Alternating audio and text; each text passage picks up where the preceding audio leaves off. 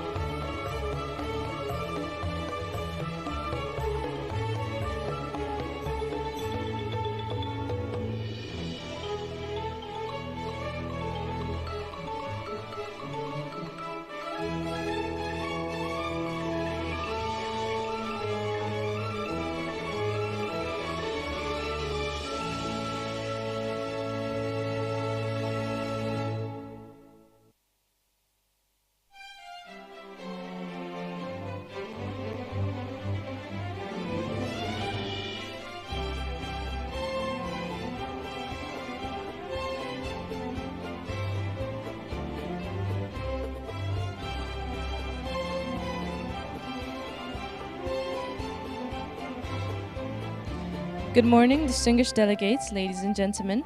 May I have your attention, please? A very warm welcome to all distinguished delegates who have arrived at the Grand Ballroom. Please make your way into the ballroom and take a seat as we'll begin the second day of the 12th Annual International Forum on Economic Development and Public Policy in a few minutes. A gentle reminder to please ensure that all mobile devices are switched to silent mode. We also invite you to please sit closer to the stage.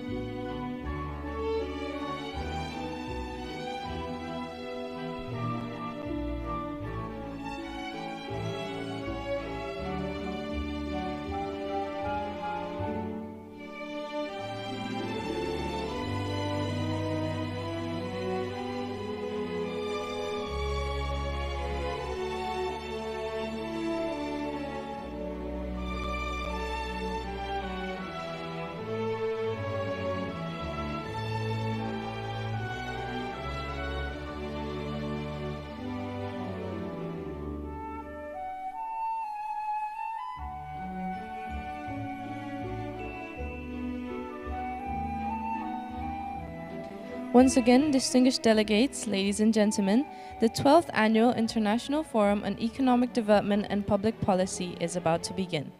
Please be seated and please occupy the front row first. Thank you for your attention. Kami persilakan Bapak Ibu yang telah hadir untuk menempati tempat duduk yang berada di depan terlebih dahulu. Terima kasih.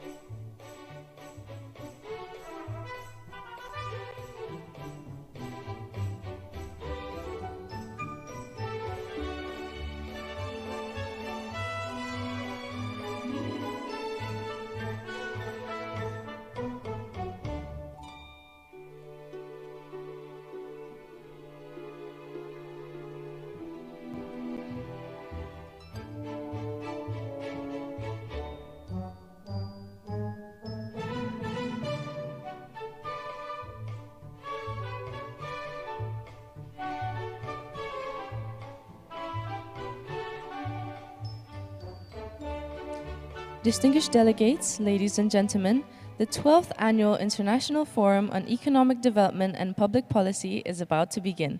Please be seated.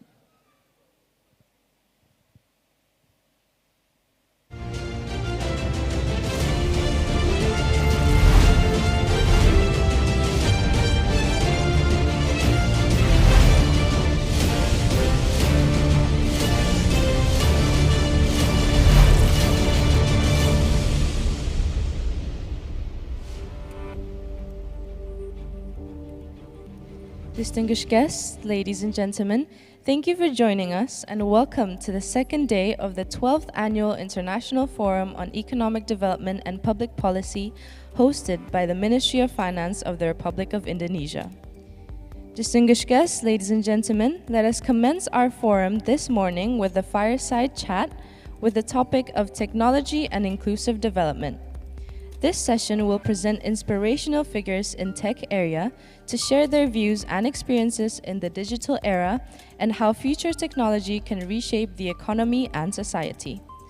Ladies and gentlemen, let us welcome our first speaker, co-founder at Peta Netra, Ms. Jessie Febria.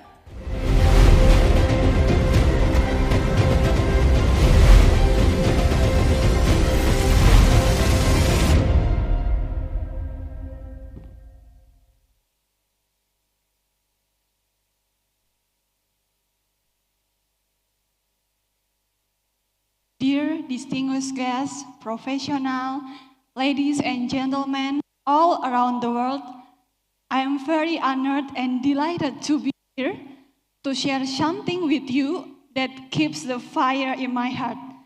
That is about the intersection between accessibility, technology, and sociopreneurship. My name is Jessie Febria. I'm co-founder at Peta Netra, an app that helps visually impaired people to navigate independently in public space, and I'm also a software engineer at Traveloka. And today I will be speaking to you on behalf of Peta Netra. One of 4 people in this world have a disability. And there are 4 types of disability based on the Undang-Undang of Indonesia Nomor 8 Tahun 2016. The first is physical disability, people who have limited function in their movement, such as people that using wheelchair. The second are sensory disability, people who have limited in their sensory, such as vision or visual impairment, and hearing or deaf or hard of. And the third are mental disability, who have limited function. The fourth are intellectual disability, who have reduced the ability to understand new information, learn and apply new skills. And as we learn that there are a wide range of disability, the key challenge is to give the same access just like people who are non-disability. And accessibility is how we make information and technology accessible for everyone, regardless of ability or disability. And accessibility is a key component of inclusivity, because when products or services are accessible, we are moving one step forward to the inclusive development.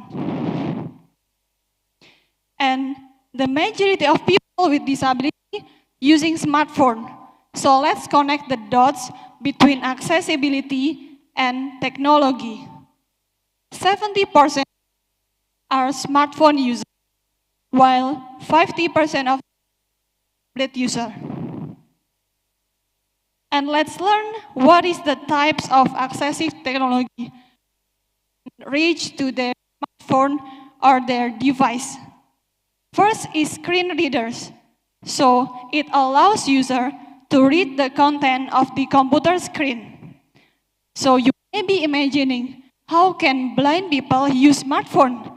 Well, in fact, in this century, they can reply, they can create story in the social media because they are screen readers. And the second are screen magnification software, where we can zoom in and zoom out in your software device. The third are text readers to synthesize voice. And the fourth are speech input software, where we can give comments through our voice so the device can perform some action. And the 5 is the alternative input device. This is for the user who don't have access to reach their mouse or keyboard. So the example is head pointers, motion tracking or eye tracking, so they can navigate the pointers using their eye. And then there are also single switch entry device. And as I learned that I can do something, it comes to me as an aha moment, because I know, turns out, blind people can use smartphone. It means me, who comes from the computer science background, I can also do something, create a meaningful impact. I can create an app for them to make their life better. So there comes Peta Netra. We believe that there is an intersection between accessibility, technology, and sociopreneurship. Peta Netra comes from a real problem where public space are disability friendly. Or if there is any guiding block didn't tell us, okay, right is going to the toilet. They don't tell us. So the idea of Peta Netra is that we want to give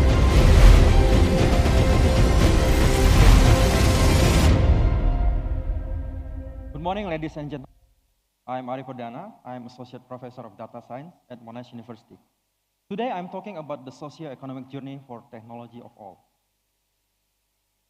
So, through Indonesia nowadays, you will see these activities. Traditional market sellers and vendor street, they're embracing convenient mode of payments, QRIS. So this is not a phenomenon in major cities. It's also started to spread across small cities and also villages in Indonesia. And the growth is impressive, 86% year on year, 26 million users, and then 91% of the users are micro and small medium enterprises. And remarkably, Bank Indonesia also started to innovate that allows people with no bank accounts to use these QRIS. This includes the unbanked and marginalized people and bringing them into the fold of digital financial inclusion. We can also say that this may be partly because of the pandemics as the catalyst.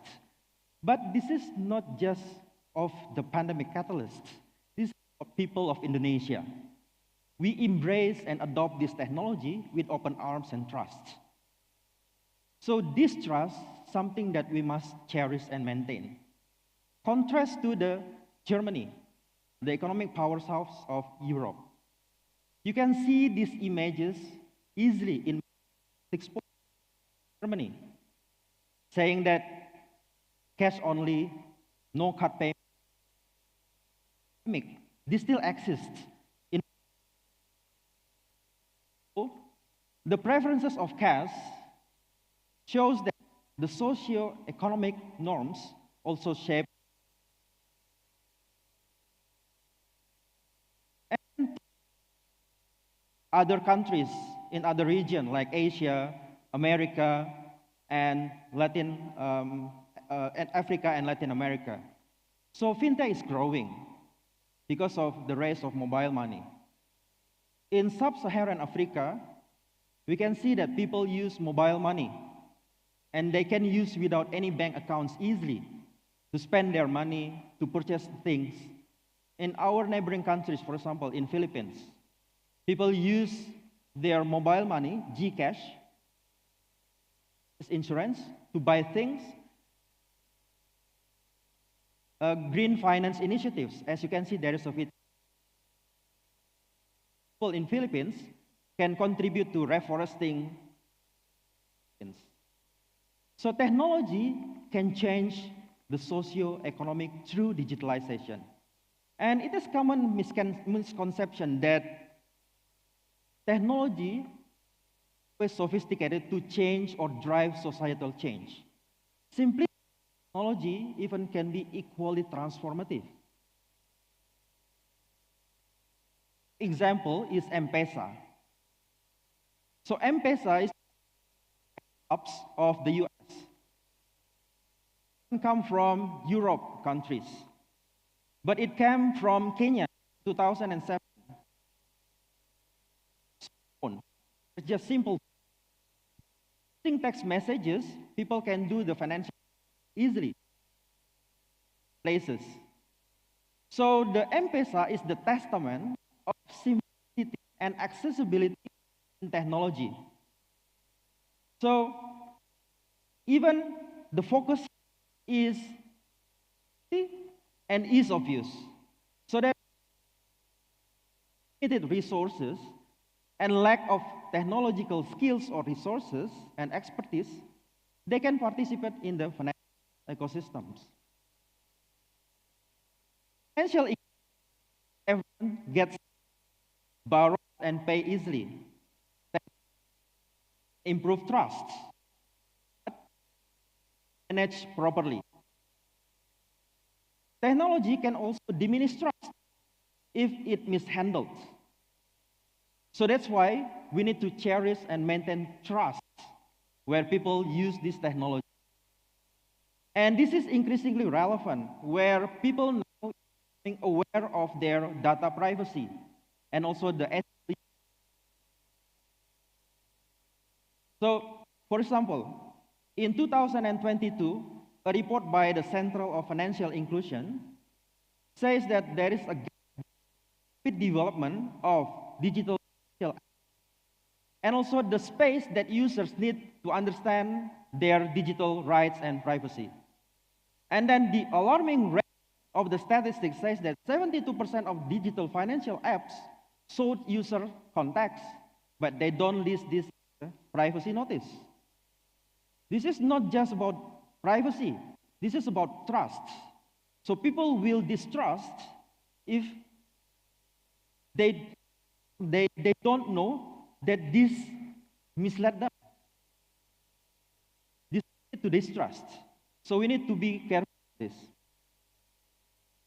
And then the use of AI in technology, in financial technology, can also add another layer of complexity. AI, which perceived as the neutral, it can amplify the existing bias in our social economic landscape. We have seen this in the US. We have seen this in the Europe. That's why in the Europe they are now proposing EU AI Act. They're classifying AI into the risks that cannot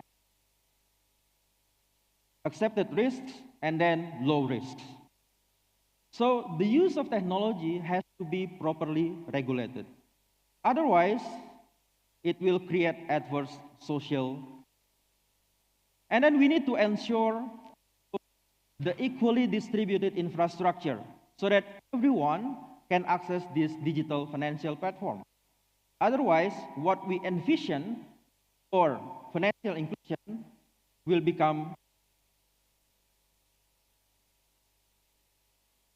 In closing, trust is still the cornerstone of financial ecosystem.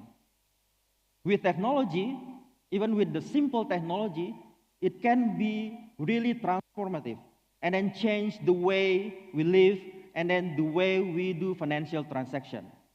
But it must be regulated to ensure that it benefits to everyone. So let's harness the technology to bridge the gap, to build trust. But again, we need to understand that technology must be properly handled to allow us to empower digital future. Thank you. Q, Bapak Arif Perdana.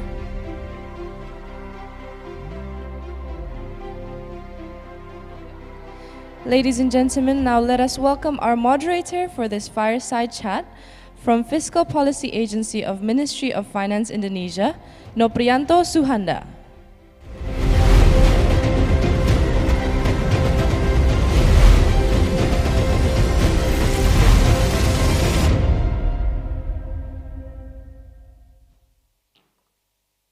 Thank you very much.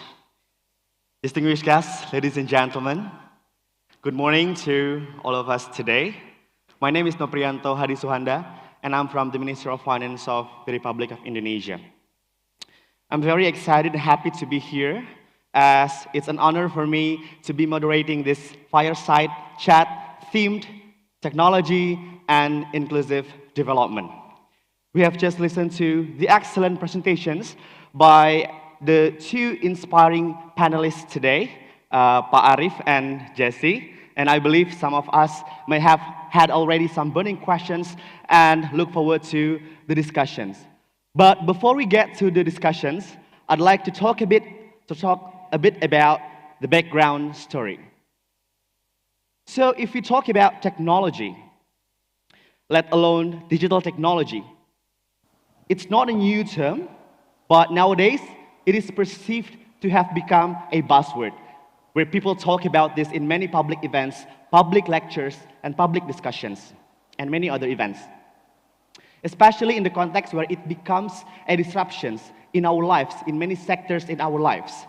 Education, healthcare, businesses, economy, government, and many other sectors. We cannot deny the fact that technology, digital technology, brings large numbers of benefits in our lives. Who would have thought that now, in one sitting, we could literally do anything? We can book a flight, we can make reservations, we can shop, we can order food, we can read articles and many other things. In that way, it does make our life much more convenient and comfortable. In a macro level, digital services or digital technology has become a great or significant catalyst to greater access to knowledge, increased productivity, and improved global connectivity that would drive efficiency and innovations. That would lead to higher productivity and growth. However, on the flip side, technology also comes along with disruptive risk, such as job displacement, growing inequality, misinformation that may exacerbate social divisions, as well as national security threats. I believe some of us have already watched a series called Black Mirror on Netflix. So most of the episodes, if not all, portray about how technology could go in a totally wrong directions. It is scary to imagine and to think about, but it's fun to watch, so I'd highly recommend that, probably after this. So, but are we going there? Is it already happening? With these disruptions, ladies and gentlemen, the world and the future become more unpredictable and complex, so that the policy-making process also becomes more complex than it already is. In addition to that, the world is aiming for the creation of inclusive development, a development that ensures the profits or benefits of the growth are equitably shared to all the members of the society, leaving no one behind. A development that seeks to reduce the disparities and promote equal opportunities for all the people, regardless of their backgrounds, their abilities, and their circumstances. It's also mandated in the Sustainable Development Goals. Now the questions are, how do these two issues collide in one paradigm to create a better world, to create a more efficient world? How does this technology help us achieve that goal? What are the barriers and challenges in implementing that? And what are the roles of actors in employing technology to achieve inclusive development? How do we navigate inclusive development in a world full of these technological disruptions, and so on and so forth? And so that, without further ado, I'd like to invite our two inspiring panelists back to the stage. Please give a round of applause for Jesse, Febria, and Pak Arif Pardana.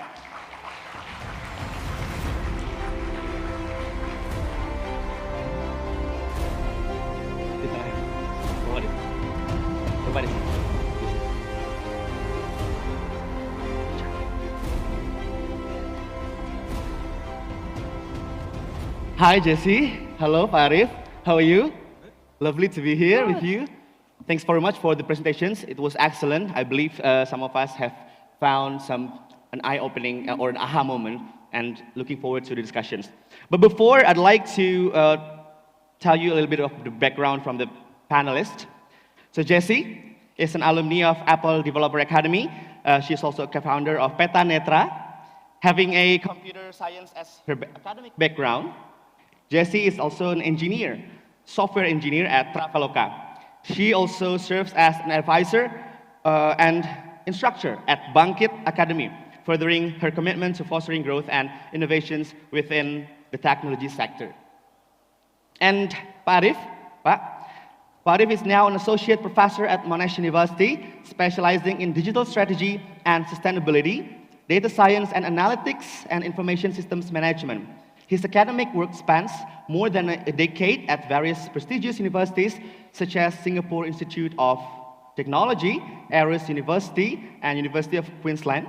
And prior to his academic career, Pak Arif worked in the IT services and finance industries. Pak Arif is also a director of the Action Lab Research Network Indonesia Node, Monash University since December 2022. What's the most interesting fact about Pak Arif is he has managed to secure significant funding for his work, including research grants from the Singapore institutions, Australian funding agencies, and the Indonesian government and corporations. Some notable research grants And projects include Monash Data Future Institute, YT Fund, Research Grant Bank Indonesia, and in Singapore Institute of Technology Ignition Grants. Wow. So, Pak Arif and Jesse, I'd like to start these discussions by asking probably to Pak Arif first. In terms of technology, Pak, so you've been in a tech field since a decade, right? Where are we in Indonesia compared to our neighboring countries or compared to the other countries? Where are we? And are we left behind? Are we doing okay? Are we like quite advanced? Please, Pak. Thank you, Mas Nopri. So if we look at the technological landscape in Indonesia, so we should be grateful. So I think we are not lag behind our neighboring countries like Singapore, Malaysia, or Philippines. In terms of digital adoption, in terms of the startups that we have. So we have many unicorns and also decacorns as well. And then in terms of the resources, so many universities in Indonesia are now progressing well. So they have IT department, they have data science department, and then we also see that Indonesia needs millions of digital talents, and then our university and also our institution, we are keep pacing on that, so that we can fulfill that needs.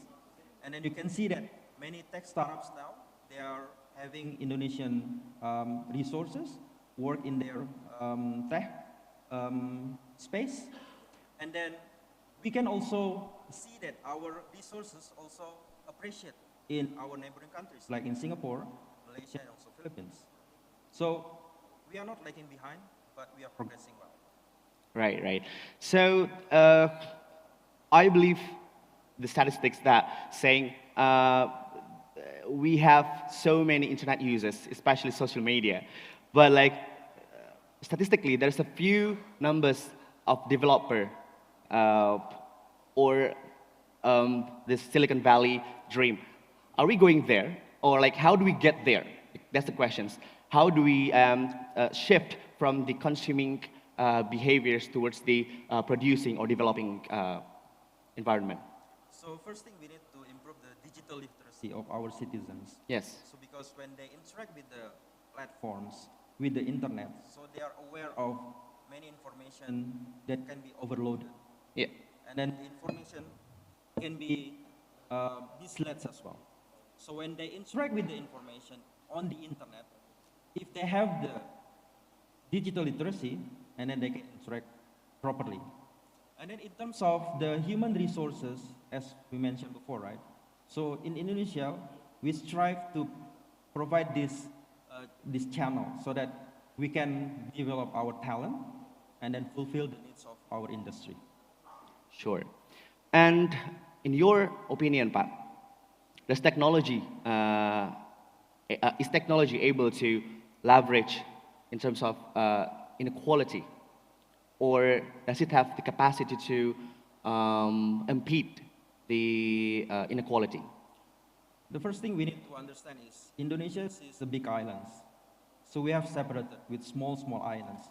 So we need to ensure that we have equally distributed infrastructure first, yes, so that everyone can get access to the technology. So that we can ensure that the technology is not for the mainstream, yeah, don't just cater to the mainstream, but also for the people in the remote areas, those that are marginalized. So that by doing so, right, then we can improve the way we interact with the technology. Yeah. Okay.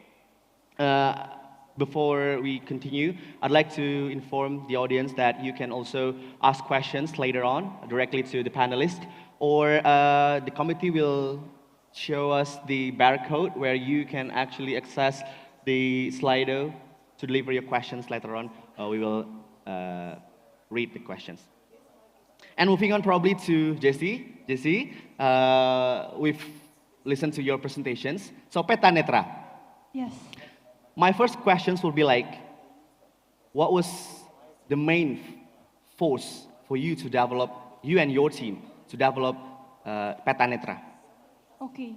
So we are encountered by a challenge at that time. We are challenged to solve a real-world problem. And at that time, I was thinking hardly, what can I solve? What I am myself? What is still difficult for me? Yeah. And when I look and I list, it turns out there is no one, there is anyone, not yet. I don't find it. I think that I am fortunate enough when I want something, I can make some effort and then I can do it. Yeah. And then it exposed me to the world of the people with disability. Something that is very fundamental as navigating, it still becomes a challenge this day. So that's my first time to jump in the world of disability and start to looking around what can I do to help visually impaired people so they can do the fundamental things by themselves. And in terms of our team, one of our co-founder, her parents are both blind, so we got a lot of connection.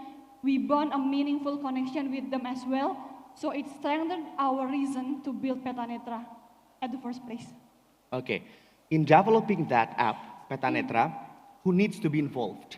And what are their roles in particular? Okay.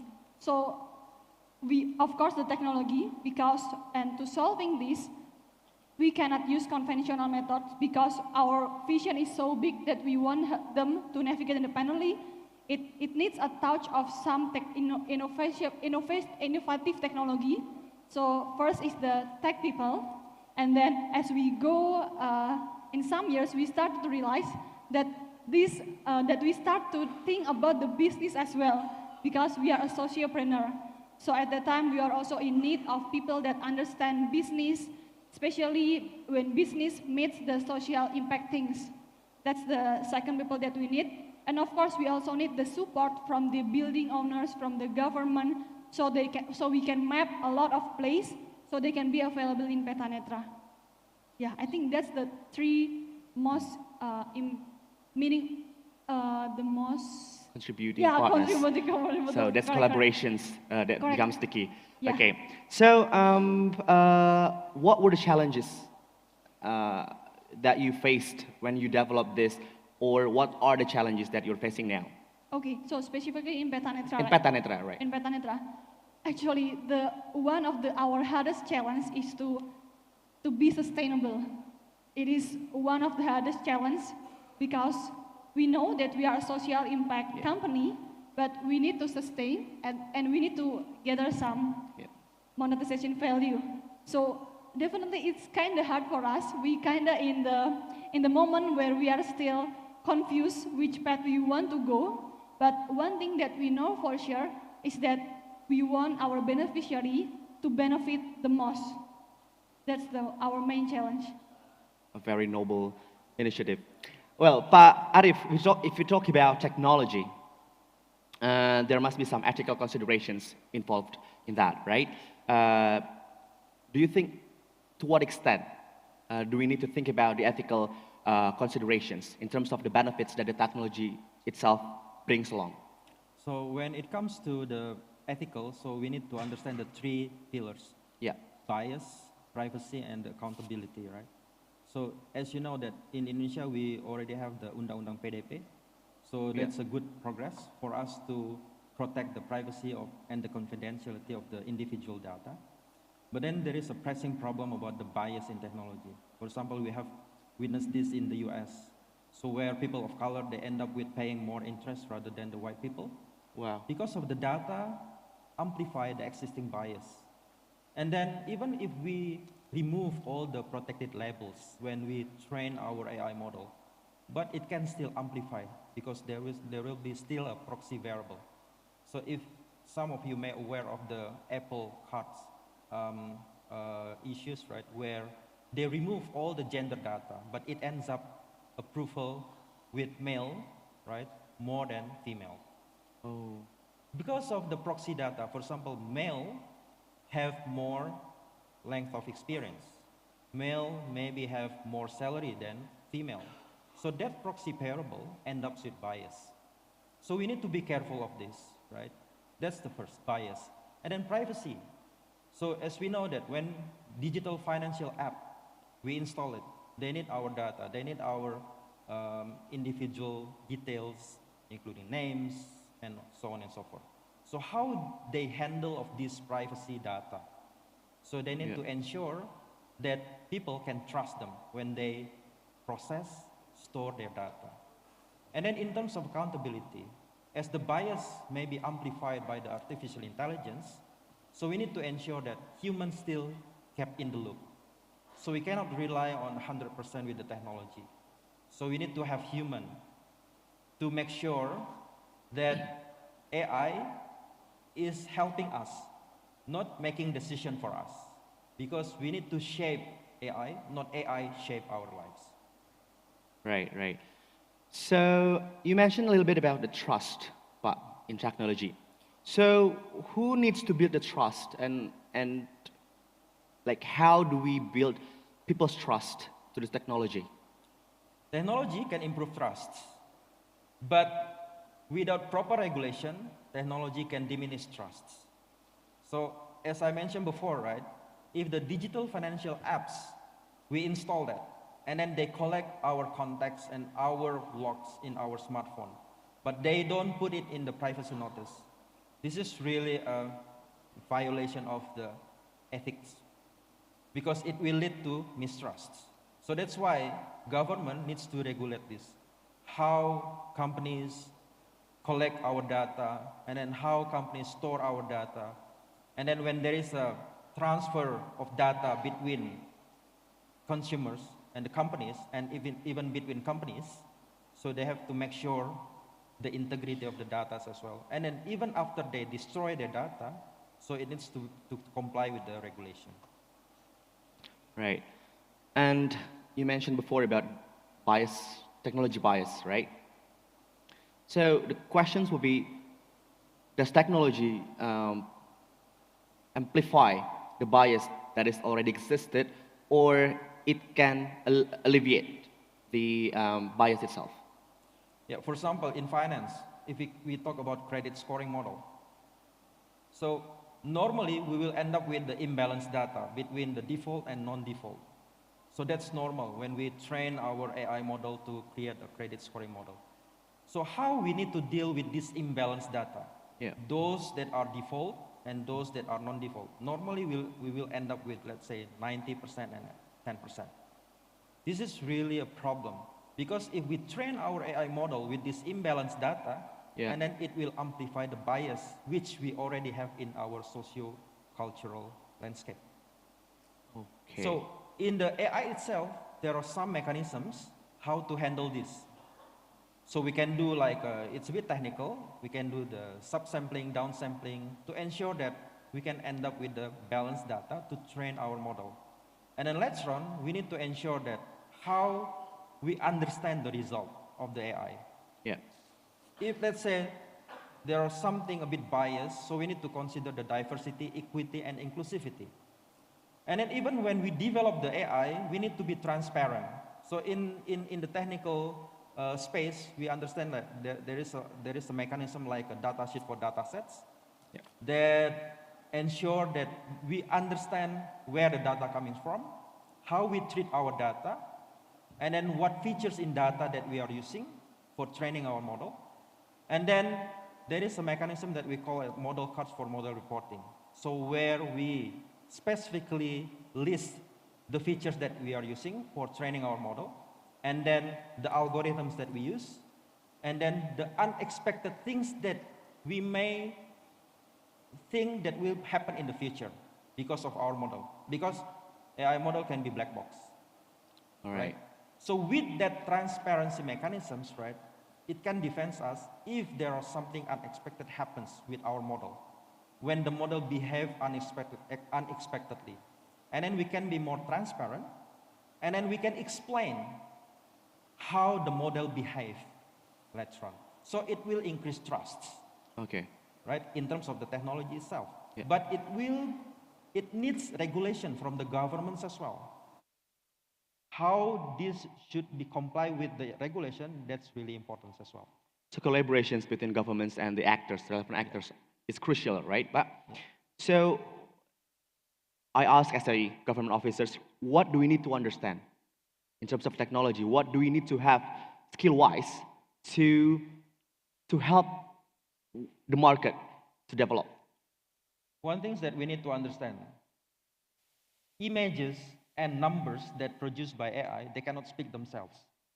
They need us as a human to make sense out of it. Okay. So we as a human, we have the value added, we can do abstract thinking, we can understand the story of our data, we can understand the contextual on how to make the decision based on the result that produced by the AI. So we are aware now, that's the era of generative AI. Right. Even with generative AI, we can produce audio, video, which looks real, but actually it's not real. Right. Right? So the way we interact with information will be different. The way we interpret and evaluate and assess information will be different from back then, 5 years ago. So we as a human, we need to equip ourselves with this creative thinking, Okay. understand the story and context, and ability to give the human touch to the result of AI. Very good, Pak. Now we have questions from Slido. In terms of business, how this kind of sociopreneurs can attract investors to jump in? Probably this is to Jesse. Okay, thank you for the very good question. So definitely, when we are talking about the social impact business, it's kind of hard for us to fight with the general investor. So we are actually looking for the angel investor and also some social impact investing company. So we are not trying to not compete with those who have a more clear business model, a more clear impact in terms of the money it's generating. So yeah, I think that's what I can answer from the previous question. Right. And we have our next questions. What concrete steps can government take to stimulate the growth of sociopreneurships at the local, regional, and national levels? Probably Jesse first, and Pak Arif will add some more. Okay, so the concrete steps that government can take to stimulate the growth of sociopreneurship at the local, regional, or national levels. For me, honestly, it's very important for the government to be open. Like, we are sometimes being blocked in terms of the government, say they are changing their stuff and then, and etc. And sometimes in the government itself, the priority is not aligned. The staff A has a deep bond in the inclusivity, and then when it changed to the staff B, maybe they don't prioritize inclusivity so much. So I think it needs to be, how to say it, it needs to be consistent. The support to the inclusivity, it needs to be consistent. And as a social impact company, I can confirm that we are actively looking for the government. So when we do that, please, I think, be open and also be consistent on the inclusivity itself in your team and in your current team, I think. Right. Pak Arif, you may want to add something? Which question? The previous questions about what are the concrete steps for the government to leverage these socioprenerships. So I think in terms of regulation, we need to have a balance because sometimes regulation can hinder the innovation. So, right, true. So we need to be flexible on that. So I know in financial technology landscape, right, like our financial service authority, they have the sandbox. So I think sandbox is also helpful for the startups or for the company to test their applications before launching it to the wide public, right? Because if there are risks, so they can constrain it into the restricted ecosystems and then understand how to mitigate it. And then once they have that mitigation strategy, and then they can launch it to the public. So this can help the sociopreneurship and also improve innovation with this kind of regulation, right? Instead of hinder it. Cool. Right after these questions, we'll jump into the questions from audience. Next questions will be, in achieving financial inclusion, how to avoid debt trap from online debt or pinjol for poor people? Probably this one to Pak Arif. Yeah. This is something of complexity, right? Okay. So because the problem is not about the technology, but the problem is about the psychology of people when interacting with money, when they deal with money, right? So that's why the most pressing problem here we need to solve is how to improve the financial literacy. Yeah. So if they understand, if they get loan from the external parties, they need to understand they need to pay they need to pay the interest. The interest is not low, but maybe higher Very than the high. bank itself, right? So we need to understand, we need to improve the understanding of people about this, improving their financial literacy. And then we need to make them aware that they need to pay back their loan, right? Because that's something obligatory for them. And then after we improve their financial literacy, and then we need to ensure that they know how to use the digital financial apps properly. Because other than the financial literacy, they also need to be aware of the cyber risks as well. Right. Because that's something that's more critical nowadays. So financial literacy, aware of the privacy, and also the cybersecurity is the things that we can improve to avoid this debt trap from online debt. Right, so financial literacy. So we're now opening questions to the audience who would like to directly ask questions to the panelists. Could you please raise your hands? I can't really see from here. Is there any questions from the floor? Yeah. Okay, while we're waiting for the audience, probably, okay, wait, okay. We have one question. Could you please come to hand in the microphone?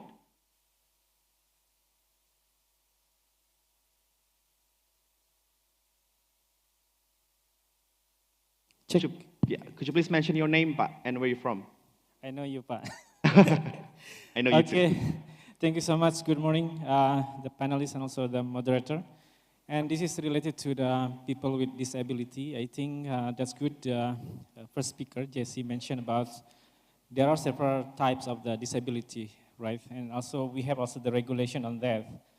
But I think more government programs on that quite important because, for example, for database of the people with disability, we don't know about exactly how many the numbers of the people with disability. And then, because the type of disability is many, right? It means even for intervention, it means quite different between one to other people with disability. So I think first come up with the data, and the second is about what is government intervention, and also how government allocate more funding on that to people with disability. For example, if there are several ministries related to people with disability, I think how to synergy the programs between the governments, national and subnational. And the second thing, I think also, it is related to empowerment of people with disability. Because once we know about the data of these people, and then we can empower them, it means this also will contribute to the economy. I think I would like to hear from Jesse and also from, the second speaker related on that. So I think that's good.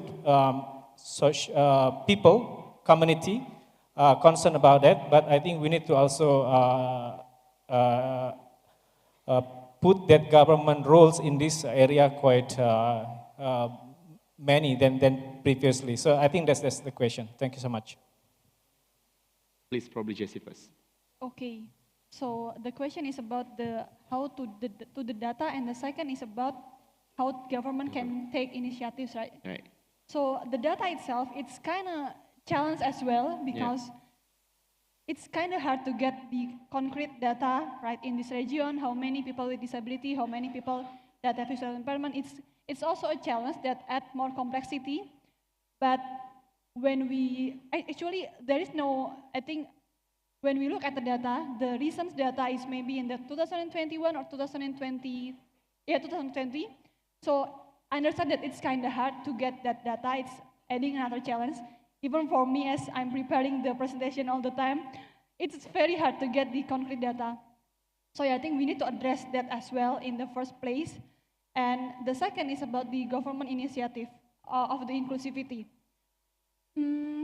Honestly, because I'm in the position of the sociopreneurship, I don't think there are lots of initiative for the sociopreneurs, but I believe that there are lots of programs for the visually impaired people, for disability, because as I heard from them as well, government have a lot of program. If they need assistance, they can call to some call center and etc. But it's on the user side. But on the sociopreneur side, especially for that we are empowering disability, it's not lots of initiative, but government has already take a step forward more clearly, as on the undang-undang said that when you are on the private company, you need to at least have 2% of people with disability as the worker. And when you are in the governmental company, you need to at least have 1% of the people with disability. And I think that's a really good movement from the government sides, because in the sociopreneurs itself, there is lots of sociopreneurship that becomes some kind of headhunters from the company to connect with the disability people. So I think that's the movement that I really like about the government, about the undang-undang on the employment. But on the sociopreneurship, that especially in my scope of Petanetra, I don't think the initiative is big enough. Right. But if you would want to I add think the something. question is about the government support of these technological things, right? So as mentioned before, yes. So we need to regulate technology so that we can reduce the potential risks, mitigate the risks, and also ensure that it benefits everyone, including in this financial landscape. Because you know that in the financial landscape, the risk can be systemic, and then it builds upon trust. Right. So we have other questions from Slido.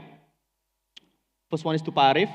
How effective our personal data protection in protecting data owners' right? Yeah, one of the mandate in the Undang-Undang PDP, Personal Data Protection Act, is later on we need to have the Personal Data Protection Act, Personal Data Protection Authority, which will be under the President Office. So we haven't have that yet at the moment. The problem is how effective is that authorities steered by the government. Even though our Undang-Undang PDP is, they adopt from the GDPR, but they don't fully align with what GDPR in the Europe. For example, in the Europe, they have the authoritative body, which is independent. For us, in Indonesia, it will be under the President's Office. So again, it depends on the government commitment and leadership to steer these authorities. Yeah, I've heard that the news about our data has been sold to other parties abroad. What was happening, Pak? So that's a complicated thing as well. So if we talk about the data breach, that's not technological alone. Right. So nowadays, the most pressing problem and then the weakest point is technology, but the human itself. Okay. So sometimes humans have the strong contribution on breaching the data, not the technology. For example, the internal policies is really weak, and then someone can easily share their data to other parties, and then it can lead to the data breach. Sometimes they forgot to update the patch of their security systems, and then it can lead to the data breach as well. Yeah. Right.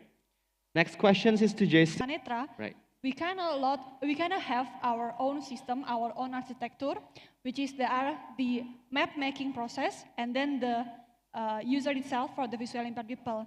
In the map making process, we need to create a map from a building in order for the user, blind people, to use Petanetra.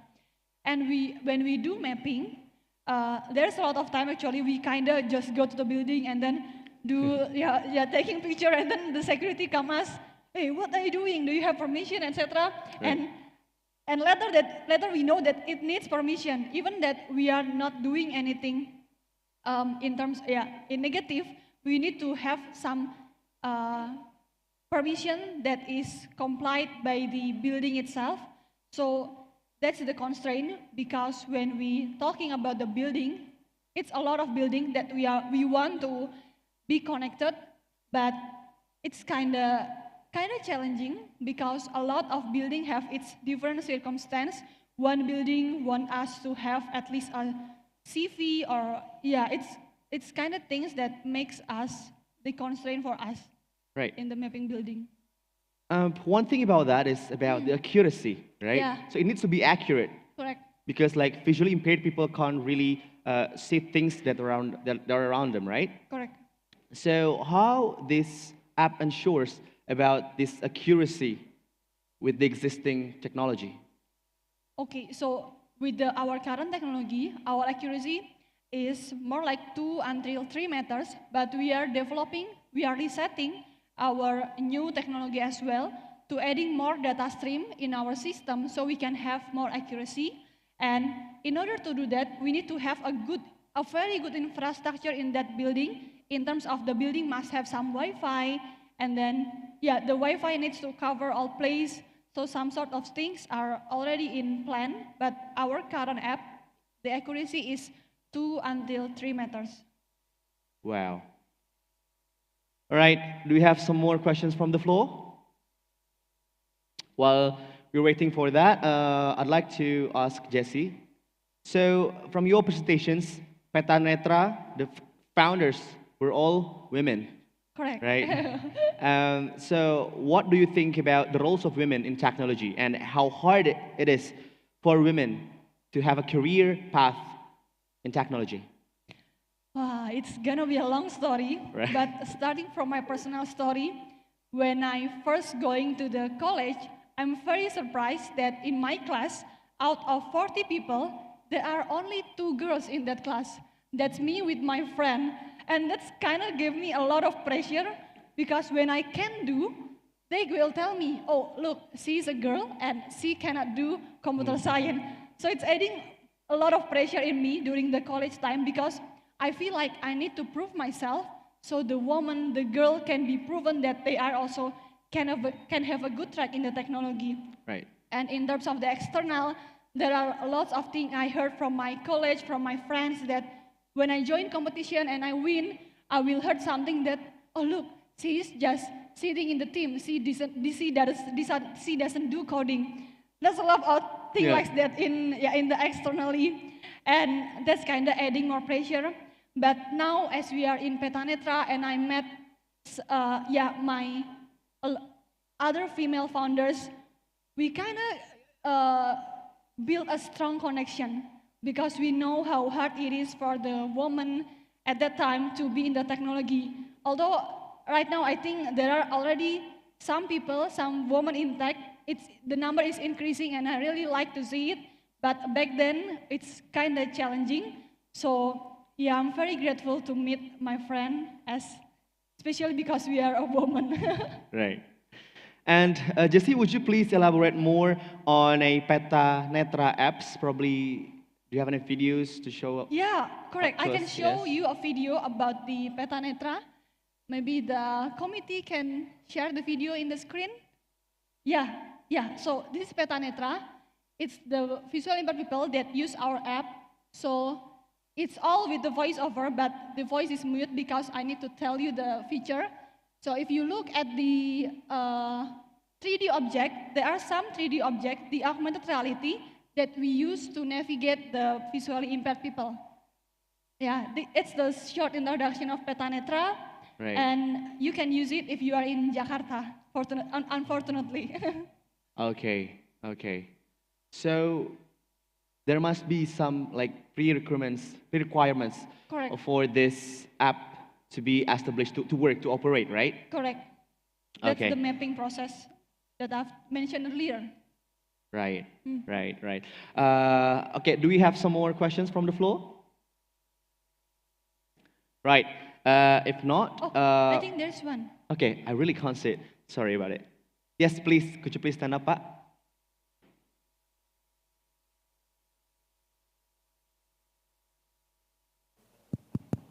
Yeah, I'm Ahmad Solikin from Polytechnic of State Finanstan. First, my question for Pak Arif. You mentioned previously about the queries. My question is, do you have data on the transaction cost, whether this is efficient or not compared to other country, if any? If not mistaken, every merchant must pay around 0.6 to 0.7% if they use QRIS. Is there any available policy to help SMEs to reduce the cost? The second question to Mbak Jessie, do you include in the video, I see the word community peers. What does that mean? Is that means that we can contribute as, for example, like the Google Guide, something like that, so I can share or I can tag some place, especially public place, something like that. Thank you very much. Thank you, Pak. Yeah, this is the questions coming from a researcher and a lecturer. So, Pak Arif. okay. Thank you, Pak Ahmad. Thank you, Pak Ahmad, for the questions. So at the moment, the data that I have is the same with you. And if we compare with Indonesian adoption with Singapore adoption, so we do have less transaction costs. Because the adoption in Indonesia, as I mentioned before, it's growing, right? It's 26 million users as per June 2023. And then the transaction itself is almost 1 million. So it's really growing. And compared to our neighboring countries, for example, if you go to hawkers in Singapore, they still say that we don't accept cash in much of the places.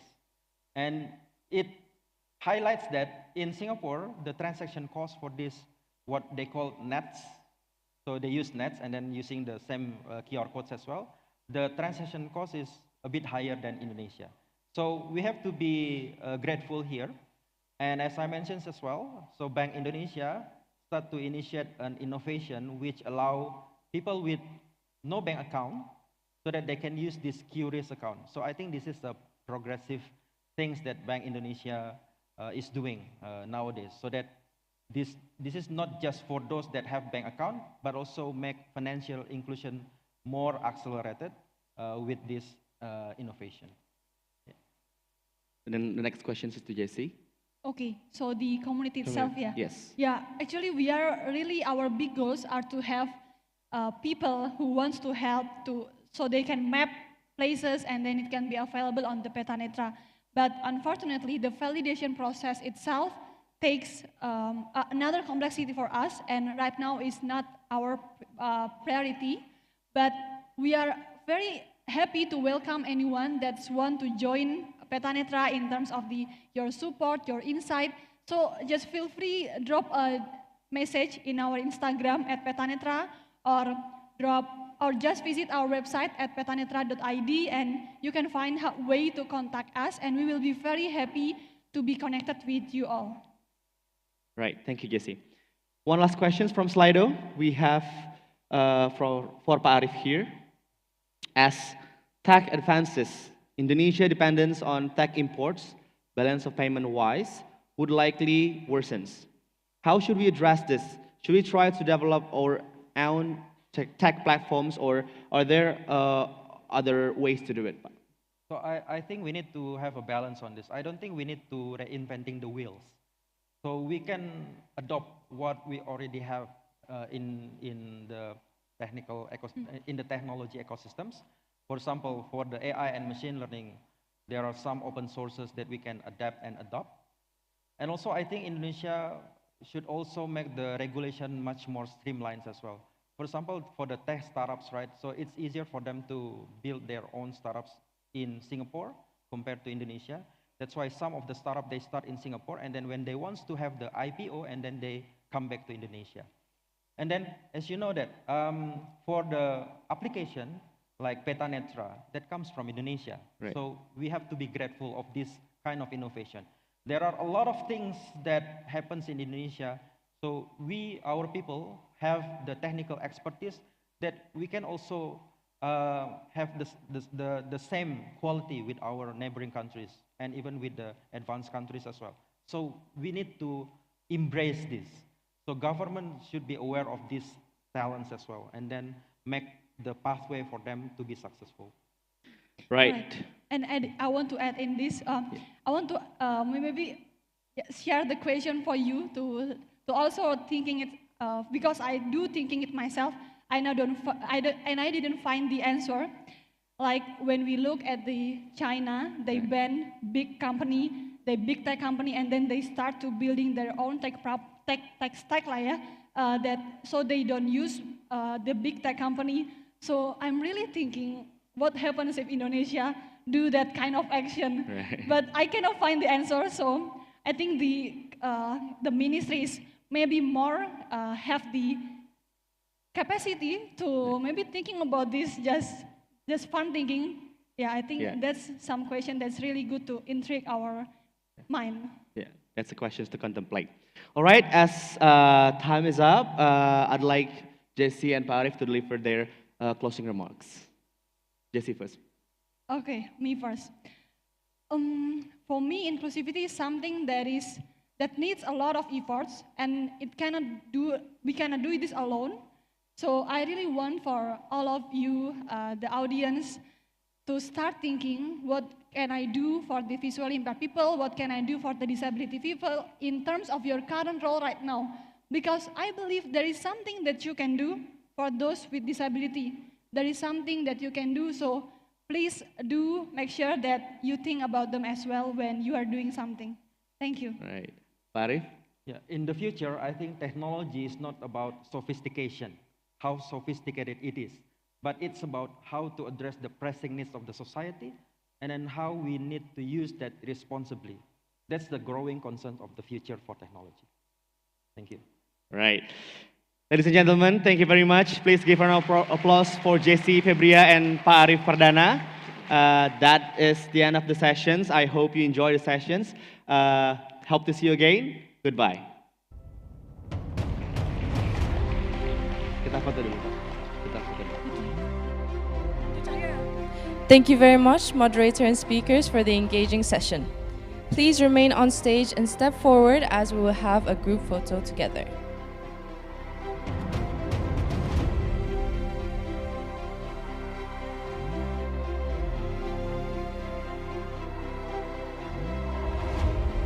Please look at the main camera in 3, 2, 1. Once again, in 3, 2, 1. Ladies and gentlemen, please give a big round of applause for our moderator and speakers.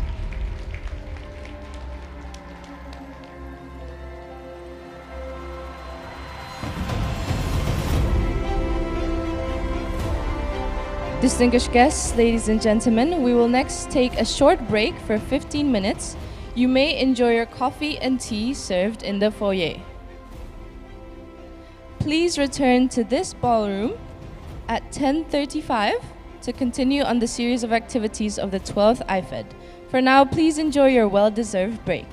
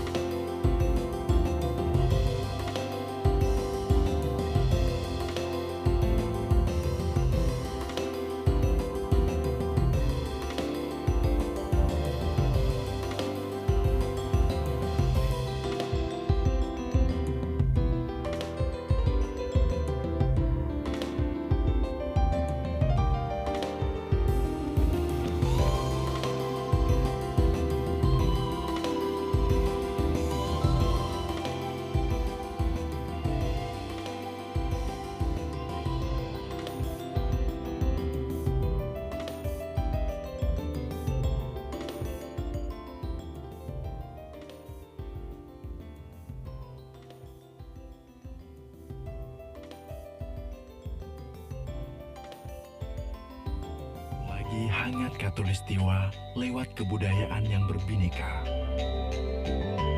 Saat tangis bahagia menyambut setiap kepulangan, Indonesia selalu ada di sela-sela air mata. Saya tidak pernah benar-benar meninggalkan Indonesia.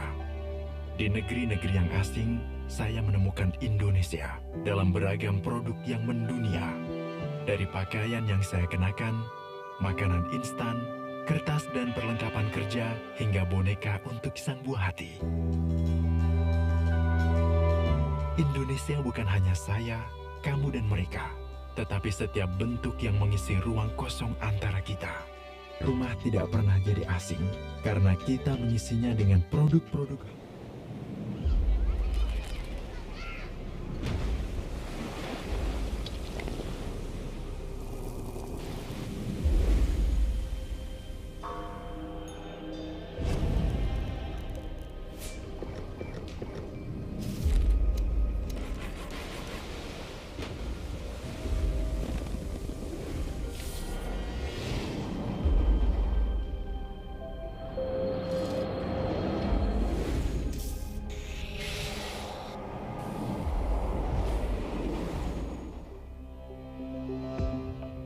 Semua yang Anda lihat barusan hanya sebagian gambar dari indahnya kemajuan Indonesia dalam 8 tahun terakhir. Saya sendiri hanya pekerja biasa yang senang jalan-jalan keliling Indonesia. Dan mungkin pengalaman saya tidak cukup untuk menilai. Tapi, melihat dan mengalami semua perubahan ini, saya jadi berpikir, kita bisa mengejar ketertinggalan dari negara lain. Semua ini karena permainan gas dan rem yang handal, navigasi yang luar biasa, serta semangat membaca kondisi. Infrastruktur besar-besaran yang dibangun bukan tanpa alasan. Sebenarnya itu untuk mengejar ketertinggalan. Memang infrastruktur tidak bisa dimakan. Tapi saya bisa merasakan pembangunan ini membuat saya menjadi percaya diri sebagai pemuda Indonesia. Transportasi massal diperbanyak dan dibenahi. Kendaraan listrik mulai digunakan. Kita didorong untuk ikut menjaga lingkungan dan melestarikan bumi.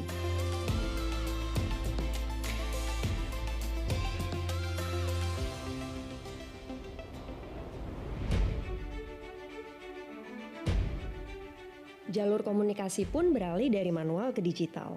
Dengan gadget apapun, sekarang kita bisa tahu apapun, bisa belajar dimanapun, bisa meeting dengan siapapun, dan bisa berjualan kapanpun. Tidak sedikit usaha kecil atau menengah yang sukses mendapat cuan dengan digitalisasi. Klik sana, klik sini, cek harga, send, lalu delivered. Barang sampai di tangan.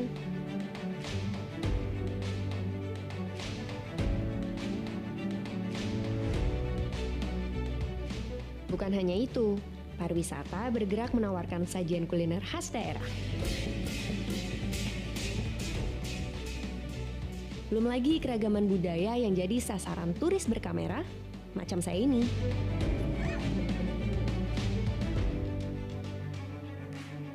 Delapan tahun berkeliling Indonesia, saya tidak pernah khawatir lagi. Kalau apes-apesnya jatuh sakit di perjalanan, tinggal ke dokter, dapat obat dengan mudah dan murah, lalu sembuh. BPJS bikin tenang.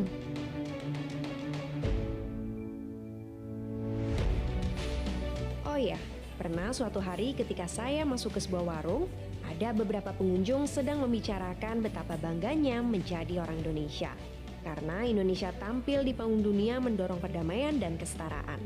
Mereka bilang, mantap, we are back to the map. Saya tidak akan berhenti merekam kemajuan bangsa ini. Begitu juga apa yang nanti ditawarkan oleh Nusantara, ibu kota baru negara kita. Saya yakin ibu kota Nusantara adalah babak baru yang akan mengubah orientasi kemajuan Indonesia.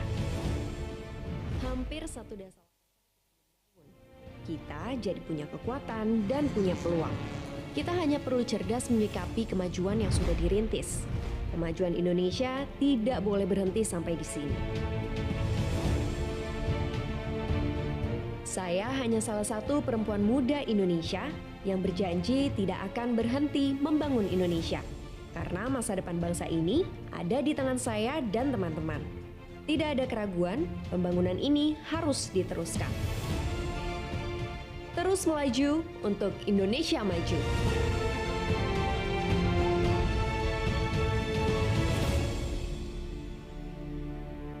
Kalau berbicara mengenai tongkrongan anak muda, pasti tidak jauh-jauh dari coffee shop. Ngomongin perihal coffee shop, ada satu kisah menarik dari startup kopi berbasis digital asal Indonesia, bernama Recalibrating.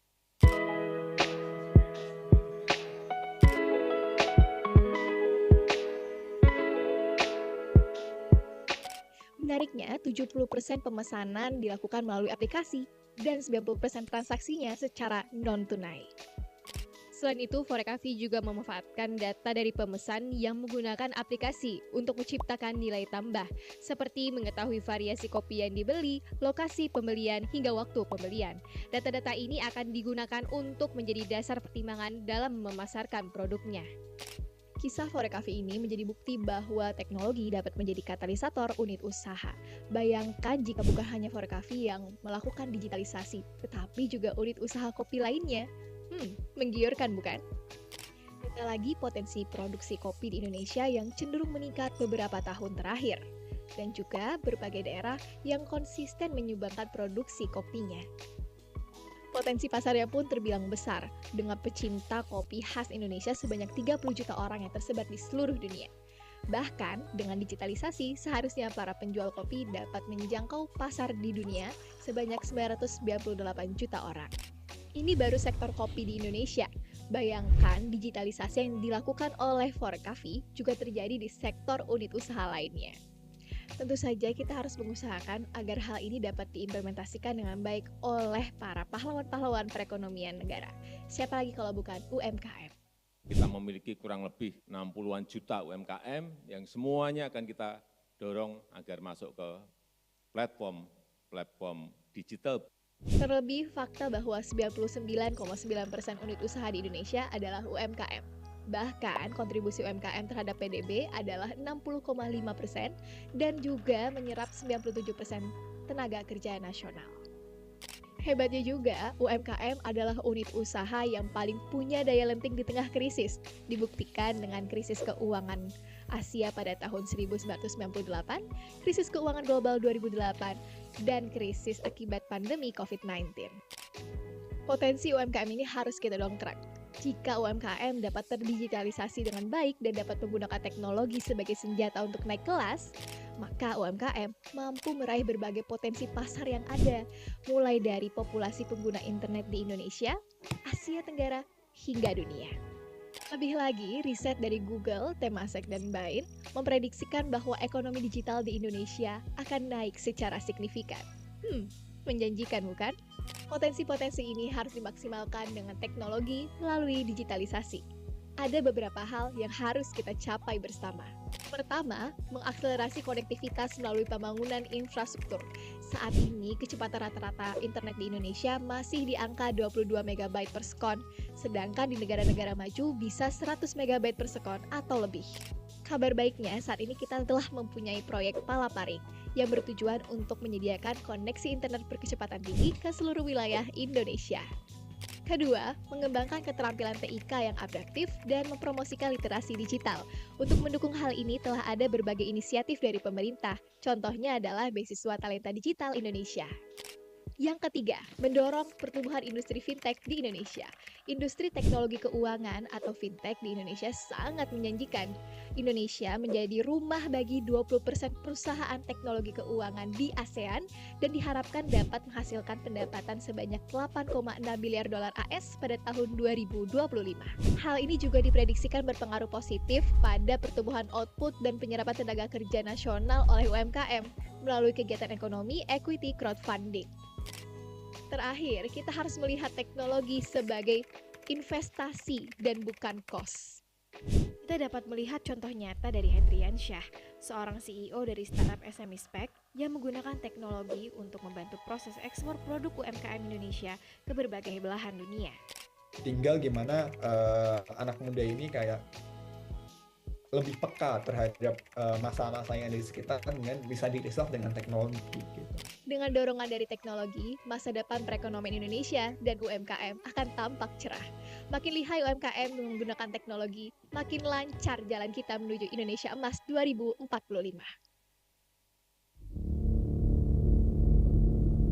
Pada abad ke-18, terjadi revolusi industri 1.0. Saat itu, manusia mulai membakar bahan bakar fosil yang berdampak pada peningkatan suhu bumi sekitar 1 derajat Celcius sejak masa revolusi industri. Bahkan, apabila tidak ada tindakan global, suhu bumi setidaknya akan meningkat sampai 3 derajat Celcius pada tahun 2100. Dalam kehidupan sehari-hari, peningkatan 3 derajat Celcius mungkin tidak terlalu signifikan.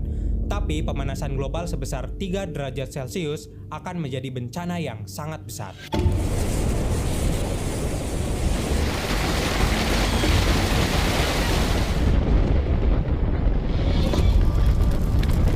Climate change itu adalah global disaster yang magnitude-nya diperkirakan akan sama seperti pandemi COVID.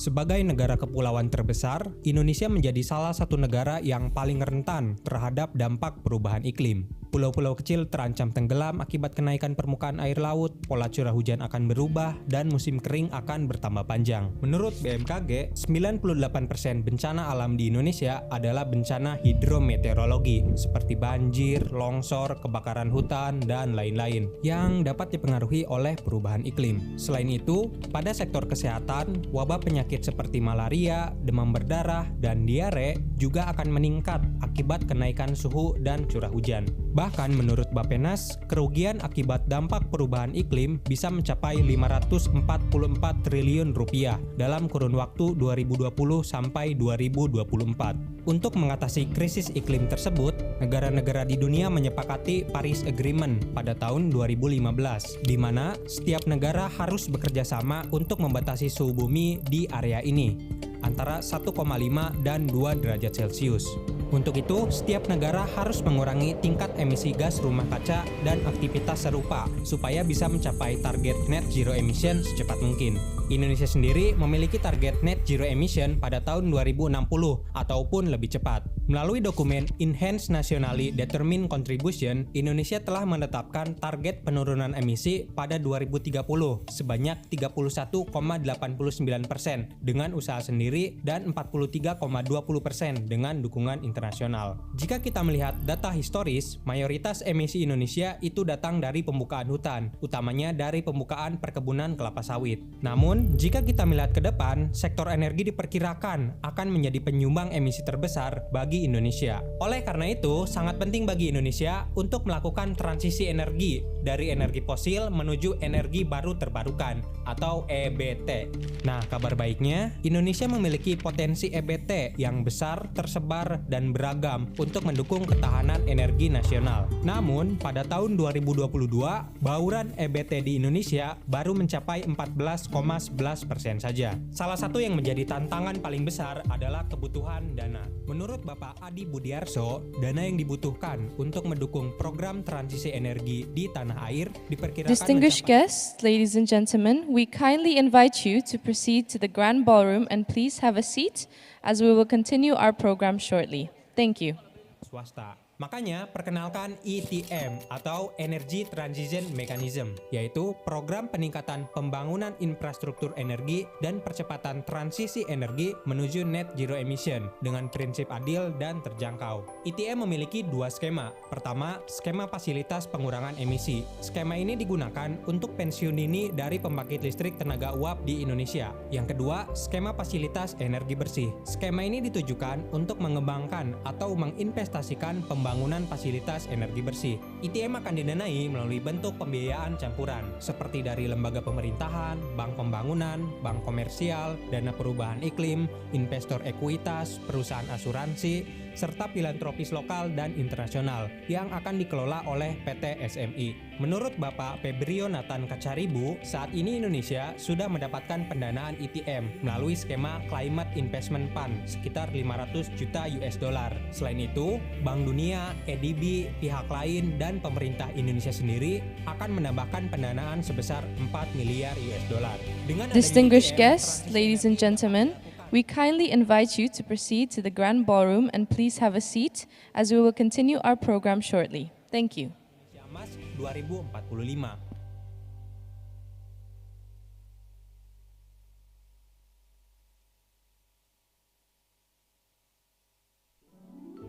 Tahun 2045 Indonesia menjadi negara maju?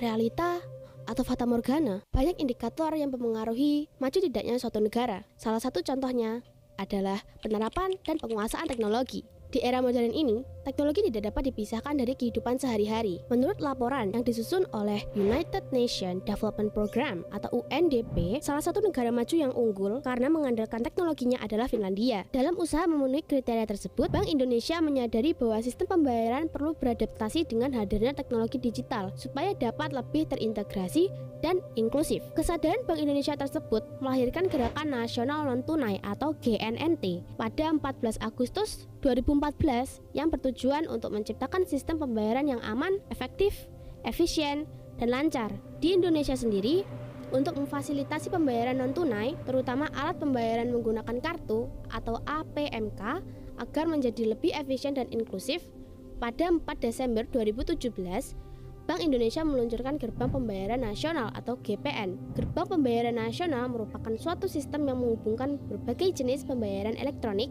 atau transaksi non-tunai pada semua instrumen bank, sehingga kartu ATM suatu bank dapat digunakan di ATM atau EDC atau instrumen bank lain. Kepala Departemen Elektronifikasi dan Gerbang Pembayaran Nasional Bank Indonesia, Rahmat Hernowo, mengungkapkan volume transaksi domestik kartu debit berlogo GPN sampai September 2019 telah mencapai 11,42 juta transaksi atau secara bulanan tumbuh 34,54%. Adapun nilai transaksinya mencapai 6,47 triliun rupiah atau tumbuh 12,47% dibandingkan bulan sebelumnya. Seiring dengan upaya meningkatkan GNNT serta melihat perkembangan e-wallet yang berkembang pesat di Indonesia, pada tahun 2019, Bank Indonesia meluncurkan Quick Response Code Indonesian Standard atau KRIS. Seperti namanya, KRIS merupakan upaya standarisasi oleh Bank Indonesia untuk semua perusahaan yang memanfaatkan teknologi finansial atau fintech seperti GoPay, OVO, Dana, Blink Aja. Distinguished guests, ladies and gentlemen, we kindly invite you to proceed to the Grand Ballroom and please have a seat as we will continue our program shortly. Thank you.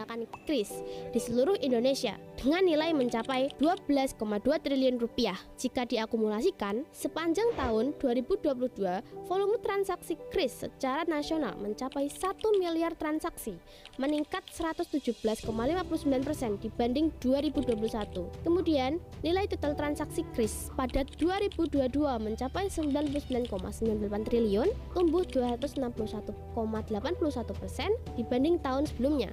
Dari data-data di atas, dan berkaca juga dari negara-negara maju yang telah melakukan digitalisasi dari pembayaran konvensional ke pembayaran digital, meningkatnya transaksi dari uang elektronik dapat membantu meningkatkan perekonomian negara. Sosialisasi yang dicanangkan oleh pemerintah dan partisipasi oleh masyarakat sangat diperlukan.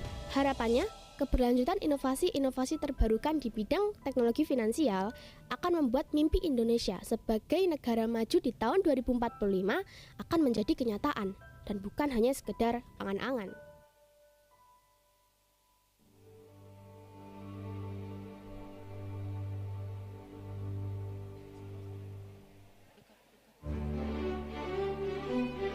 Distinguished guests, ladies and gentlemen, we kindly invite you to proceed to the Grand Ballroom and please have a seat as we will continue our program shortly. Thank you.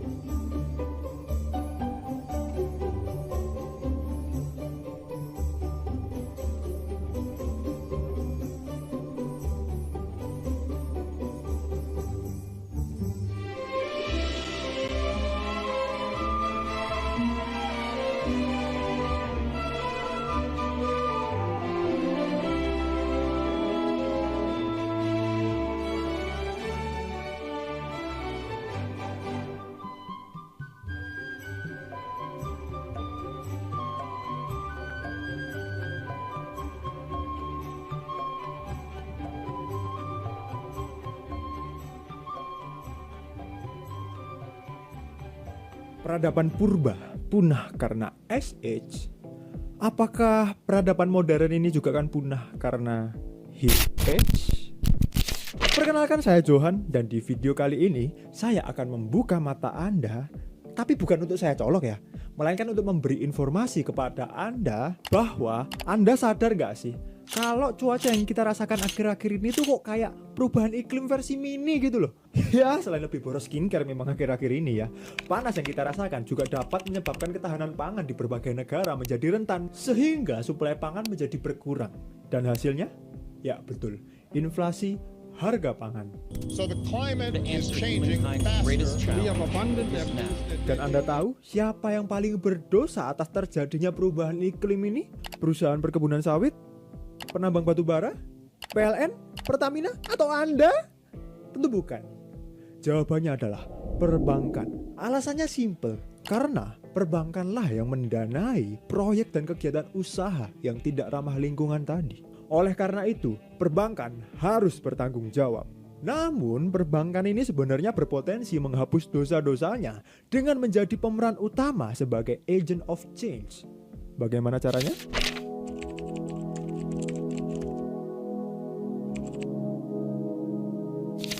Indonesia berkomitmen mencapai net zero emission pada tahun 2060.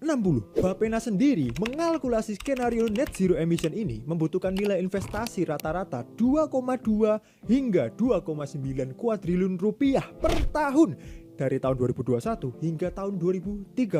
Dan sejauh ini sudah banyak instrumen investasi hijau di Indonesia seperti obligasi hijau, bursa karbon, green suku, hingga indeks saham hijau.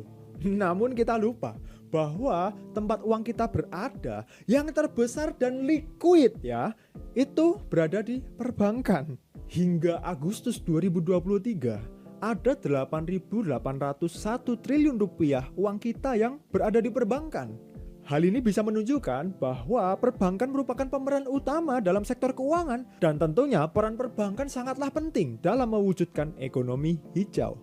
Dan fakta ini membuat saya berpikir ya, kenapa kok kita nggak pernah dengar kata tabungan hijau gitu loh. Dan setelah saya cari tahu, ternyata sudah ada suatu bank yang menggunakan kata green saving sebagai produk simpanannya. Tapi konsepnya berbeda dengan yang saya pikirkan. Konsep yang saya pikirkan haruslah menguntungkan kedua pihak, baik nasabah maupun perbankan. Konsepnya seperti ini. Jadi masyarakat ditawarkan produk tabungan atau deposito berjangka dengan branding hijau. Nantinya uang yang terhimpun dalam tabungan hijau tersebut harus disalurkan kepada kategori kegiatan usaha berkelanjutan. Misalnya uang yang terkumpul dari tabungan hijau di Bank A adalah 100 triliun. Maka perbankan harus menyalurkan 100 triliun kredit kepada kegiatan usaha yang berkelanjutan. Sampai di sini mungkin Anda berpikir ya, apa untungnya buat Bank A? Dan kenapa juga nasabah harus mau menabung di tabungan hijau gitu loh? Nah, disinilah peran regulator. Nantinya, perbankan akan diberi kemudahan sesuai dengan besaran tabungan hijau yang dimilikinya. Misalnya untuk kebijakan giro wajib minimum yang harus disetorkan ke Bank Indonesia.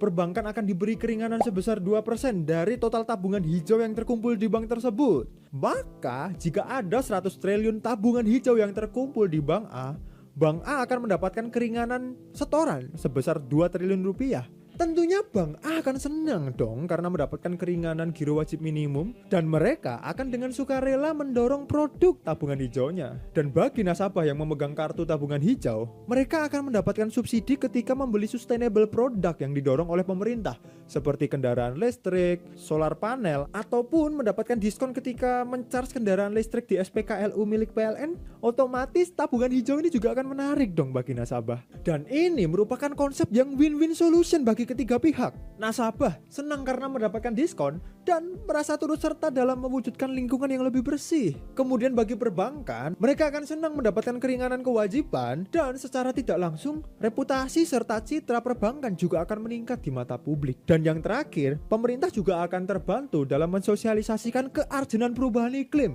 dan terbantu juga dalam mewujudkan net zero emission 2060. Menarik bukan? Distinguished guests, ladies and gentlemen, we kindly invite you to proceed to the Grand Ballroom and please have a seat as we will continue our program immediately. Distinguished guests, ladies and gentlemen, welcome back to the 12th Annual International Forum on Economic Development and Public Policy. Let us continue our program with panel discussion 3, Techno-Nationalism, Geoeconomics Implications.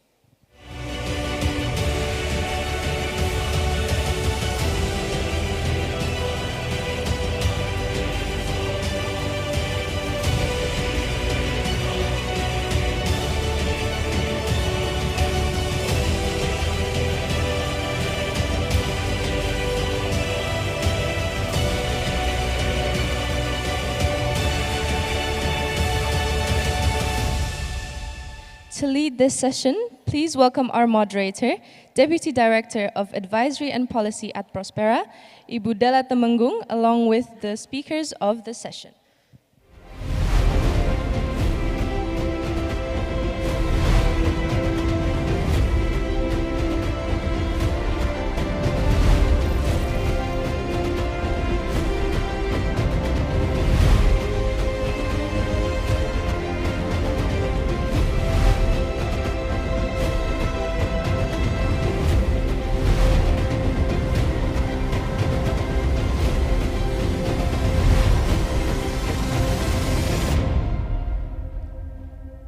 Good morning, ladies and gentlemen.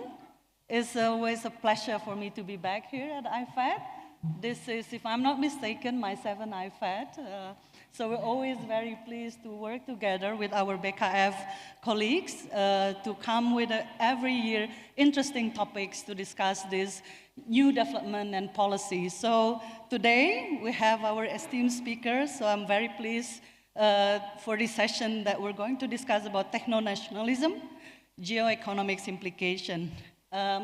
This is quite an interesting topic. This morning we learned about how the technology can actually bring many impacts to the society, how it could improve the inclusiveness and the economic development, engaging more and more people. As we discussed yesterday, technology, demography, environment, and economic are among many structural forces that shape our future. And these structural forces interact one another and interact with other factors that emerging new dynamics. And politics and national security are the tip of the iceberg of those emerging dynamics. So we've been, as you see in the screen before, talking about cheap war as a living example of how technology reshaped geopolitics, economic, and national security concern. We've witnessed, for example, that our world has been learning from the gold rush to the black gold rush to the new black gold, which is a data rush, and perhaps, new thing about the fold rush now coming. So this is all a very interesting topic, a very important, sometimes sensitive topic to be discussed, but I'm very pleased that we gathered today to discuss about this, risk that happen with the technology, but also the golden opportunities that we face.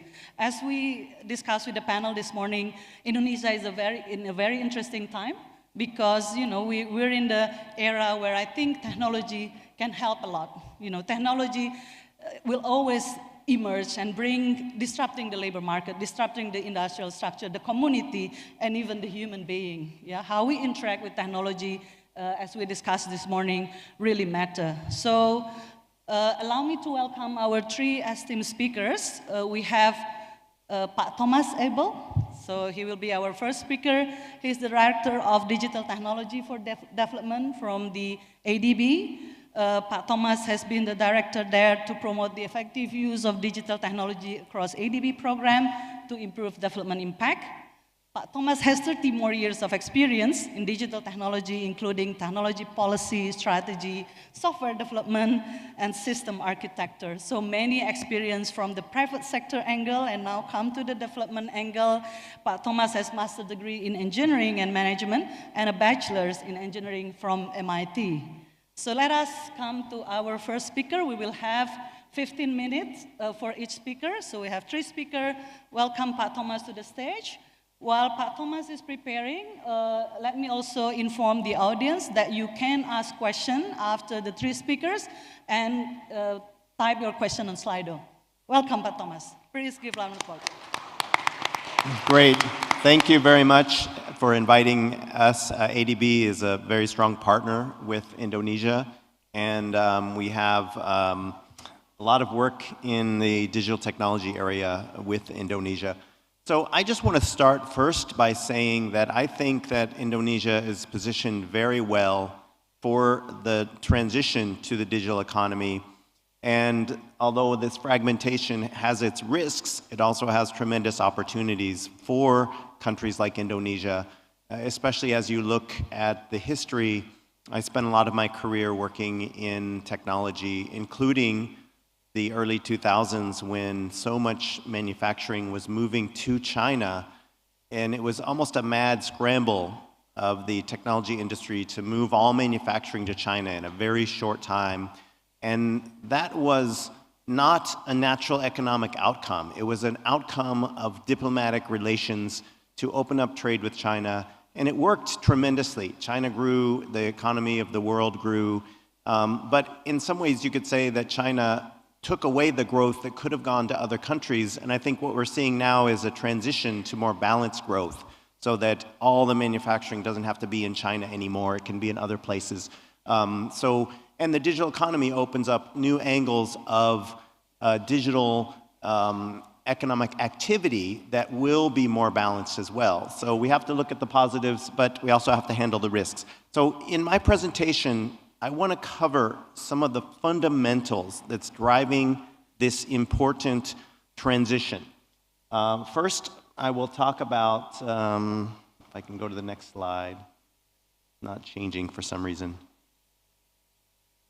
Can we, the light comes on, but it doesn't go. Yeah. Okay, worked.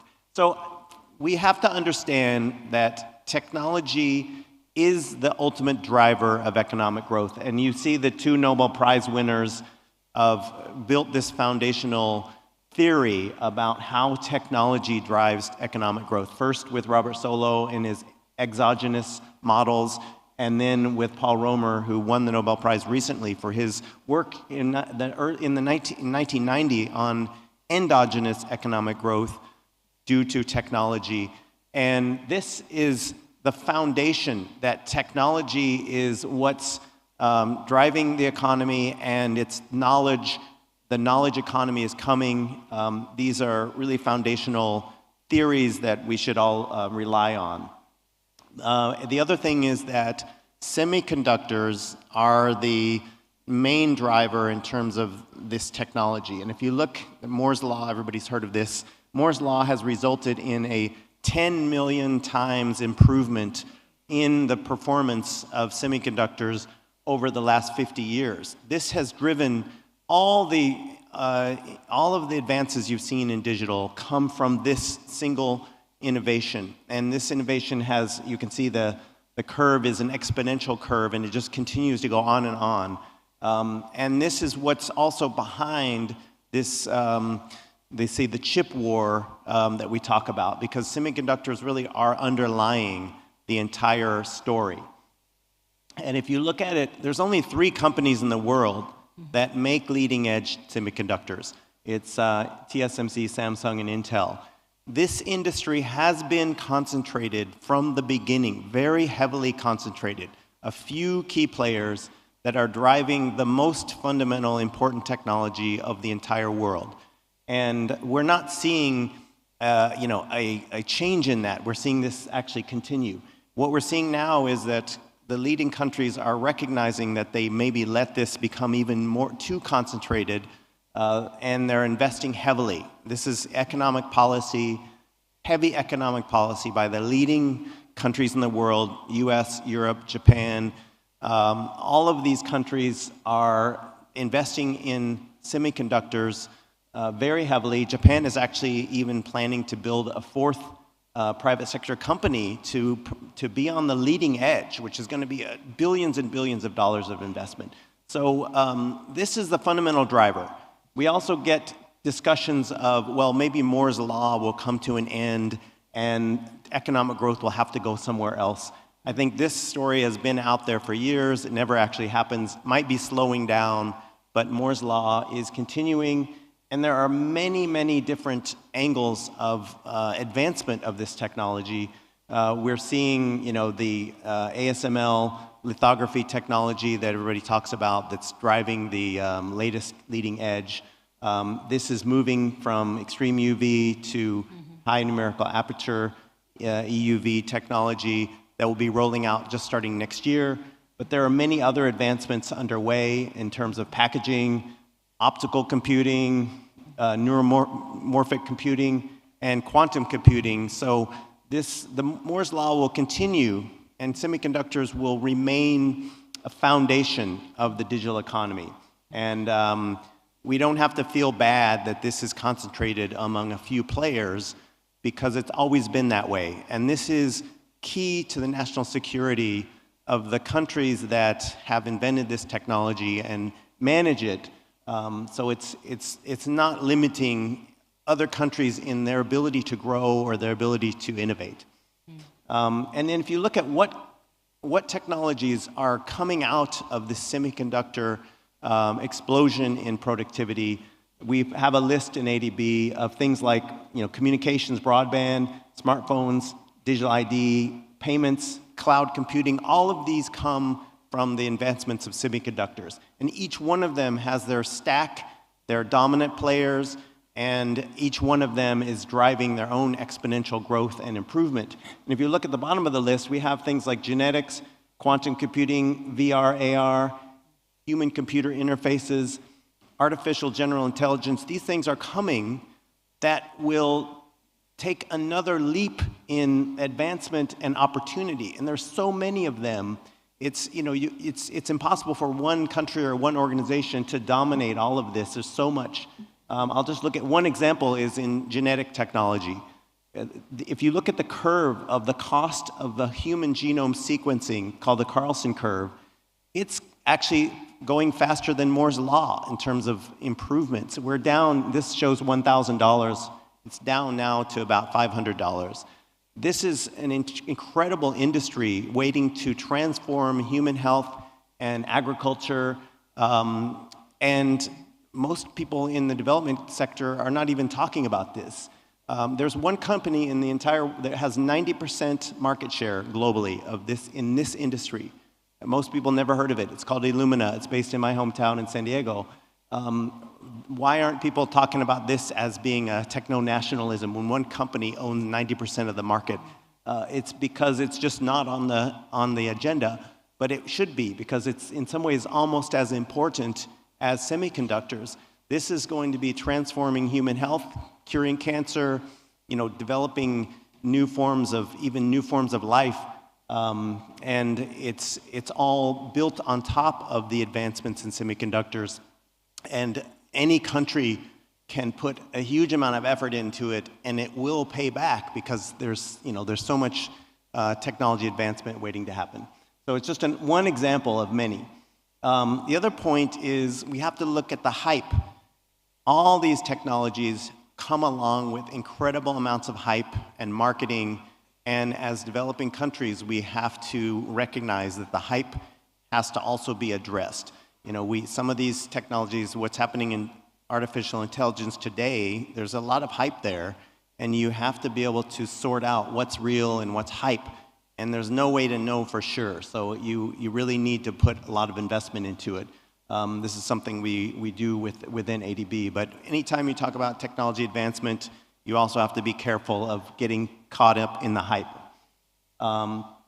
Now, in terms of national strategies, I wanted to highlight 2 example countries. I think that Indonesia is doing a great job. These 2 examples are partners of ADB that we work with, and they are particularly useful for Indonesia. Korea started as a very poor country after the Korean War, as poor as any country in Africa, and they put tremendous effort into their national technology strategy.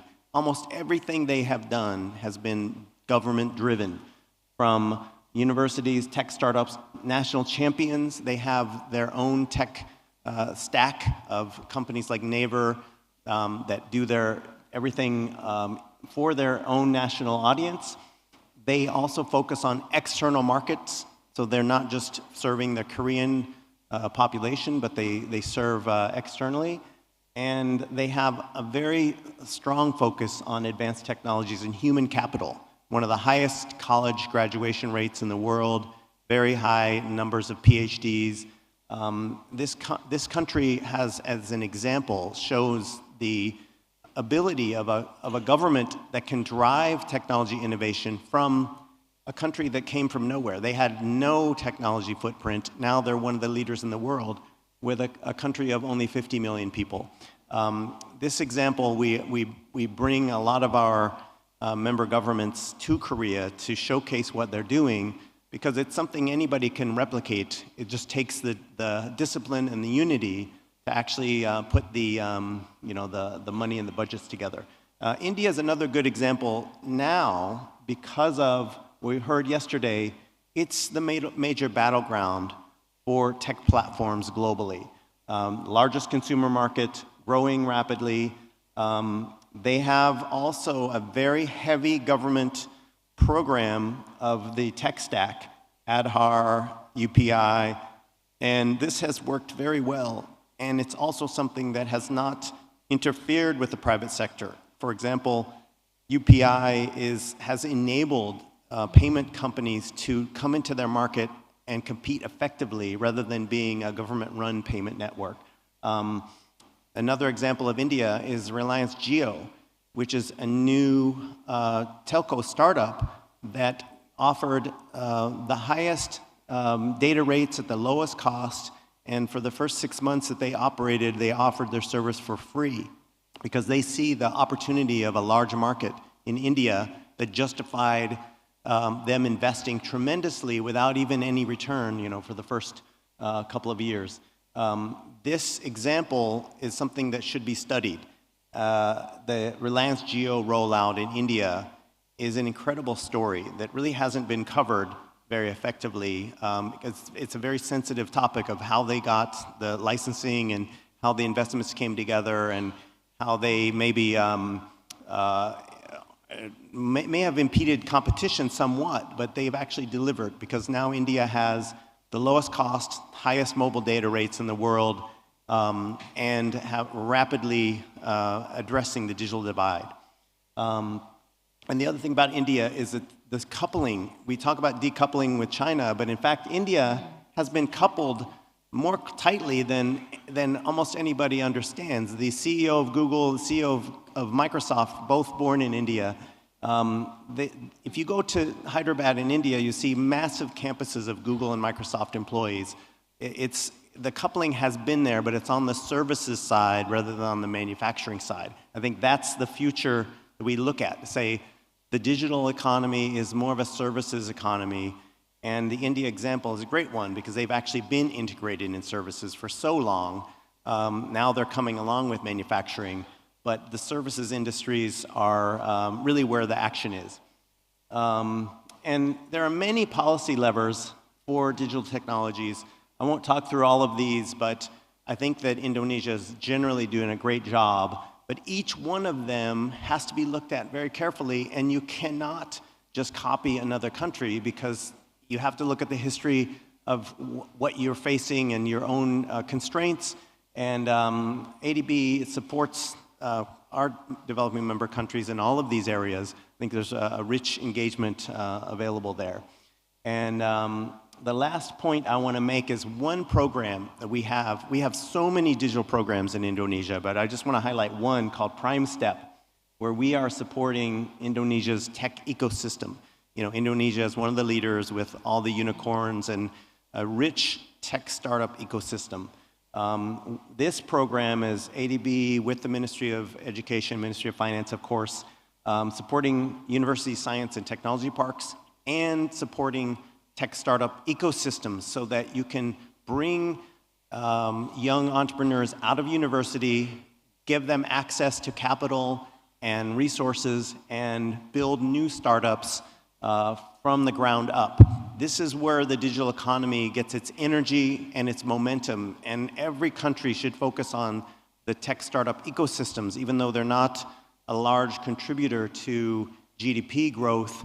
They are where all the action is in terms of the young people in the economy and what's driving people's careers, and we really want to focus on that. I think that Indonesia is already a leader and can continue to build on that. And this is just one example of the kinds of partnerships that we have and can continue. So with that, I'll just thanks again and look forward to the rest of the conversation. Thank you, Pak Thomas, for a very interesting, excellent presentation and a very good timing there. So we learned a lot, I guess, from tremendous opportunities that technology can bring and how countries, including Indonesia, I think we're in the right time to actually prepare and reap the opportunities there. We learned yesterday that from this, what happened in the global, where we kind of like a little bit left behind, although we're one of the countries that got benefit of that, but Vietnam and other countries are actually doing more. So really, we try to looking at from your example around the strategy, how Indonesia can looking at, experience from Korea, India, and other countries and try to really get the benefit or the impact of the technologies. So let us come to the second speaker, John Patrick Ellis, or Pak JP. He will talk about big tech positioning in addressing technological dependence. Pak JP is an associate partner at McKinsey. He's been working at McKinsey since August 2022 and served as an impact partner, providing expertise to companies, firms, and organizations in various industries. Before joining McKinsey, Pak JP has been a CEO and chair of KEX Technology, a fintech and data science. He also co-founded and served as the chair of Indonesian Fintech Association, actively promoting the development and advancement of fintech in Indonesia. So the floor is yours, Pak JP. Let us go through your presentation. 15 minutes. Thank you very much. Baik, Bu. Terima kasih. Selamat siang semua. Selamat siang. You speak bahasa, apparently. Kalau di Bali, Om Swastiastu ya, gitu.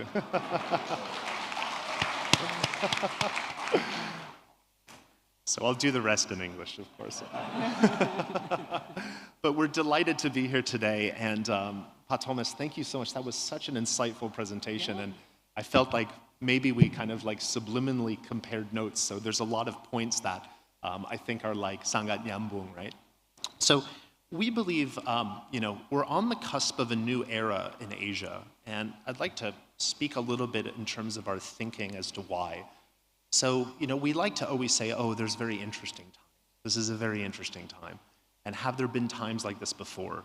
And of course, we're dealing with unprecedented challenges, and a range of them are up there, from generative AI to, higher for longer interest rates and so on. But if we kind of look back and roll the cycle back, 30 years ago, we also dealt with unprecedented challenges, right? There was the disintegration of the Soviet Union. There was the binding of Europe with the Maastricht Treaty. There was obviously the launch of the World Wide Web. Even further back, 50 years ago, there was changes with the way we think about money in terms of leaving the gold standard from the US, and obviously lots of geopolitical challenges. And even before that, obviously the creation of a new order from the destruction of the previous one. Each of these eras kind of had significant challenges. And when we think about now and where are we on the cusp of a new era, we think around sort of the world order and definitely technology and certainly demographics, which we'll speak about today. We are definitely in a new epoch of global growth, global challenges, but also global opportunities. As Asia starts this era, we are starting it as the greatest beneficiary of the last era. So across all the dimensions that have defined this previous era of global integration, integrated supply chains, technology, and manufacturing, Asia has by far been the largest beneficiary of that, and now starts this new era essentially as the world's majority. So we'll discuss today a little bit about the world order, the technology platforms, and the demographics. We won't have time to talk about green energy transitions and so on, but obviously this is very multifaceted and multi-dimensional. So where do we seem to be heading now? In terms of world order, we are moving from an era of kind of the world's trade being integrated into a much more disintegrated and kind of more complex scenario. we're also dealing with shared dependencies and how those dependencies unfold in this new environment. Obviously, Asia starts this era, as I said, of being the massive beneficiary of the past one. And all of the major Asian economies, and obviously ASEAN, if taken together, are significant players in this new sort of world. Indonesia, obviously, has come up significantly, and as we move this forward over the coming epochs, will continue to grow.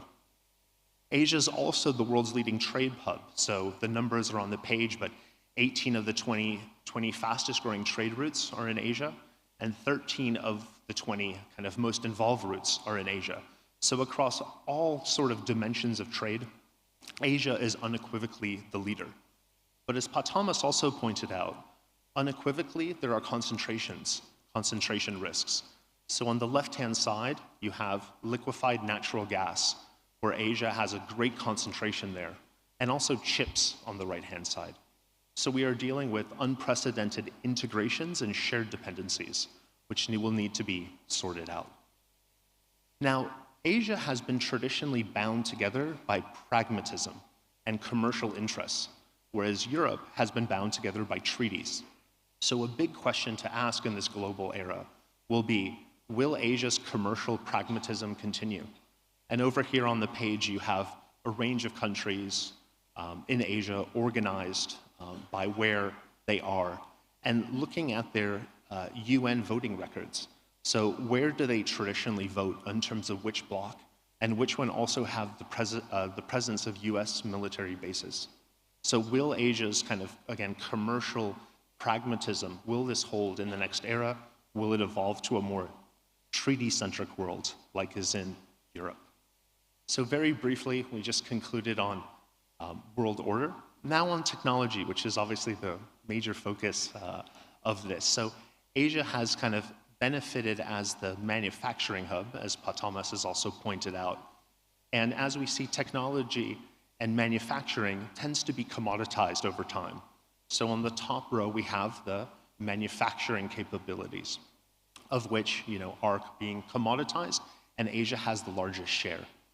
So when we look at the more transversal technologies, the development, the creation of IP, Asia's next challenge will be, can it go from pure manufacturing or services into the development of that IP?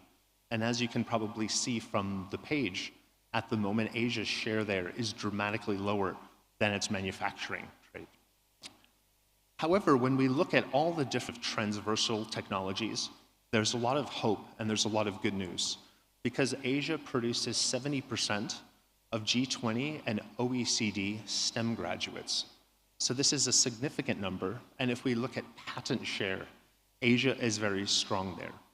So the key question for Asia, and the key question for the constituent economies and technologies is, can we move up the value chain? Can we be part of the creation of IP rather than just the manufacturing associated with it? If we look at the IP input to output value from China, that number is 3, and in India it's 9. And in Indonesia, we haven't quantified it, but it would be significantly higher still. So these are all challenges, but also opportunities as we think about the technology order in this next era. Demographics is another key driving factor. Demographics is, in many cases, the most obvious and the most powerful change that impacts economies, society, and the world order.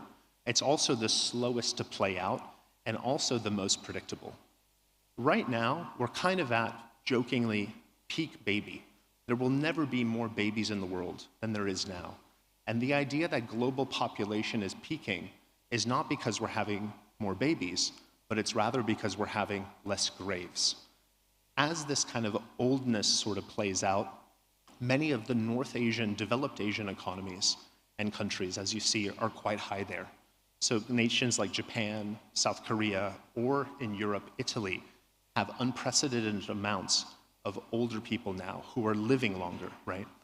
Where will we go from here in terms of the Indonesia and ASEAN, right? ASEAN is kind of straddling this. We are sort of approaching the end of our demographic dividend, but not quite there. So there really is another several kind of epochs of opportunity here for us to take advantage of this before we become a much more aged society. And of course, at the bottom, we have Africa, which is now coming up. And over the next several decades will be the world's primary driver of youth and that demographic dividend. So one of the key questions is, as we think about potentially shrinking labor forces, is will we be able to have the productivity? So over on this page, you essentially see the change in a non-farm workforce. And in India, this change is dramatic. And in emerging Asia, which includes Indonesia, this change is also dramatic. People are leaving farms and having more high-skilled employment %. So the issue as they kind of migrate off of the farm and into this value-added work is, will they be able to have higher productivity? And right now we see in emerging Asia and India dramatically lower labor force productivity than we have in advanced Asia. And that's a very big challenge that we will need to resolve. So one of the key questions is, will the labor go to the jobs, or will the jobs come to the labor? This is one of the key questions to sort out. On the page, we obviously see between 2022 and 2050, this sort of migrations of workforces. But one of the key challenges for Asia is, outside of Australia and New Zealand, there is not dynamic immigration. We are not bringing in talent to Indonesia to solve some of these. And in all fairness, neither are the other ASEAN countries as well. So will the jobs come here to meet our labor force, or will our labor force have to go to where the jobs are? A very difficult question. So how does Asia navigate this way ahead? We speak with a lot of business leaders, a lot of companies, a lot of governments, as you might imagine. And generally in Asia, there is a great deal of optimism about what needs to happen. There's a great deal of conviction that Asian businesses and societies can navigate these changes. And if we look on that, there's a lot of cautious optimism, which we might also say is a unique Asian behavior. So specifically, what does that mean in this cautious optimism? The perceptions that business leaders have of actions to take are much more grounded in fundamental transformations.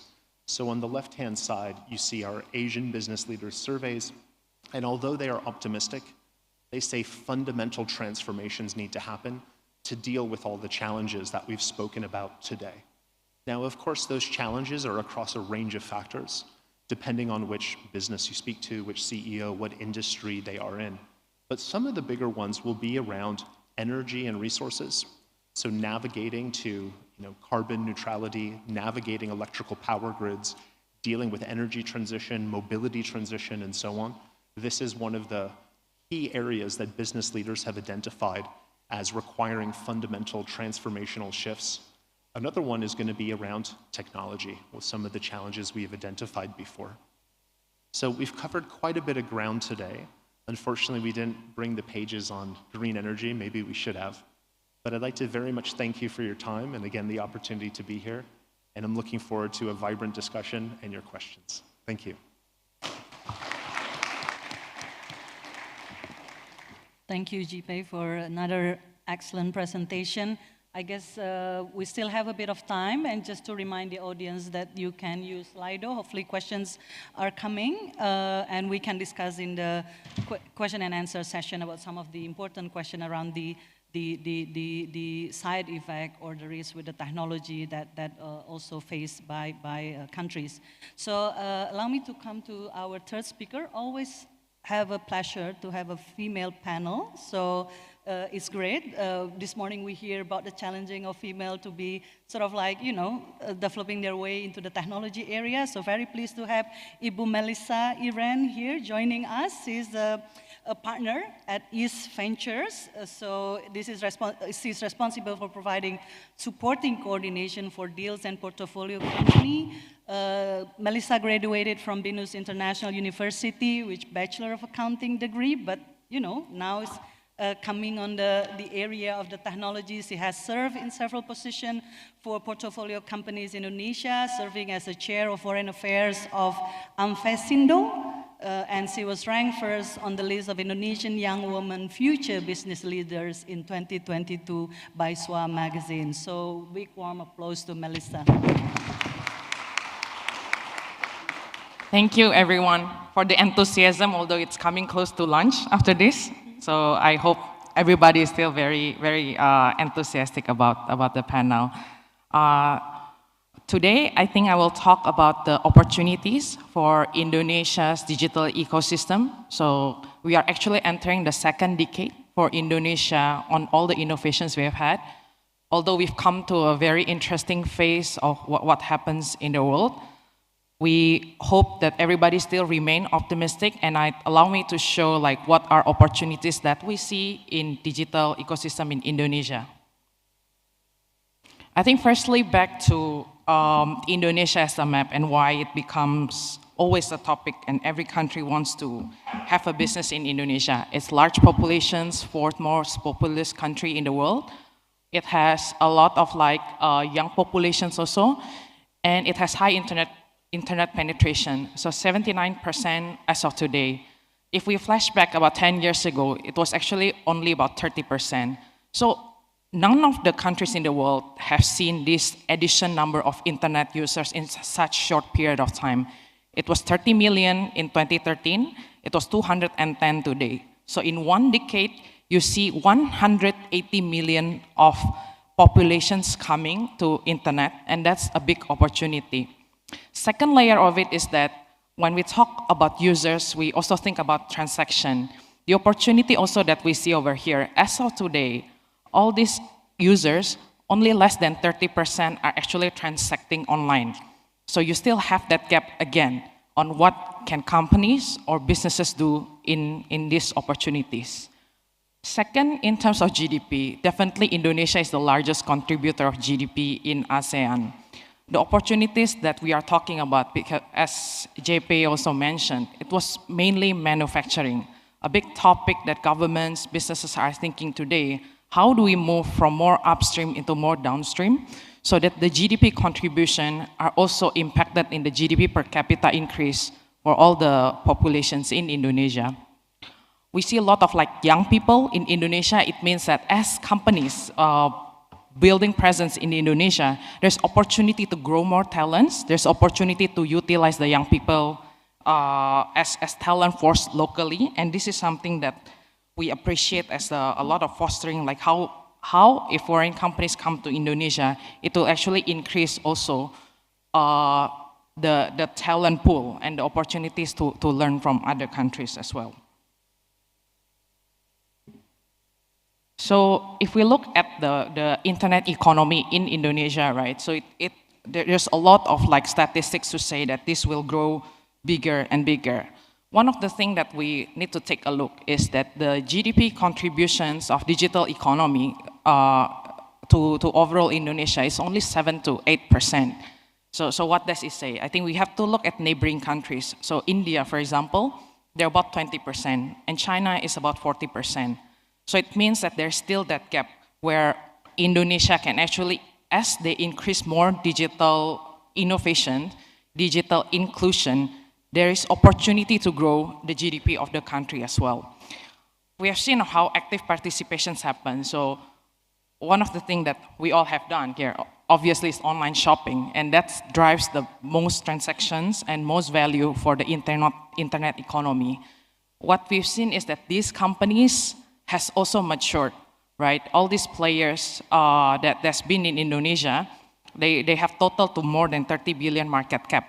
Today, it's not very friendly on the inflationary environment, but we think long-term as the global financial gets better, these companies will also show how its value in global market map.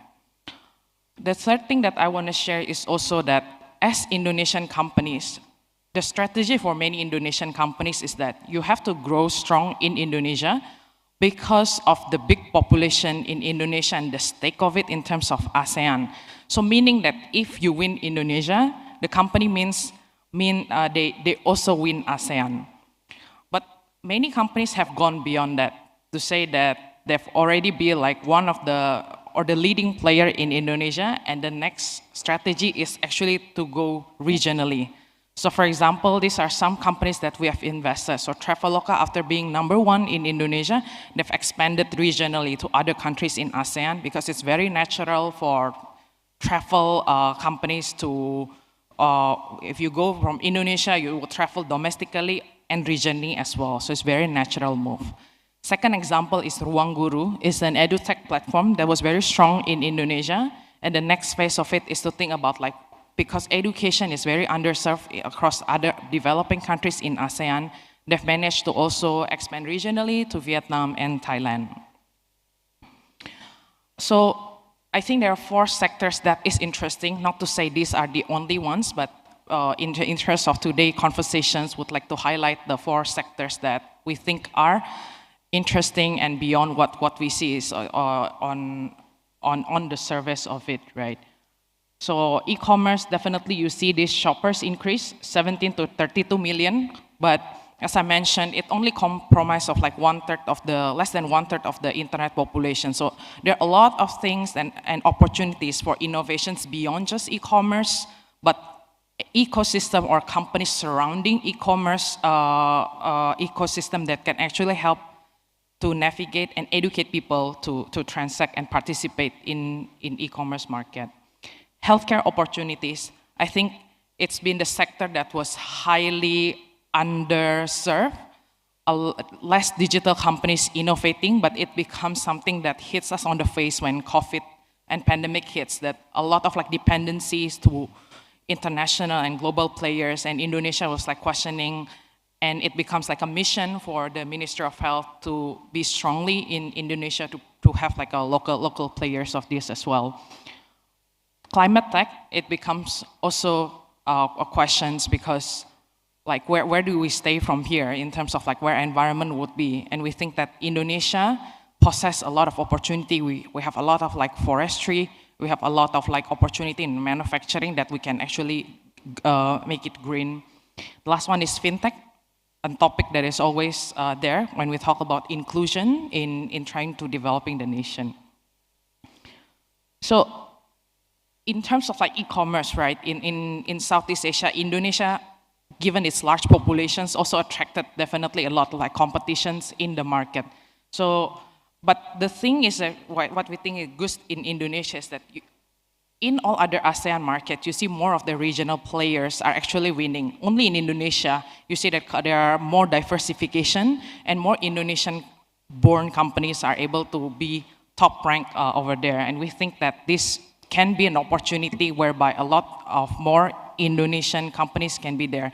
If you look at China, for example, there was only Alibaba Alibaba and JD for the longest period of time. But you see new innovations of type of like new e-commerce are booming. So for example, like PDD, who were just born in 2017, 2018, who are able to take over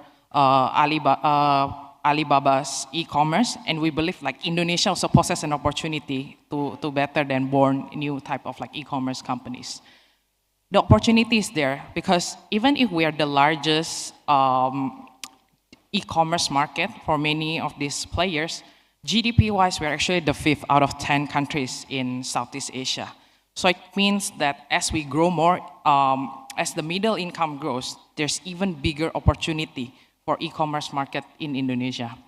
The other encouraging trend is that we are actually the most fastest growing e-commerce market globally. And this is actually something that is really encouraging to say that this is just the beginning on what Indonesia's e-commerce can do.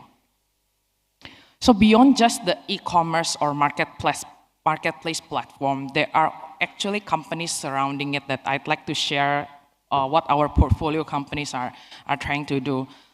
A lot of times we say that e-commerce, like the commerce is one, and then second definitely is logistic, and the third is payment.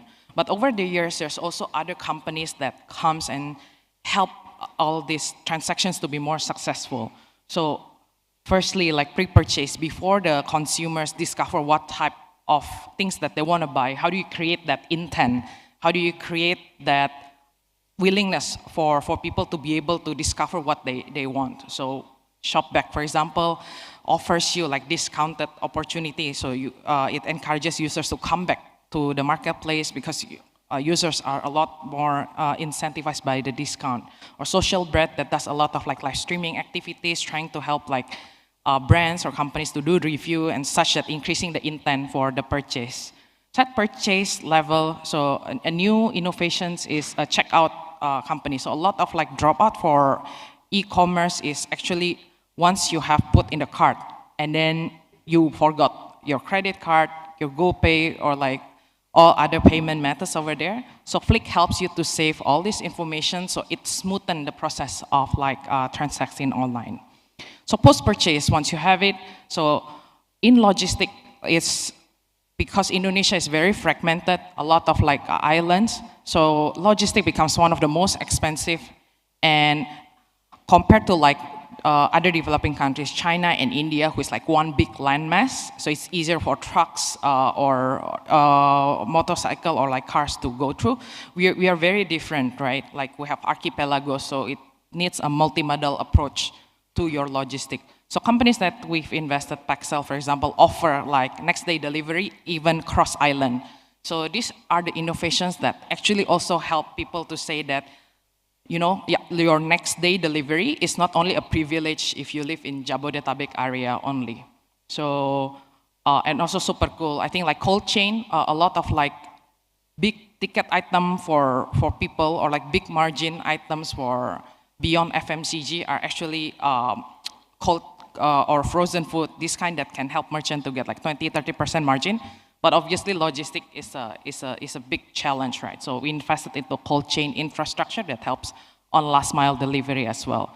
So there's other types of like customer support, insurance, and a back end is actually one of the heavy lifting in e-commerce. So a lot of like these brands, big brands, they don't want to enter online is because they felt that it will change the whole infrastructure that they have built on the principal sub-distributors that have already worked with. We invested into a company that does fulfillment, so it helps big brands to do the online operations of brands. It makes it easy for brands to actually sell online. So second opportunity is we look at healthcare, right? Indonesia spending per capita is only 120. So this is 1/4 of Malaysia and 1/20 of Singapore. And there's a reason for that. It's mainly on the infrastructure that we are lacking, but it's something that's been fast forward, being increasingly alerted because of COVID-19.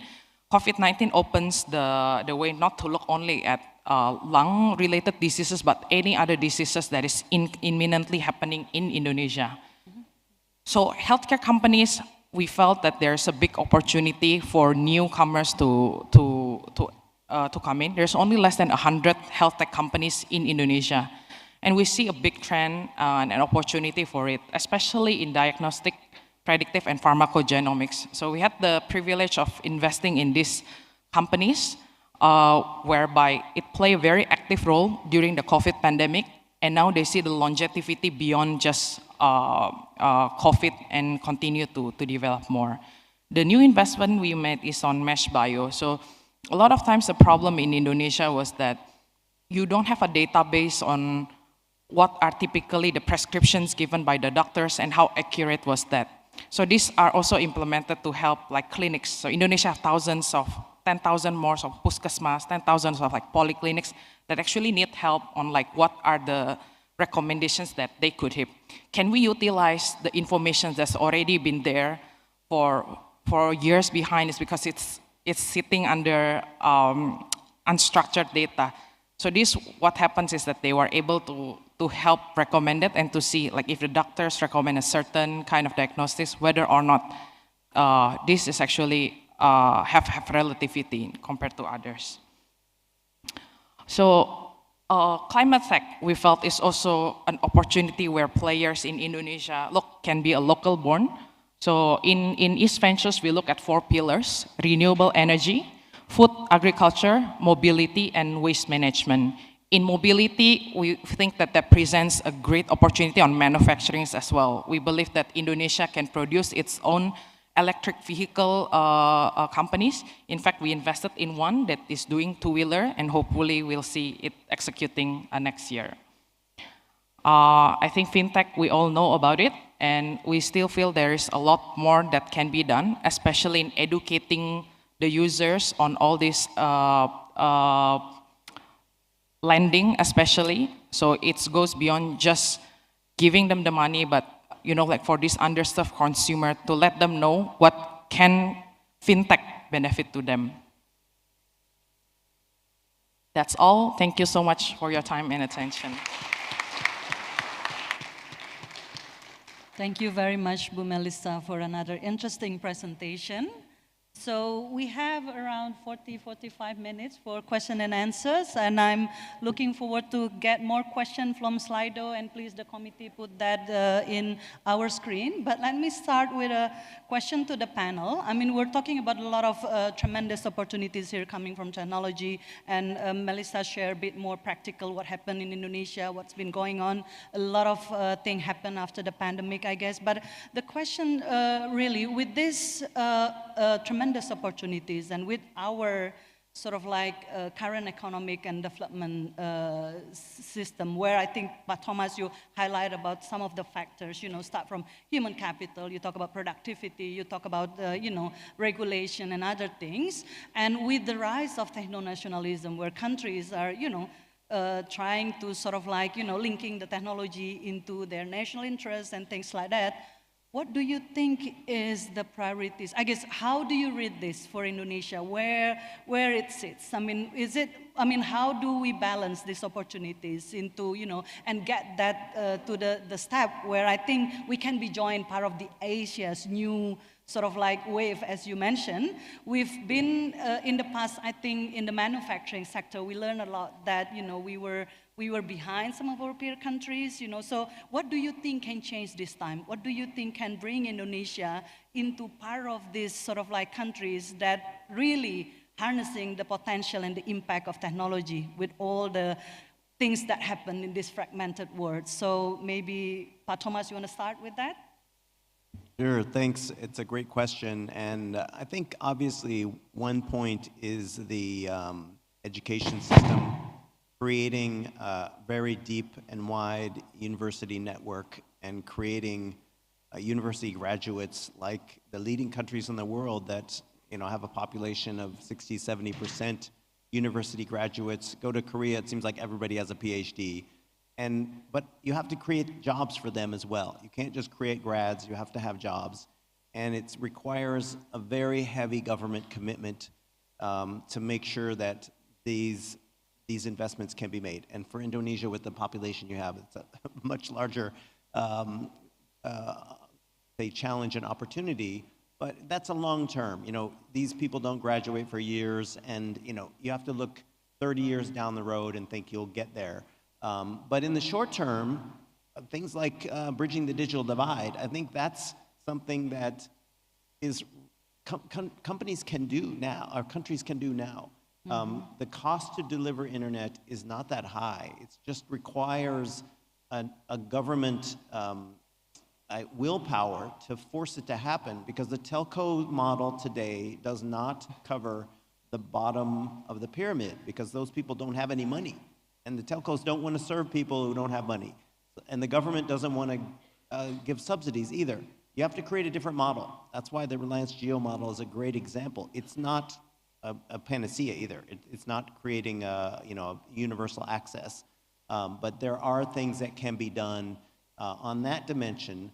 I think also, the tech startup ecosystems, Indonesia is already a leader in that space, but it could be 10 or 100 times bigger. And heavy government support, private sector, ADB Ventures, we invest in tech startups ourselves. And I think there's just a tremendous interest globally to invest in Indonesia. So take advantage of that now. It's the opportunity's there. Do you want to add something, Jibe? Yeah, sure. So I think, some of the questions asked are always tending, or asked in media, right, tend to be very zero-sum. What do I mean by that? It means there's a winner and there's a loser, right? And we're talking about kind of competition and we're talking about scarcity. But if we actually look at global innovation cycles, and I have a great page on this, I regret I didn't bring it today, but if you imagine these sine waves, over the past 100 years, innovation cycles have become more like this. The average company on the US stock exchanges, we have this information for the S&P 500. In 1935, the average big company was a big company for like 60 or 70 years. But most recently, in 2020, the latest data we have, the big companies are big companies for an average of 20 years now. So these kind of innovation cycles are getting faster. What does that imply? It implies that human ingenuity, human creativity, innovation, all the stuff that we're doing from technical graduates, as Pat Thomas just said, leads to these productivity gains, right? If you had asked Henry Ford in 1910, you know, what should he bring? He has a famous quote where he says, if I asked people what they wanted, they would have asked for faster horses. People didn't anticipate these developments. Irene talked about electric vehicles. There's huge changes that are happening right now. And so my point on this is, I think we should think about it in terms of what is sustainable and inclusive growth. The world is integrated. There are only a finite amount of chips being produced by a certain amount of manufacturers. To think about the question in terms of how is it a zero-sum game, I think is very, very difficult. Instead, the world needs to embrace and think more about shared dependencies and sustainable inclusive growth. Now, that doesn't mean there's not challenges. As Pat Thomas implied and said, you know, we need to produce way more STEM graduates in Indonesia, right? I shared in my presentation that Asia has 70% of G20 and OECD STEM graduates. But most of those are frankly not in Indonesia. So that would be one objective that we would need to do, right? Labor force and so on. Anyway, it's a very complicated question, but our belief is not a zero-sum game, shared dependencies, and sustainable inclusive growth. Thank you. I guess let me come to the next question around sort of like the investment that will come toward this. I think you mentioned about this sort of like a lot of opportunities, but people have question around, you know, you talk about bringing skills and talents, you know, things like that. But part of the dynamic in this is, you know, Indonesia is also a big country with many talents, and you talk about, you know, using creativity as one way to do it. But the question is that sometimes that we face or the government face is how to balance this domestic sort of like growth and development, how you ensure that, you know, with this investment, a lot of interest to come to the country, that it's become a sustainable sort of like investment for the economy. You know, we've learned in the discussion around the technology investment, you know, the local contents and other things become the topics that we cannot avoid. So what's your take on that? How do you see that, and how Indonesia can sort of like really see what's priority and important for them? And I'll come back to you on the specific question on the fintech. It's a very difficult question, but I do think that you look at the digital economy, and digital services require so little infrastructure. They don't require physical infrastructure. So the growth in that area can be infinite. You know, the growth, we're doing a project with Netflix, for example. Netflix is a global service that delivers entertainment globally, and it doesn't require the kinds of infrastructure. You just need a phone, you know, access to the service. There's so many digital services that people can benefit from, digital health, you know, that I think looking at that as where the main opportunity should be. I think the area of health, the country is so underserved. There's so many digital health services that can be created with very little infrastructure and create tremendous benefit for people without any additional carbon emissions or factories being built. People have the phones already. You know, look to these things. The opportunity is there, and I think that it's almost limited to our imagination of how quickly these things can happen. Do you want to add something, or? Also a very good question. Sometimes a difficult question, but you know, in terms of when I said creativity and kind of ingenuity, right? I'm not implying that a pure creativity solves problems, right? Obviously, there's a lot more that is needed, right? Kadin has just released a Indonesia 2045 golden plan, like Rencana Emas. And this is very interesting. If you haven't had a look at it yet, they've released it on their website. I encourage you to look at it. But within there, they've identified some of the key unlocks in terms of digital talent and so on to make this kind of creativity and ingenuity translate into the economic and labor force outcomes that the country needs. And you know, I won't go through kind of all of them, but obviously there's the career paths, the development in terms of technical graduates. There's also data certainty, and I think the previous panel this morning talked about a lot of that, but understanding where is data, who has access to it, what are the legal rights to access it. This is absolutely critical in this day and age. This is a big unlock that we need to have. And I'll just touch on one more, but essentially Indonesia, if we look at foreign direct investment versus domestic direct investment, actually domestic investment is significantly higher than FDI. And we always think, okay, foreign investment and so on, and I'm not saying it's not important, it is very important, but within Indonesia itself, and particularly within BUMN, we have a lot of innovation happening. We have a lot, and there's the capability there to invest. So for example, if we look at the Himbara banks, the state-owned banks, over the past couple years, they've made dramatic advancements and released consumer as well as enterprise and MSME-facing applications, products and services that are dynamic and cutting-edge, world-class sort of fintech. And it's more of that that needs to happen at an enterprise and industrial level. These activities together across core areas, mobility, healthcare, et cetera, this will essentially pull us forward. Thank you. Let me turn to Ibu Melissa here. There's a couple of questions to you. First one is about, from Ibu Titik, what does it take to increase investment in the health tech company? That's the first one. Second one is about the talent itself. You know, do you think Indonesia have sort of like, you know, what it takes to be, you know, reaping the benefit of technological advancement, you know, whether our school and universities equipped to that, you know, how about the talent coming your way from the private sector angle? Thank you. Thank you for the question. For investments to increase to happen, there needs to be a confidence in the market. So that's the first one.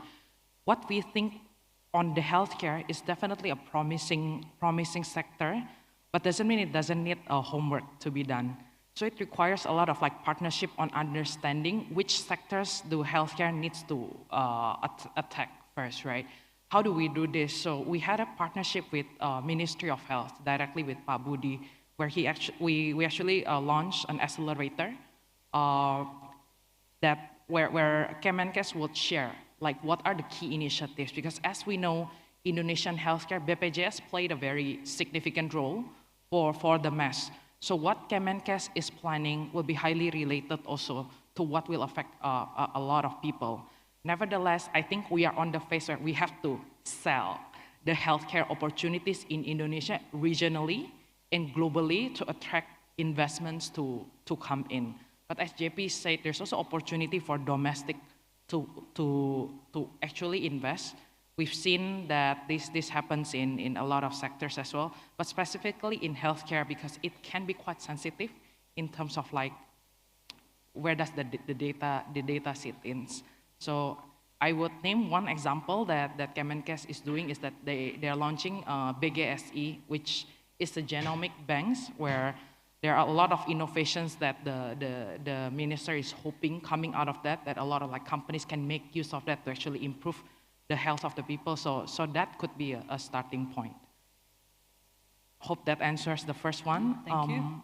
Second, education. Very interesting topic also going around with what the panel has been speaking on human capital. I think this is the area where a lot of like partnership between government, private has to happen, because for so long there is a gap between what the industry is needing versus what the educations are producing, right? So for that gap, it needs a connections also with the universities of these are the current pool that can go directly to the job market. I think for the past 3-4 years, the theme has been reskilling and upskilling. How do we have like this, all the talents, but how do we fit in them into the digital technology? So I think there's a lot of like programs that was done, Kampus Merdeka, Prakerja, and all those of like programs that was aiming towards that. We felt that there's a great starting point, but the next phase is that how do we help to shape the, like university? What type of universities needed and what type of curriculum to produce it in ensuring that there is like enough human capital. Thank you, Bu Melissa. Do you want to add something there, Pak Thomas? Because there's also a question about, you mentioned about this sort of like program you're doing with the Science Park.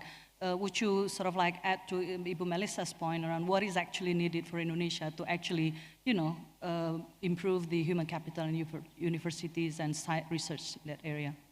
Sure, I do think this is an area where the government can have a huge impact because, to fund universities at the right level and to allow for the amount of, human capital development has to be ramped up very quickly. But you also want to make sure that they're geared towards the sectors that are needed, and that's where the entrepreneurship and the science park area, we know, the example in Korea, these universities developed cutting-edge research that contributed to some of the leading technical standards. They started investing, in the 70s in these areas, and this idea, there's not one solution. You have to really cut across. The science and technology parks that we're doing with Prime Step are one example because it's a way of bringing government together with entrepreneurship, student-led or new graduate organizations on a university, so you can bring together the professors, the infrastructure of the university, the enthusiasm of students, and put it in one place where companies can have access. But it's not a panacea. Some of these things fail. They turn into just big, sort of science parks, and no activity happens. You have to watch it, make sure it's going to work, give up on it if it's not working, move on. There's one university in Korea that's it's a focus on startups. Their whole mantra is startup university, which they don't even have that in the U.S. And I don't know if that's even a good idea, but the fact that they have that, never heard of it before until we went there. There's so many new ideas, and you have to constantly change. We have the startup promotion opportunity is so varied. Every country is putting together new programs of, incentives to bring startups in, to promote people joining them, to give them tax breaks. So much you can do, and it's constantly evolving. Thank you. Let us move to the next question. I mean, we've been talking a lot about opportunities, how to get there. There's another element of technology, of course, that come with the risk. I mean, some of this mention is around the side effect around, for example, we face a lot of issues on data privacy recently in Indonesia. We have issues around surveillance, security, and sort of like the big tech dominance, for example. That's another topic. So there's a question from the Slido here to Thomas and GP, I guess, to kind of like with that context in mind, with that framework, could you please elaborate more on the approach of or practical framework to really for the government to avoid over-regulation, but also under-regulation? This is a very challenging topic, but I hope you can share with us what would be your practical advice in this area. Bu Melissa, you're also welcome to chip in. Silakan, siapa yang mau, who's going to speak first? I think that, what's happening, every country is focusing on tech regulation. It's been a huge wave over the last 5 years, and what you're already doing, like copying GDPR, a lot of countries are doing that because the European Union has taken a lead. But even GDPR is very toothless, I think the tech industry is still largely out of control and needs to be, put under control better. And I think you can look at the leading countries and take those examples. And I think that you can do that without killing innovation, because these companies that are exploiting people, and they're not the ones that you want to actually see successful. And I do think that there are opportunities in this generative AI, the regulative momentum. I've never seen anything happen so quickly. And you have an opportunity to, every country to look at where your niche is in that area. You have your own language, for example, and you want to create a generative AI that works well in your language. You can control that. India has done this with Google, and they have a very interesting partnership on language AI, because Google has all the infrastructure and the hardware, and they've partnered with the Indian government on multiple, because there's so many languages in India they have to cover. These things would be very good areas to look at, and partner with the big tech platforms, but also you have to regulate them. They will do whatever they can get away with if you let them.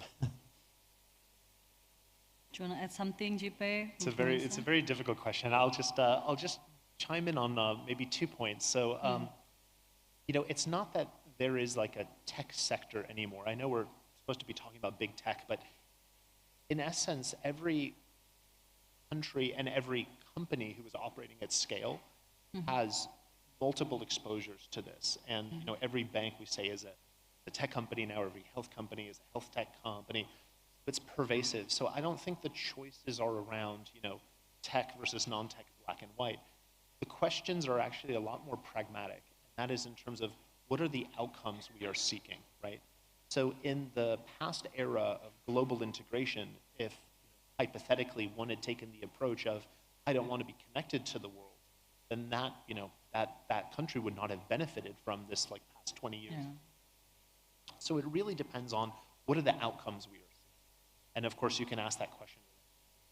I'd like to give an example of actually fintech, and we spoke about this morning as well. I think the previous speaker said, hey, we're kind of transitioning from an era where we talk about financial inclusion, now financial education, financial literacy.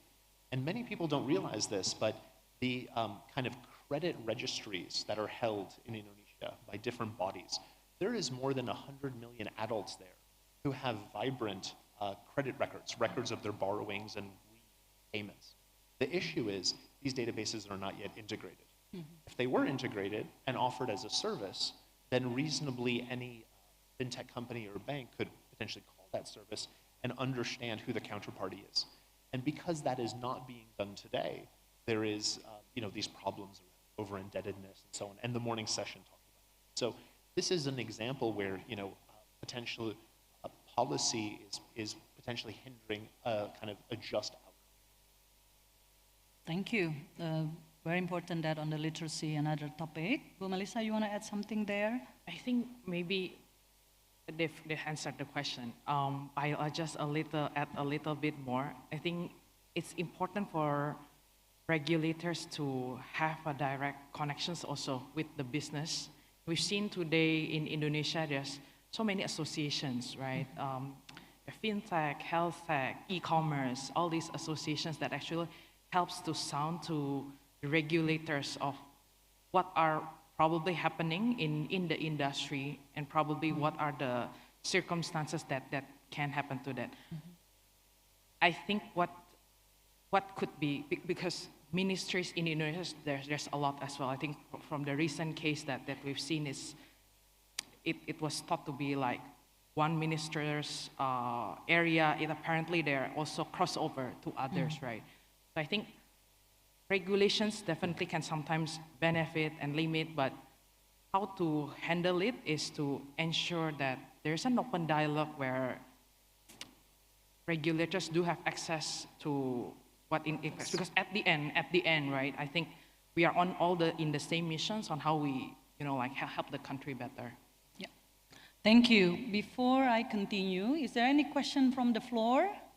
Yeah, that's one. So while we're waiting for the mic, let me also just go to that section, but let me ask the question that is on our screen here, I guess from Pak Bestari. I guess this is on the techno-nationalist policy, maybe to you, Pak Thomas, whether you think this is hinder the development of technology industry and startup at the national level. How do you see that? I mean, you've touched on that points already, but maybe if you want to summarize that thinking. If it's done right, it works. If it's not done right, it fails.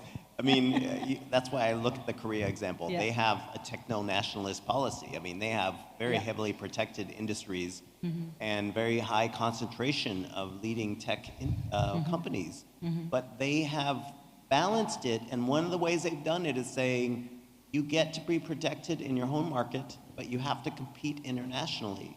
And if you can compete internationally, then that justifies the protection you get at home. That's a nice way of balancing it. And Korea is small enough that they need to export. Everything they do is export-oriented. If you talk to the Korean government, everything they talk about, every technology they invest in, even policies, they're thinking about export. So that really helps make it work as a techno-nationalist policy.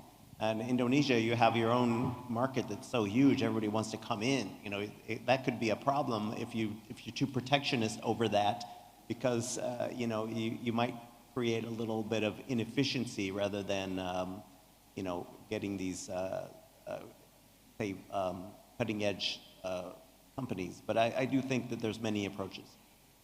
Thank you. Let me come to the floor. Silakan, Pak Tauhid. Oh, yeah. Question. Okay, thank you. I'm Tauhid from East Java Indonesian Treasury Office. It is very interesting discussion today from Pak GP and also Melissa that show us Indonesia will take lead in the global economy. Even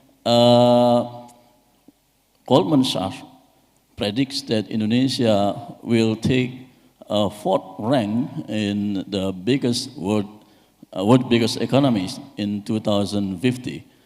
Although Indonesia does not calculate it by the world export, I think in BRICS, yeah, Brazil, Russia, India, and China. The fourth rank will be taken by China, India, US, and also Indonesia. Indonesia led the two others from BRICS, like Brazil and also Russia. I don't know about the opinion from Pak GP as McKinsey expert. How do you see about the Indonesian potential of Indonesia to be the fourth rank in 2050? Because we know that the regulation in Indonesia, as taught by Melissa, very, very complicated maybe, yeah? And maybe what happened with Alibaba in China going to be underdog, yeah, with Indonesia in what you said in your presentation. It is because in the intervention, maybe in the intervention of government to Alibaba at that time, so Alibaba cannot expand their business to global world, maybe. Apologies, your question, Pak, if we may. Yeah. Yeah, we have limited time. Yeah, that's why I just want to see how Pak GP or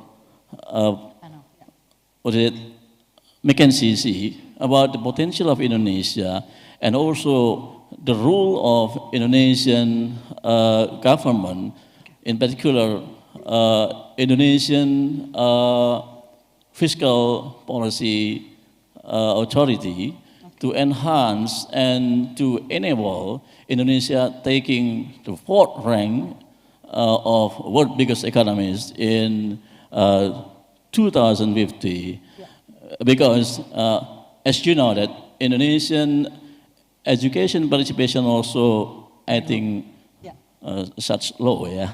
Terima Right kasih, now. Pak. Okay, today. Thank you, makasih. Thank you, Pak Tauhid. I guess let me link to the question also that related to one of question in Slido, asking about this, you know, with these opportunities and a limited fiscal space, where should Indonesia sort of like prioritize this investment to really get the benefit of this technology advancement? So over to you, JP, and other panels you want to add. Great, great, great. No, this is a fantastic question. Matur nuwun sangat, Pak. So really, really appreciate that. Thank you. But look, your question is, can we get to number 4? And I mean, 4 is a number. Why not number 1? Why not number 7? Why not number 9, right? The question is not so much what number will we be and when, but how are we going to get there? How fast are we going to get there? And how long will we stay there once we get there? And in this, the demographics are the single most important thing driving us. And in my presentation, I shared that these are kind of the most long playing out, but the most powerful forces shaping it. And as Pak Thomas and Bu Melissa have shared, that everybody wants to come to Indonesia. We have incredible resources, we have incredible markets, we have consumer markets that are vast and dynamic drivers of our GDP, and many companies want to play on that. You saw the number of e-commerce companies trying to set up here and resulting in competition. So the real question is, are we going to make proper use of our demographic dividend? Are we going to be investing in the key areas? And earlier, I think all of the panelists shared some key areas, but these would be on, around your green transition, electric mobility, grid transition, education, STEM, a whole range of clear factors. I'm not here to comment on specific government policy or give precise policy prescriptions, but I will say we're making incredible advancements there. We are one of the most active nations at COP, and COP28 is happening right now in Dubai. We're leading that dialogue. We're one of the world's leaders in terms of thinking around electric mobility. Irene is investing in that as well and can speak about that more. So I'm very optimistic, and we at the firm are very optimistic also. Whether it's number 4, number 3, number 2, number 7, number 9, I don't know. That will play out over time, but it will certainly grow. Do you have any comment, Paul? I agree. I think that the future is just too hard to predict. The things that are coming are going to be mind-blowing, and measuring it in GDP is not a good way to do it. Okay, thank you. Let me ask. We still have a couple of minutes. There's one question that I think related to your presentation around Pak Thomas, around how Indonesia see the advantage of having this sort of like critical minerals.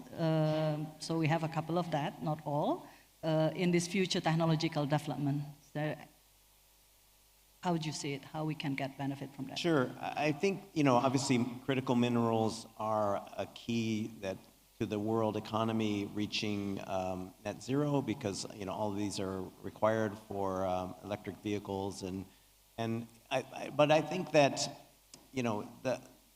every country that's focused on natural resources also has to realize that the digital economy is really where all the growth is. So make the most of your natural resources to build from there. I worked a lot in Mongolia, it's a very small population, huge country, lots of mining. Even they focus on digital 100%. The mining, they are a very well-off country. They can live very well on their mining revenues, and it doesn't even impact them because the country is so huge that it's not devastating to their natural resources, but they still want to go to digital because they see that that's the future. But they're not giving up on mining. They heavily are investing there. And I think that's really the balance, to make sure that you're looking at where the future priorities are. Thank you. I guess one more and our last question, and then after that, maybe the closing remark from the panelists to Ibu Melissa. This is related to this you're talking about the talent, the university, and also your presentation, Pak Thomas, on Korean experience. Looking at from the private sector angle, so feel free to jump in also here, JP. Why do you think companies is not investing in innovation in Indonesia? Why don't they invest in R&D? What do you think they're looking at in this? If there is anything important to really drive that innovation? Is it? I mean, you mentioned through university, but looking also why private sector, reluctant or not yet sort of like invest in this innovation? If you can all share your view and provide your closing remark. I think one of the things about Indonesia is because of the large population, most of the companies or innovations being built are more business innovations rather than deep tech innovations, because you look at the short and medium term where, as simple as where can you make your most opportunity, where can you make money, what is the driving force for your companies to grow. So I think for several years that has been what happens, but we are entering an era where, we are able to produce that talent, although the question is how many talents do we have over there and what it takes to actually develop more. One of the dialogue that is happening is how do we create, Indonesia has a lot of like research, right? But the problem, those research are more academia level. How do we turn this academia level into a practical solution? So those are the things that we are having. Although I think there is also benefit in learning from neighboring countries, right? So, for example, when foreign direct investments come in, like we have investors that have been invested in companies that's been successful in India, US, or China, when this brings the perspective into Indonesia, this hopefully actually inspire of like what they can build on. And the homework next is how do we bring it into more mass number of students. Thank you. Pak Thomas, JP? Yeah, I would say a lot of innovation is limited in the traditional corporate sector because of the career model where you spend 20 years moving up a career ladder with a very similar structure and relationships, and you just bide your time and you don't want the system to change because you're on that career ladder. And that's why tech startups are so much better, because you get people coming into a tech startup. They don't have this idea of a 20-year career ladder, all these seniority questions. It's really about, mostly young people coming together with new ideas, trying to create something new. And if it doesn't work, they just move on. And, if you go into a traditional corporate job, you just have that more, I think, structured, slower mentality. And that's really the power of the tech startups. It's fail fast. It's not guaranteed to succeed, but you might try 5 or 6 different startups before you get a success. And you're looking for failure as much as you're looking for success. Thank you. You want to add from private sector angle, JP, and your closing remark? Yeah, no, I'll just give one very brief quote, which is a quote from Andreessen Horowitz, one of the world's most dynamic and large venture capital funds. And they actually say the play out between incumbent companies and startups is whether the incumbents get innovation faster than the startups get distribution. And so I would say, there's no panacea, right? So startups, they have innovation, but they lack the distribution. Whereas established companies, you have the distribution, you just need to get innovation. And how that dynamic plays out. And again, one of the questions was around innovation. And why don't we see more of that happening in Indonesia? I would posit that there is a lot of innovation happening. I would posit that we are kind of an innovation laboratory. There's so much innovation happening. And we see it every day, right? Thank you very much, our panel. Apologies, we may not cover all the questions, but I hope you enjoyed this very interesting session. Let's give a round of applause to our 3 esteemed speakers. Thank you very much. I think this is a very important topic that we should continue discussing on this. I mean, more kind of like important question coming, I guess, also from Slido and others. So I think we hope we give that stimulation in this session and look forward to another interesting session in the next AIFED. Thank you very much. Thank you. Thank you very much, moderator and speakers, for this insightful panel discussion. Please remain on stage and step forward as we will have a group photo together.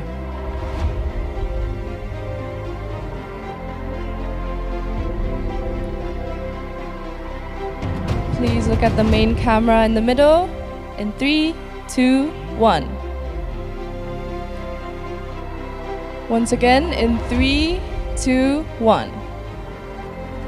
Thank you very much, ladies and gentlemen. Please give a big round of applause.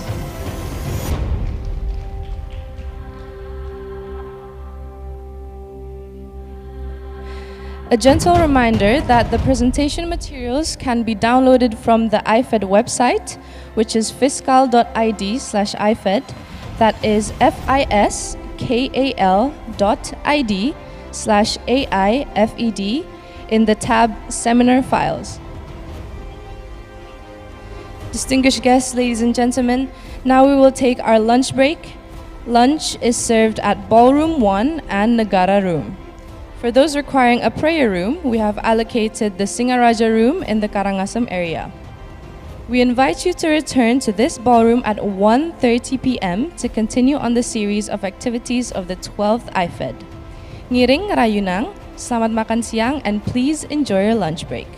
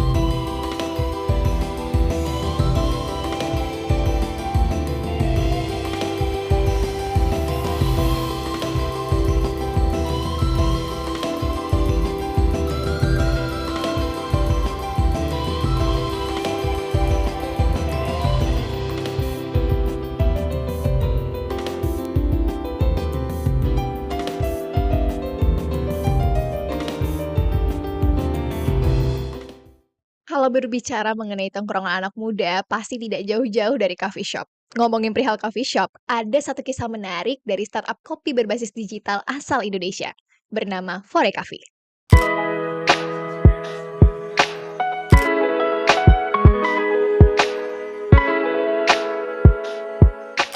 Menariknya, 70% pemesanan dilakukan melalui aplikasi dan 90% transaksinya secara non-tunai. Selain itu, FRAGMENTED juga memanfaatkan data dari pemesan yang menggunakan aplikasi untuk menciptakan nilai tambah, seperti mengetahui variasi kopi yang dibeli, lokasi pembelian, hingga waktu pembelian. Data-data ini akan digunakan untuk menjadi dasar pertimbangan dalam memasarkan produknya. Kisah FRAGMENTED ini menjadi bukti bahwa teknologi dapat menjadi katalisator unit usaha. Bayangkan jika bukan hanya FRAGMENTED yang melakukan digitalisasi, tetapi juga unit usaha kopi lainnya. Menggiurkan bukan? Ada lagi potensi produksi kopi di Indonesia yang cenderung meningkat beberapa tahun terakhir. Dan juga berbagai daerah yang konsisten menyumbangkan produksi kopinya. Potensi pasarnya pun terbilang besar, dengan pecinta kopi khas Indonesia sebanyak 30 juta orang yang tersebar di seluruh dunia. Bahkan, dengan digitalisasi, seharusnya para penjual kopi dapat menjangkau pasar di dunia sebanyak 998 juta orang. Ini baru sektor kopi di Indonesia. Bayangkan digitalisasi yang dilakukan oleh FRAGMENTED juga terjadi di sektor unit usaha lainnya. Tentu saja kita harus mengusahakan agar hal ini dapat diimplementasikan dengan baik oleh para pahlawan-pahlawan perekonomian negara. Siapa lagi kalau bukan UMKM? Kita memiliki kurang lebih 60-an juta UMKM yang semuanya akan kita dorong agar masuk ke platform digital. Terlebih, fakta bahwa 99,9% unit usaha di Indonesia adalah UMKM. Bahkan, kontribusi UMKM terhadap PDB adalah 60,5% dan juga menyerap 97% tenaga kerja nasional. Hebatnya juga, UMKM adalah unit usaha yang paling punya daya lenting di tengah krisis, dibuktikan dengan krisis keuangan Asia pada tahun 1998, krisis keuangan global 2008, dan krisis akibat pandemi COVID-19. Potensi UMKM ini harus kita dongkrak. Jika UMKM dapat terdigitalisasi dengan baik dan dapat menggunakan teknologi sebagai senjata untuk naik kelas, maka UMKM mampu meraih berbagai potensi pasar yang ada, mulai dari populasi pengguna internet di Indonesia, Asia Tenggara, hingga dunia. Lebih lagi, riset dari Google, Temasek, dan Bain memprediksikan bahwa ekonomi digital di Indonesia akan naik secara signifikan. Menjanjikan bukan? Potensi-potensi ini harus dimaksimalkan dengan teknologi melalui digitalisasi. Ada beberapa hal yang harus kita capai bersama. Pertama, mengakselerasi konektivitas melalui pembangunan infrastruktur. Saat ini, kecepatan rata-rata internet di Indonesia masih di angka 22 MB per sekon, sedangkan di negara-negara maju bisa 100 MB per sekon atau lebih. Kabar baiknya, saat ini kita telah mempunyai proyek Palaparing yang bertujuan untuk menyediakan koneksi internet berkecepatan tinggi ke seluruh wilayah Indonesia. Kedua, mengembangkan keterampilan TIK yang adaptif dan mempromosikan literasi digital. Untuk mendukung hal ini telah ada berbagai inisiatif dari pemerintah. Contohnya adalah Beasiswa Talenta Digital Indonesia. Yang ketiga, mendorong pertumbuhan industri fintech di Indonesia. Industri teknologi keuangan atau fintech di Indonesia sangat menjanjikan. Indonesia menjadi rumah bagi 20% perusahaan teknologi keuangan di ASEAN dan diharapkan dapat menghasilkan pendapatan sebanyak 8,6 miliar dolar AS pada tahun 2025. Hal ini juga diprediksikan berpengaruh positif pada pertumbuhan output dan penyerapan tenaga kerja nasional oleh UMKM melalui kegiatan ekonomi equity crowdfunding. Terakhir, kita harus melihat teknologi sebagai investasi dan bukan cost. Kita dapat melihat contoh nyata dari Hendrian Syah, seorang CEO dari startup SME Spec yang menggunakan teknologi untuk membantu proses ekspor produk UMKM Indonesia ke berbagai belahan dunia. Tinggal gimana anak muda ini kayak lebih peka terhadap masalah-masalah yang ada di sekitar dengan bisa di-resolve dengan teknologi gitu. Dengan dorongan dari teknologi, masa depan perekonomian Indonesia dan UMKM akan tampak cerah. Makin lihai UMKM menggunakan teknologi, makin lancar jalan kita menuju Indonesia Emas 2045. Pemilu 2024 akan berlangsung pada 14 Februari 2024. Pemilu ini merupakan yang ke-6 kali sejak Asian Financial Crisis tahun 1997 hingga 1998. Perhelatan pemilu membutuhkan biaya tak sedikit. Untuk pemilu 2024, Kementerian Keuangan mengalokasikan anggaran hingga 71,3 triliun rupiah. Anggaran bahkan sudah diberikan sejak jauh-jauh hari, sekitar 20 bulan sebelum pemilu terselenggara. Alokasi anggaran pemilu naik sekitar 57,3% dibanding anggaran pemilu 2019 yang sebesar 45,3 triliun rupiah.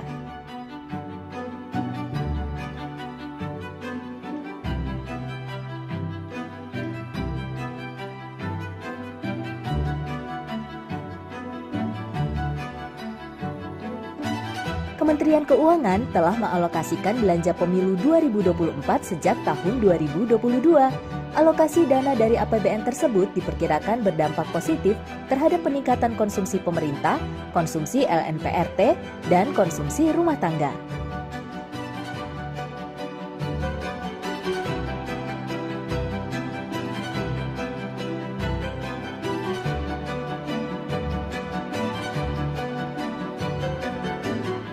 Anggaran pemilu tahun anggaran 2024 sudah dialokasikan sebesar 38,2 triliun rupiah untuk pemilu satu putaran. Meski demikian, pemerintah memastikan anggaran juga dicadangkan bila terjadi pemilihan presiden dan wakil presiden sampai 2 putaran.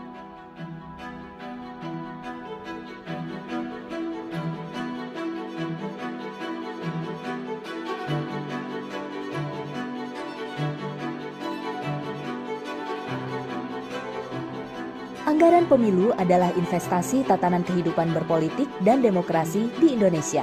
Keberhasilan pemilu 2024 akan menghasilkan suksesi kepemimpinan nasional dan daerah yang legitimate. Stabilitas politik menjadi garansi bagi pembangunan nasional di berbagai sektor. Sukseskan pemilu menuju Indonesia maju.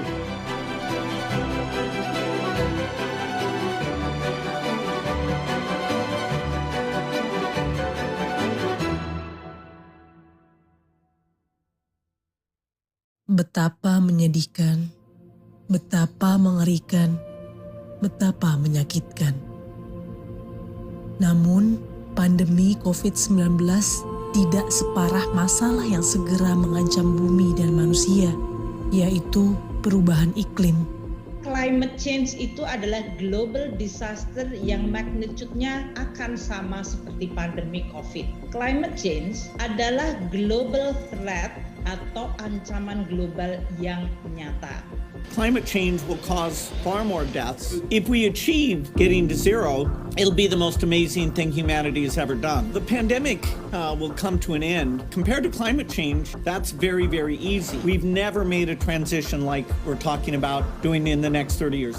Menurut Bank Dunia, Indonesia masuk ke dalam sepertiga jajaran negara paling terdampak perubahan iklim.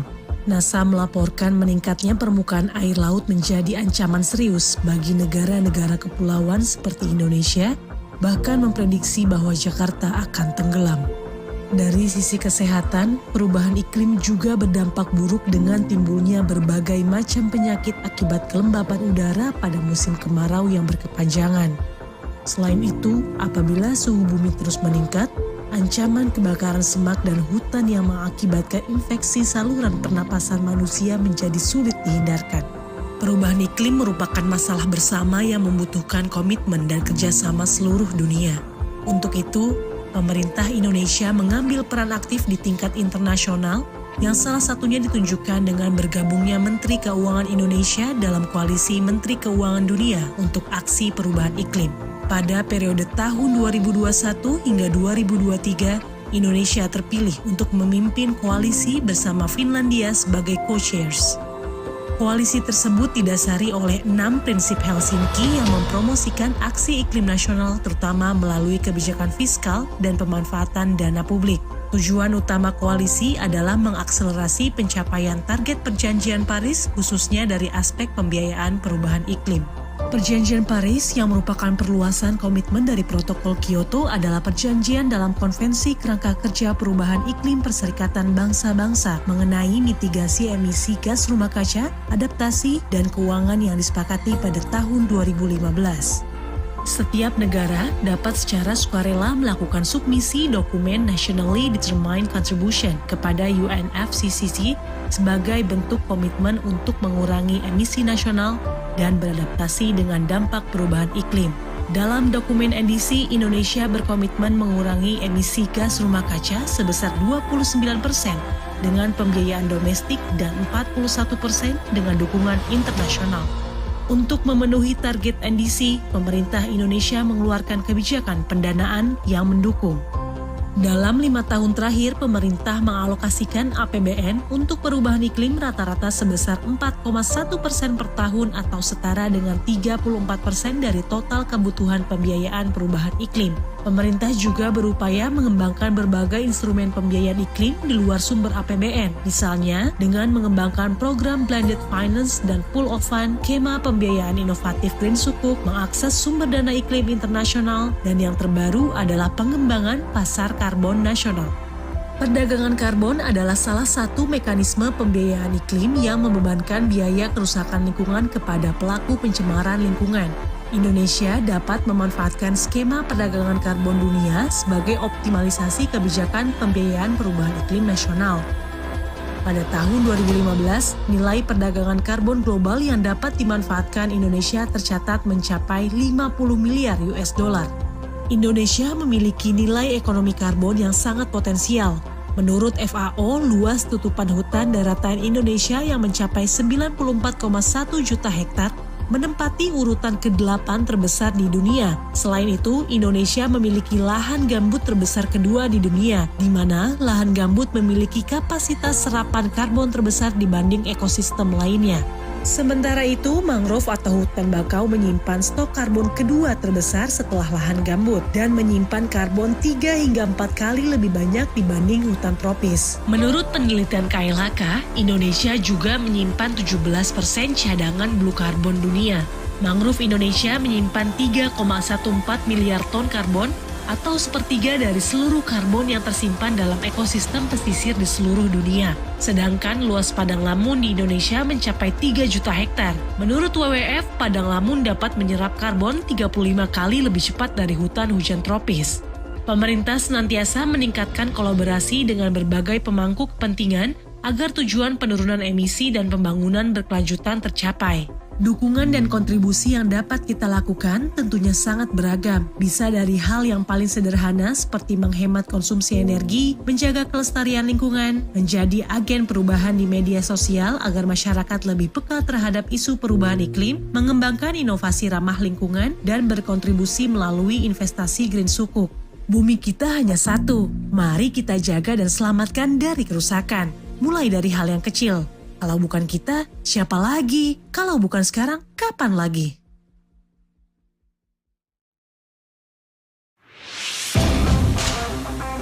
Kita berhasil membangun salah satu pembangkit listrik tenaga surya terapung yang terbesar di Asia Tenggara dan nomor 3 di dunia.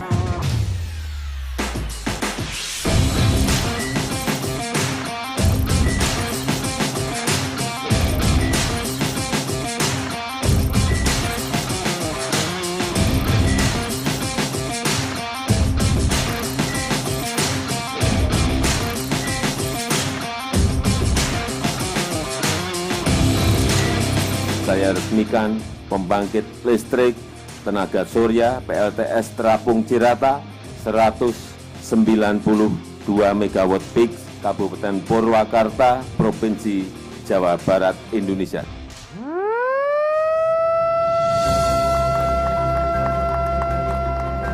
Inilah PLTS Terapung Cirata, wujud nyata akselerasi transisi energi di Indonesia.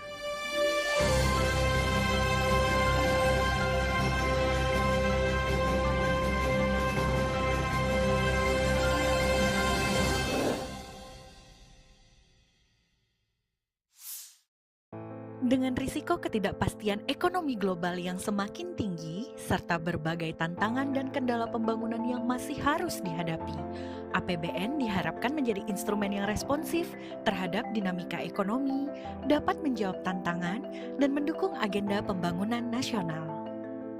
APBN diarahkan untuk berperan optimal sebagai shock absorber dengan melindungi rakyat dan menstabilkan ekonomi dari guncangan global, agen pembangunan untuk mempercepat transformasi ekonomi, serta instrumen kesejahteraan untuk mewujudkan kesejahteraan rakyat. Sejalan dengan hal tersebut, APBN 2024 diarahkan untuk mempercepat transformasi ekonomi yang inklusif dan berkelanjutan, dengan strategi jangka pendek mencakup penghapusan kemiskinan ekstrim, penurunan stunting, pengendalian inflasi, dan peningkatan investasi. Sementara itu, strategi jangka menengah melibatkan peningkatan kualitas sumber daya manusia, percepatan pembangunan infrastruktur, perbaikan kelembagaan dan penyederhanaan regulasi, peningkatan nilai tambah sumber daya alam, serta pengembangan ekonomi berkelanjutan. Optimalisasi pendapatan negara dilakukan dengan menjaga iklim investasi dan kelestarian lingkungan. Pendapatan negara diperkirakan mencapai 2.802,3 triliun rupiah. Pemerintah juga terus berupaya meningkatkan efisiensi dan efektivitas belanja negara yang dianggarkan sebesar 3.325,1 triliun rupiah. Selain itu, pemerintah mendorong pembiayaan inovatif, prudent, dan berkelanjutan dengan defisit anggaran 2,29% PDB atau 522,8 triliun rupiah. APBN 2024 menuju Indonesia yang adil dan sejahtera.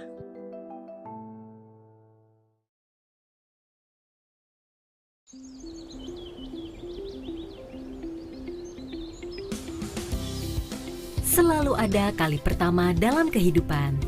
Seperti senyum pertama yang dapat membuka hari untuk sebuah cerita yang sudah menanti. Langkah awal yang masih tertatih sehingga harus terus berlatih. Berpeluh karena lelah pun tak apa agar langkah tetap terarah. Langkah demi langkah berubah begitu cepat menjadi sebuah larian untuk menggapai satu tujuan. Lalu membuat loncatan dan putaran dengan penuh perjuangan demi besarnya sebuah harapan, dan akan selalu ada langkah yang terus bergerak beriringan. Langkah-langkah untuk menyongsong masa depan Indonesia yang penuh keberagaman. V45 disusun sejalan dengan impian ideal 2015-2085 yang ditulis oleh Presiden Joko Widodo 30 Desember 2015 di Merauke. Di tahun 2045, Indonesia akan menghadapi 10 perubahan besar di tingkat global, di mana jumlah penduduk dunia diperkirakan menjadi hampir 10 miliar. Di tahun yang sama, diperkirakan 71% total output dunia berasal dari negara berkembang, dengan Asia menyumbang sekitar 54%. Indonesia keluar dari middle income trap menjadi negara pendapatan tinggi pada tahun 2036. Selanjutnya, menjadi negara maju dan kekuatan ekonomi kelima terbesar dunia pada tahun 2045. Sekitar 70% penduduk Indonesia merupakan kelas pendapatan menengah. Jumlah penduduk Indonesia mencapai 319 juta pada tahun 2045 dengan tingkat harapan hidup menjadi sekitar 76 tahun. Proporsi usia produktif yang lebih besar merupakan salah satu penggerak pembangunan. Pertambahan penduduk akan mendorong urbanisasi sehingga sekitar 73% penduduk Indonesia akan tinggal di perkotaan. Tingkat kecerdasan bangsa akan mengalami peningkatan dilihat dari peningkatan jumlah lulusan sains, teknologi, engineering, mathematics menjadi sekitar 2,8 juta di tahun 2045. Jumlah mahasiswa sains, teknologi, engineering, mathematics pun meningkat menjadi sekitar 9,4 juta. Peningkatan derajat kesehatan manusia Indonesia ditandai dengan turunnya angka kasus balita stunting menjadi 5%, dan angka kematian ibu menurun dari 305 kasus per 100.000 kelahiran hidup menjadi hanya 61 kasus per 100.000 kelahiran hidup di seluruh kota dan kabupaten. Penguasaan ilmu pengetahuan dan teknologi didorong pengeluaran R&D yang ditingkatkan dari 0,1% PDB pada tahun 2013 menjadi 1,5 sampai 2% PDB tahun 2045. Yang berasal dari swasta, pemerintah, pendidikan tinggi, dan lembaga non-profit. Rasio arus masuk FDI terhadap PDB meningkat menjadi 4,5% pada tahun 2045, serta peranan investasi terhadap PDB meningkat menjadi sekitar 38% pada tahun 2045. Indonesia menjalankan kebijakan perdagangan yang terbuka dan adil. Pangsa ekspor Indonesia di pasar dunia akan meningkat menjadi 2% dan akan mengubah peringkat Indonesia ke urutan ke-10 eksportir dunia. Di tahun 2045, Indonesia akan menjadi salah satu kekuatan ekonomi kreatif dan digital terbesar di dunia yang akan mendorong pertumbuhan dan penggerak ekonomi berbasis inovasi. Peranan sektor industri akan meningkat sebanyak 26% di tahun 2045 dengan adanya penggerak ekonomi berbasis sumber daya alam, integrasi rantai hulu hilir bagian dari rantai nilai global, serta mendorong revolusi industri 4.0 yang diprioritaskan pada industri makanan dan minuman, otomotif, tekstil dan pakaian jadi, kimia dan farmasi, dan elektronik. Sektor pariwisata Indonesia akan ditingkatkan hingga menjadi destinasi unggulan regional dan global. Arus wisatawan mancanegara tahun 2045 diperkirakan mencapai sekitar 74 juta kunjungan. Peran ekonomi maritim ditingkatkan dari 6,4% PDB menjadi 12,5% PDB pada tahun 2045 dengan menciptakan peradaban maritim dan kekuatan maritim yang handal. ketahanan pangan dimantapkan bagi terwujudnya swasembada karbohidrat dan protein. Produktivitas petani meningkat 3,9 kali lipat pada tahun 2045. Peningkatan pembangunan dan kualitas hidup manusia juga tercapai dengan peningkatan ketahanan air. Peranan energi baru dan terbarukan ditingkatkan demi mengamankan ketahanan energi. Pengurangan emisi karbon sebesar 41% pada tahun 2045 menjadi bukti komitmen terhadap lingkungan hidup. Indonesia akan terbebas dari kemiskinan akut pada tahun 2040 dengan kesenjangan pendapatan berada di tingkat yang ideal. Pemerataan daerah juga ditingkatkan dengan mendorong wilayah luar Jawa. Peranan KTI meningkat dari 20% pada tahun 2015 menjadi 25% pada tahun 2045. Pemerataan infrastruktur diarahkan untuk menghubungkan seluruh Indonesia secara fisik maupun virtual. Penguatan reformasi birokrasi dan kelembagaan pada seluruh sektor dan bidang. Pembangunan hukum dan pemberantasan korupsi diarahkan pada kesadaran masyarakat berbudaya hukum dan masyarakat anti korupsi. Indonesia tetap menjalankan politik luar negeri yang bebas dan aktif di tingkat regional, OKI, dan PBB. Pertahanan dan keamanan yang modern dengan alutsistanya turut memajukan industri pertahanan sebagai pelaku utama global supply chain. Bangsa ini adalah bangsa yang besar, yang selalu siap melangkah jauh ke depan. Harapan, keinginan sudah ada di depan mata. Saatnya kita lanjutkan langkah besar ini bersama.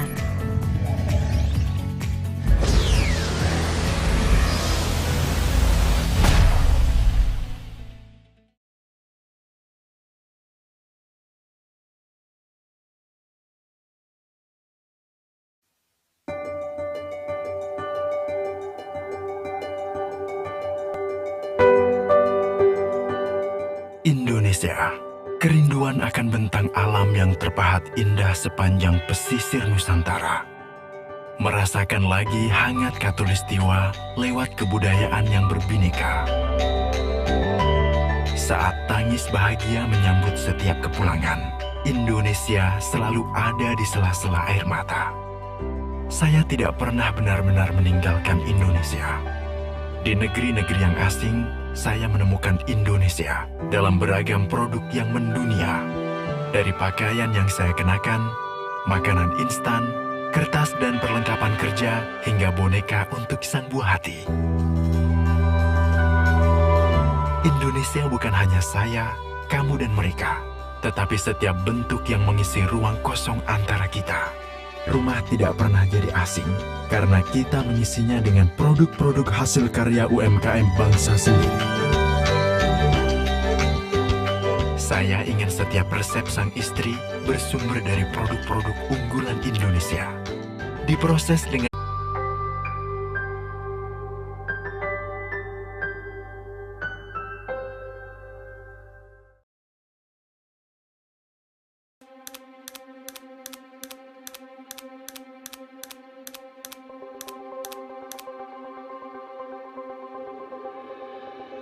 COVID-19 and its devastating impacts still linger around the world, intensifying great power rivalry.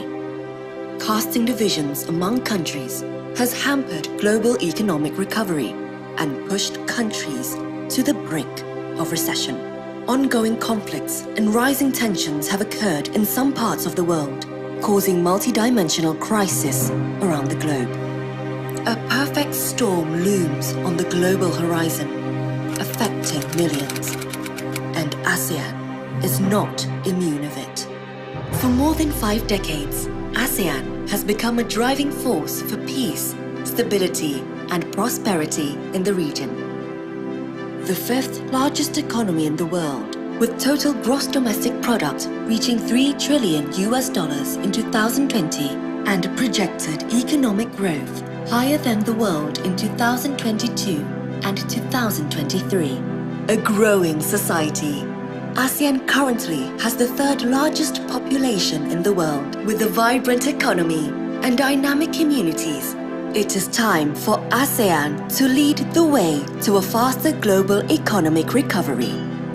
As a founding member of ASEAN, Indonesia has always strived to fight for the betterment of ASEAN, among others, by contributing to regional stability and prosperity and world peace.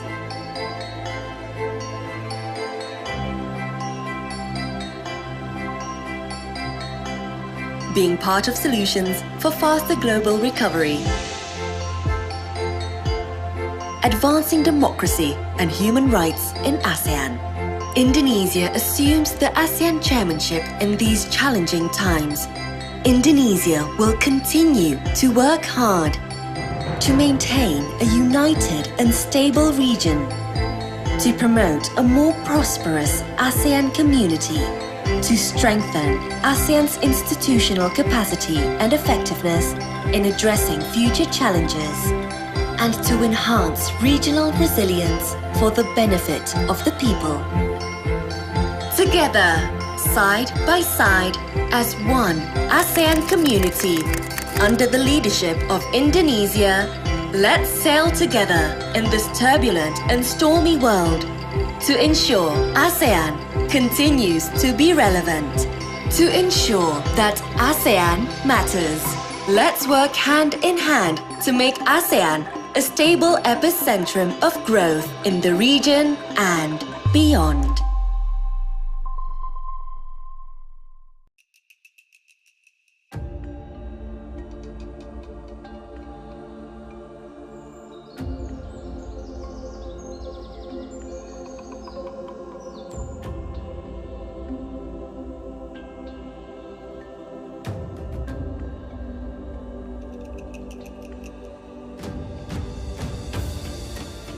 ASEAN, a community where we all belong.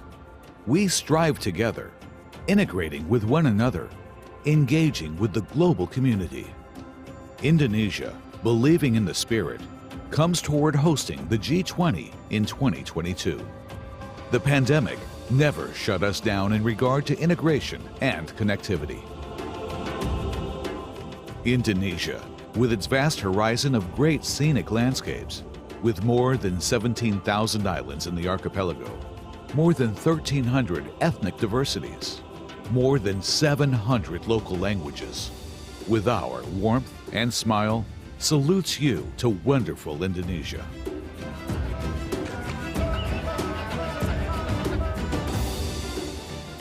As we all are experiencing the pandemic, ASEAN recovered stronger and kept on rebuilding our sustainable growth, pursuing on to vast and positive economic growth. We strive for responsive monetary and fiscal furtherance.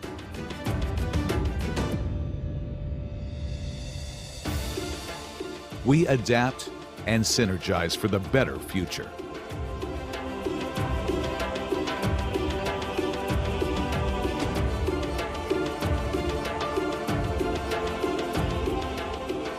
Jakarta has been one of the attractions for economic advancement. As ASEAN's diplomatic capital, Jakarta welcomes you here.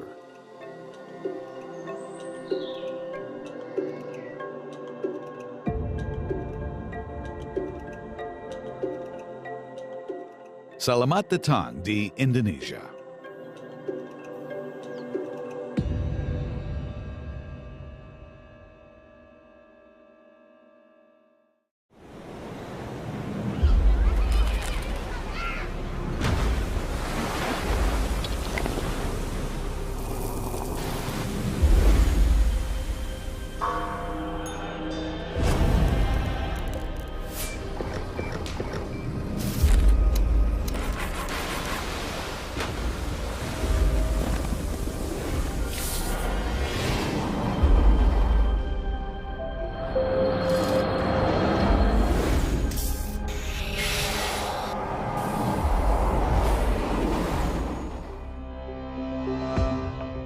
Semua yang Anda lihat barusan hanya sebagian gambar dari indahnya kemajuan Indonesia dalam 8 tahun terakhir.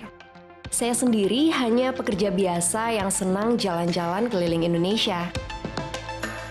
Dan mungkin pengalaman saya tidak cukup untuk menilai. Tapi, melihat dan mengalami semua perubahan ini, saya jadi berpikir, kita bisa mengejar ketertinggalan dari negara lain. Semua ini karena permainan gas dan rem yang handal, navigasi yang luar biasa, serta semangat membaca kondisi. Infrastruktur besar-besaran yang dibangun bukan tanpa alasan. Sebenarnya itu untuk mengejar ketertinggalan. Memang, infrastruktur tidak bisa dimakan. Tapi saya bisa merasakan pembangunan ini membuat saya menjadi percaya diri sebagai pemuda Indonesia. Transportasi massal diperbanyak dan dibenahi. Kendaraan listrik mulai digunakan. Kita didorong untuk ikut menjaga lingkungan dan melestarikan bumi.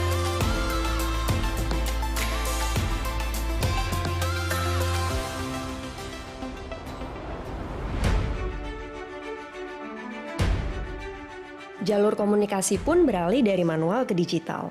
Dengan gadget apapun, sekarang kita bisa tahu apapun, bisa belajar dimanapun, bisa meeting dengan siapapun, dan bisa berjualan kapanpun. Tidak sedikit usaha kecil atau menengah yang sukses mendapat cuan dengan digitalisasi. Klik sana, klik sini, cek harga, send, lalu delivered. Barang sampai di tangan.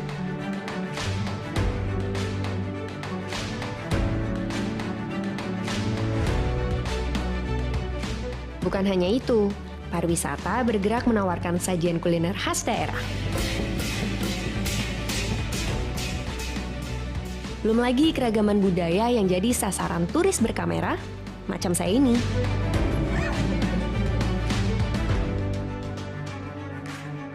Delapan tahun berkeliling Indonesia, saya tidak pernah khawatir lagi. Kalau apes-apesnya jatuh sakit di perjalanan, tinggal ke dokter, dapat obat dengan mudah dan murah, lalu sembuh. BPJS bikin tenang.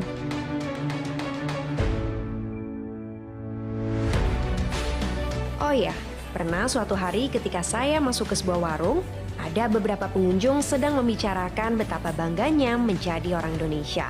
Karena Indonesia tampil di panggung dunia mendorong perdamaian dan kesetaraan. Mereka bilang, mantap, we are back to the map. Saya tidak akan berhenti merekam kemajuan bangsa ini. Begitu juga apa yang nanti ditawarkan oleh Nusantara, ibu kota baru negara kita. Saya yakin ibu kota Nusantara adalah babak baru yang akan mengubah orientasi kemajuan Indonesia. Hampir satu dasawarsa kita membangun. Kita jadi punya kekuatan dan punya peluang. Kita hanya perlu cerdas menyikapi kemajuan yang sudah dirintis. Kemajuan Indonesia tidak boleh berhenti sampai di sini. Saya hanya salah satu perempuan muda Indonesia yang berjanji tidak akan berhenti membangun Indonesia. Karena masa depan bangsa ini ada di tangan saya dan teman-teman. Tidak ada keraguan, pembangunan ini harus diteruskan. Terus melaju untuk Indonesia maju.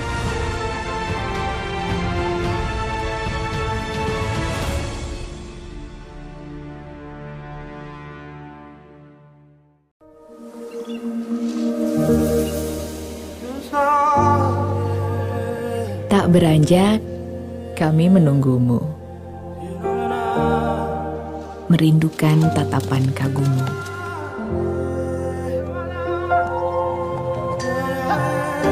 Membayangkan ramai tepuk tanganmu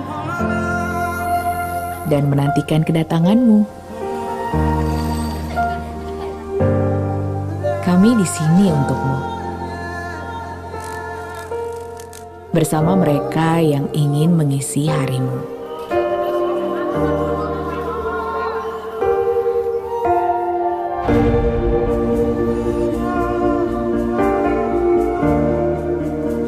Dan yang ingin dekat denganmu.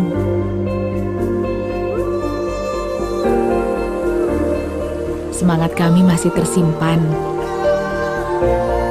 Dan kami telah menyiapkan setiap keindahan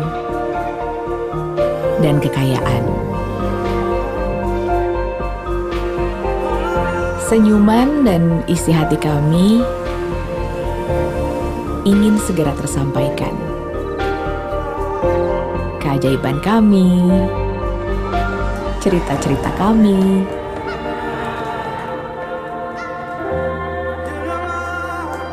dan tradisi kami ingin segera bertemu.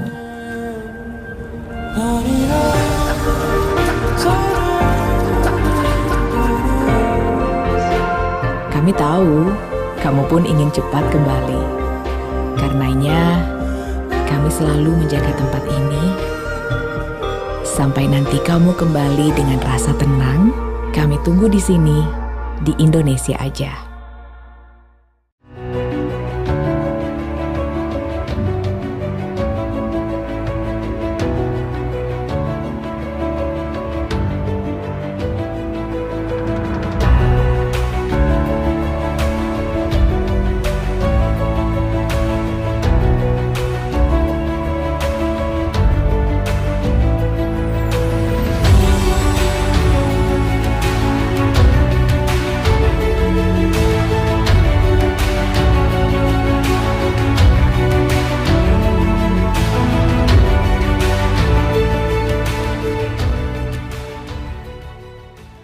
Jadi setiap produk yang mengaku dia buatan Indonesia, ya, minimal kandungan lokal di dalam sebuah produknya sebesar 25% komponennya dan dibuat oleh tenaga kerja Indonesia, pabriknya ada di Indonesia.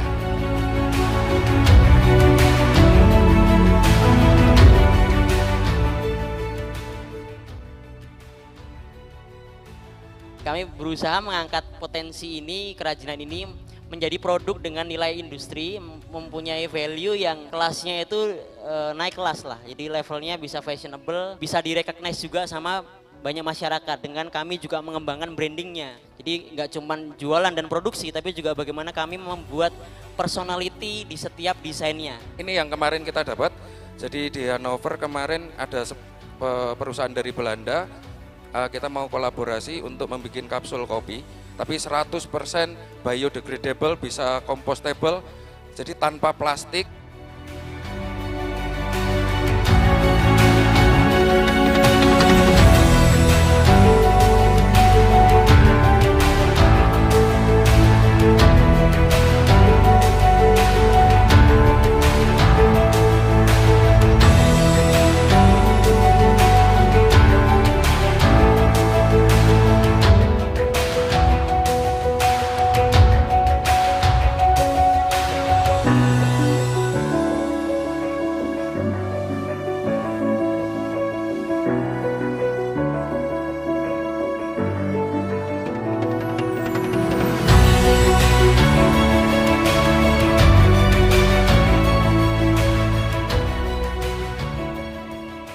Ayo teman-teman semua kita beli produk lokal, beli dan pakai produk lokal karena produk lokal itu keren-keren dan itu bisa mengangkat perekonomian lokal. Saya juga mengajak teman-teman muda berkreasi, berinovasi, membuat dan menciptakan produk-produk dalam negeri. Dan kenapa sih saya suka dengan produk lokal? Karena kualitasnya udah keren banget, salah satunya outer yang sedang saya kenakan ini. Karena produk lokal sekarang udah nggak kalah saing sama produk-produk luar negeri. Dari mulai fashionable dan bentuknya tuh udah ngikutin tren banget lah. Kualitasnya yang meningkat, tidak kalah dengan produk luar. Jadi mari kita menggunakan produk lokal mulai sekarang. Ayo bangga pakai produk lokal. Bangga buatan Indonesia. Bangga pakai produk lokal. Bangga total kenal produk lokal.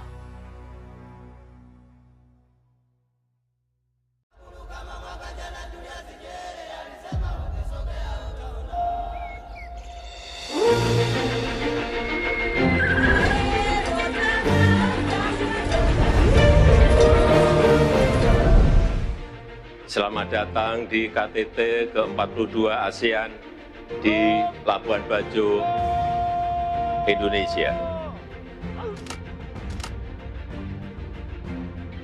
Mari bekerja keras menjadikan ASEAN Matters epicentrum of growth.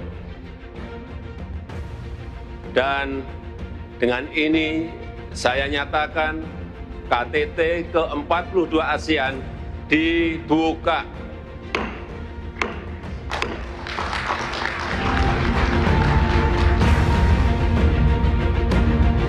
Então eu queria aproveitar esta oportunidade e agradecer profundamente ao Sr. Presidente Joko Widodo, ao povo indonésio, todo o apoio que deu ao meu país para finalmente ser parte desta grande família, a família da ASEAN.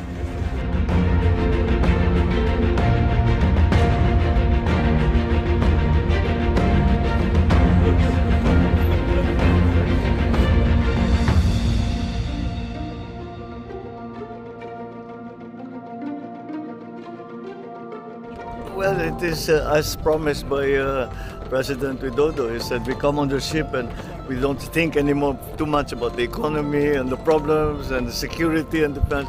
And he's absolutely right. It's a very, very good idea to clear your head so that you can go back to work refreshed. Now romantic. And romantic. Very nice. So far, very calm, very smooth. We're looking forward to seeing the sunset.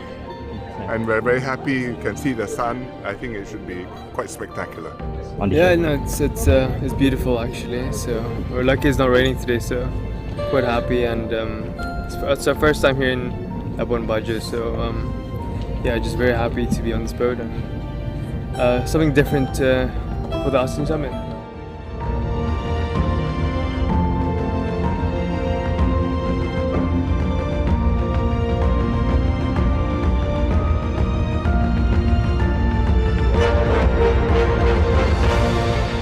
Enjoy the show.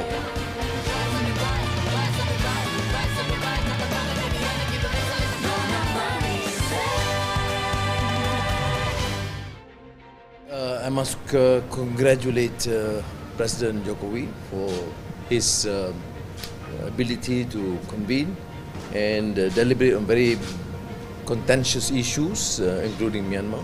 Well, it is a good opportunity for leaders to engage formally and informally in a more relaxed manner. We get to know better, we discuss informally and casually. Thank you, Pak Jokowi and Indonesia.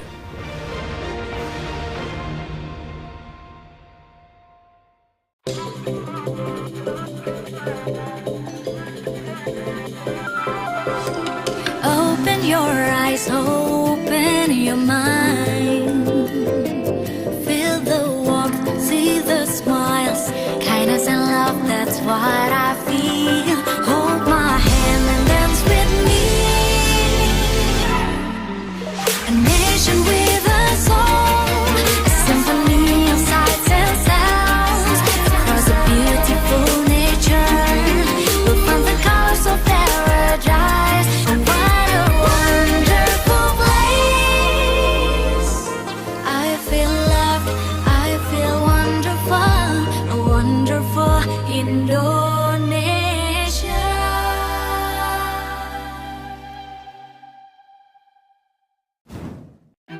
Pemilu 2024 akan berlangsung pada 14 Februari 2024. Pemilu ini merupakan yang ke-6 kali sejak Asian Financial Crisis tahun 1997 hingga 1998. Perhelatan pemilu membutuhkan biaya tak sedikit. Untuk pemilu 2024, Kementerian Keuangan mengalokasikan anggaran hingga 71,3 triliun rupiah. Anggaran bahkan sudah diberikan sejak jauh-jauh hari, sekitar 20 bulan sebelum pemilu terselenggara. Alokasi anggaran pemilu naik sekitar 57,3% dibanding anggaran pemilu 2019 yang sebesar 45,3 triliun rupiah.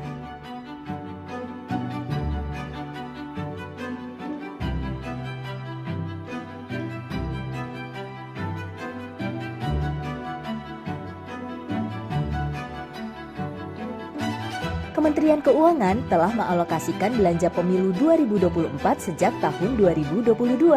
Alokasi dana dari APBN tersebut diperkirakan berdampak positif terhadap peningkatan konsumsi pemerintah, konsumsi LNPRT, dan konsumsi rumah tangga.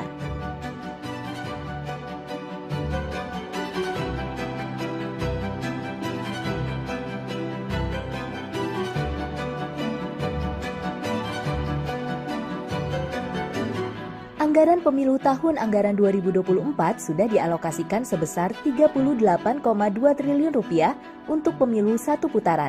Meski demikian, pemerintah memastikan anggaran juga dicadangkan bila terjadi pemilihan presiden dan wakil presiden sampai 2 putaran.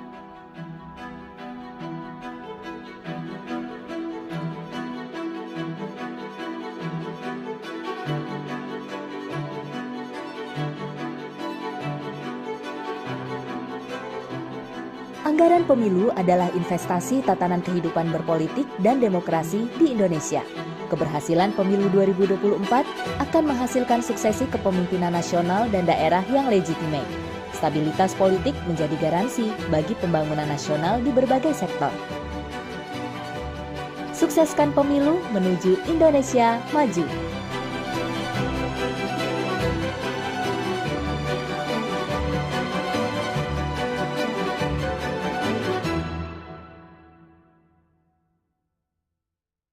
Betapa menyedihkan, betapa mengerikan, betapa menyakitkan. Namun, pandemi COVID-19 tidak separah masalah yang segera mengancam bumi dan manusia, yaitu perubahan iklim.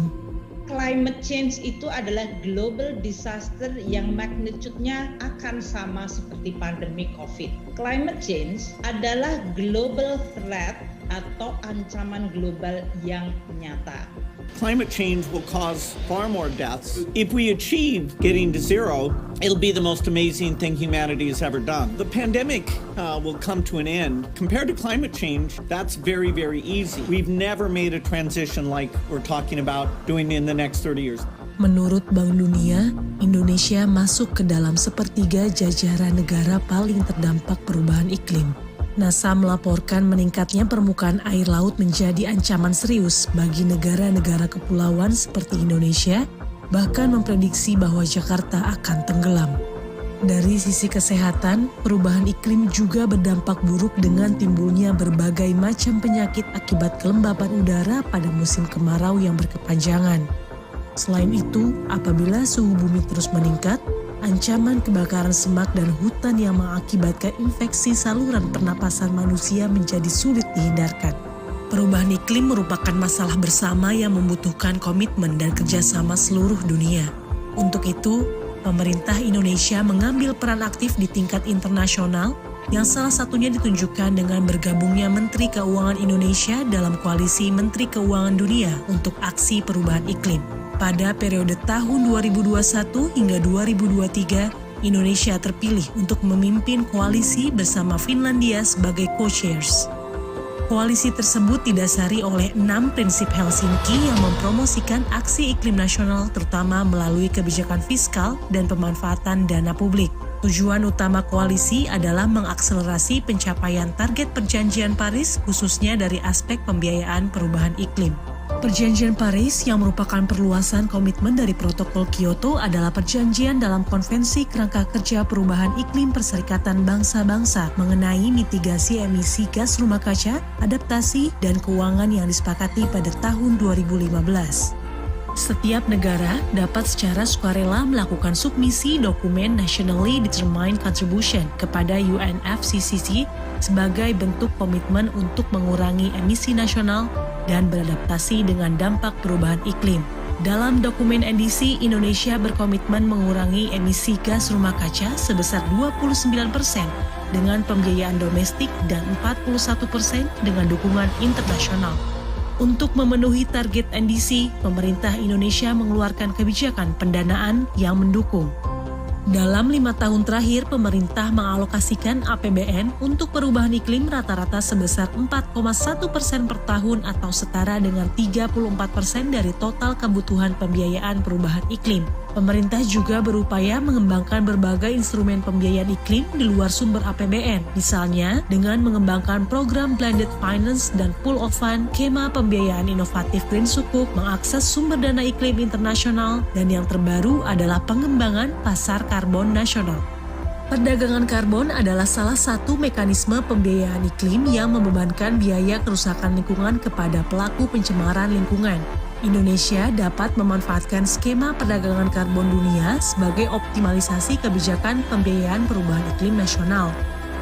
Pada tahun 2015, nilai perdagangan karbon global yang dapat dimanfaatkan Indonesia tercatat mencapai 50 miliar US dollar. Indonesia memiliki nilai ekonomi karbon yang sangat potensial.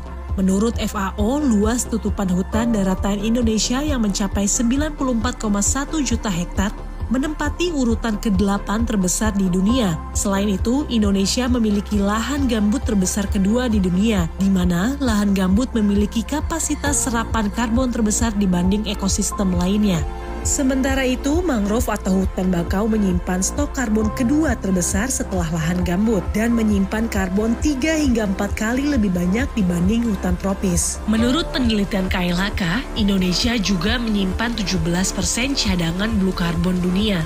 Mangrove Indonesia menyimpan 3,14 miliar ton karbon atau sepertiga dari seluruh karbon yang tersimpan dalam ekosistem pesisir di seluruh dunia. Sedangkan luas padang lamun di Indonesia mencapai 3 juta hektar. Menurut WWF, padang lamun dapat menyerap karbon. Pemerintah senantiasa meningkatkan kolaborasi dengan berbagai pemangku kepentingan agar tujuan penurunan emisi dan pembangunan berkelanjutan tercapai. Dukungan dan kontribusi yang dapat kita lakukan tentunya sangat beragam. Bisa dari hal yang paling sederhana seperti menghemat konsumsi energi, menjaga kelestarian lingkungan, menjadi agen perubahan di media sosial agar masyarakat lebih peka terhadap isu perubahan iklim, mengembangkan inovasi ramah lingkungan, dan berkontribusi melalui investasi green sukuk.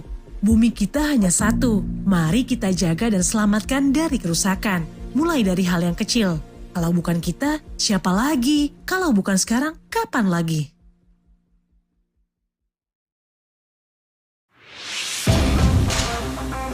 Kita berhasil membangun salah satu pembangkit listrik tenaga surya terapung yang terbesar di Asia Tenggara dan nomor 3 di dunia.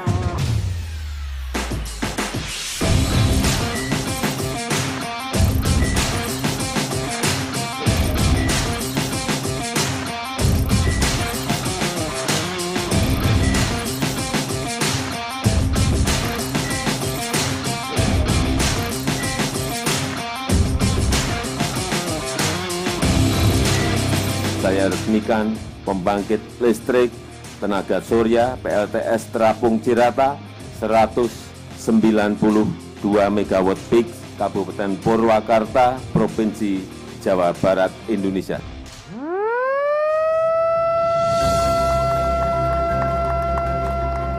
Inilah PLTS Terapung Cirata, wujud nyata akselerasi transisi energi di Indonesia.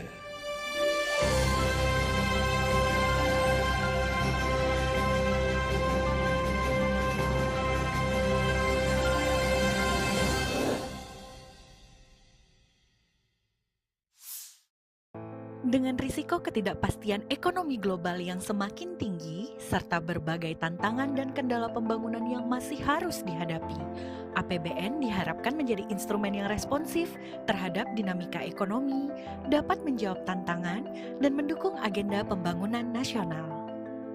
APBN diarahkan untuk berperan optimal sebagai shock absorber dengan melindungi rakyat dan menstabilkan ekonomi dari guncangan global, agen pembangunan untuk mempercepat transformasi ekonomi, serta instrumen kesejahteraan untuk mewujudkan kesejahteraan rakyat.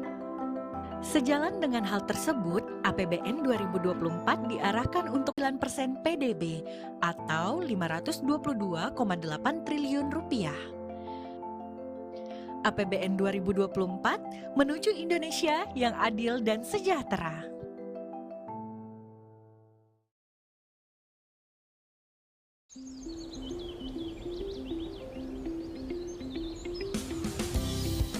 Selalu ada kali pertama dalam kehidupan, seperti senyum pertama yang dapat membuka hari untuk sebuah cerita yang sudah menanti.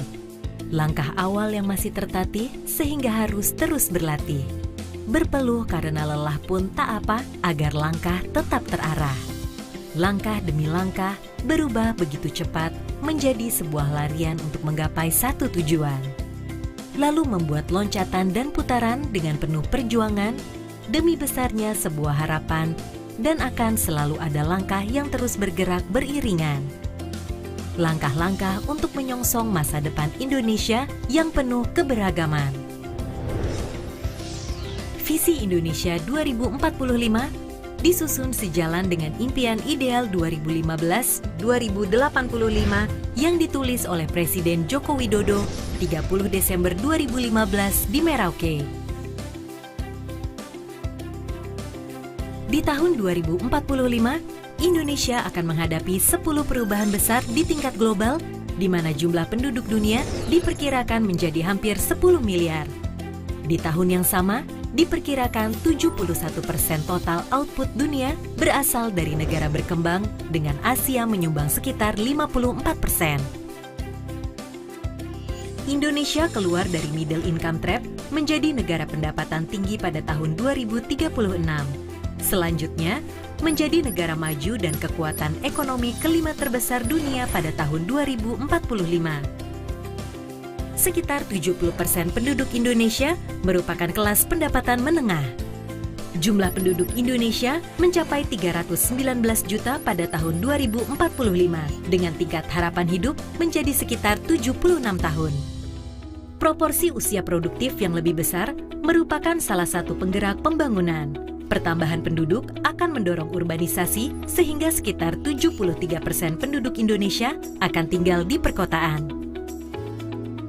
Tingkat kecerdasan bangsa akan mengalami peningkatan dilihat dari peningkatan jumlah lulusan sains, teknologi, engineering, mathematics menjadi sekitar 2,8 juta di tahun 2045.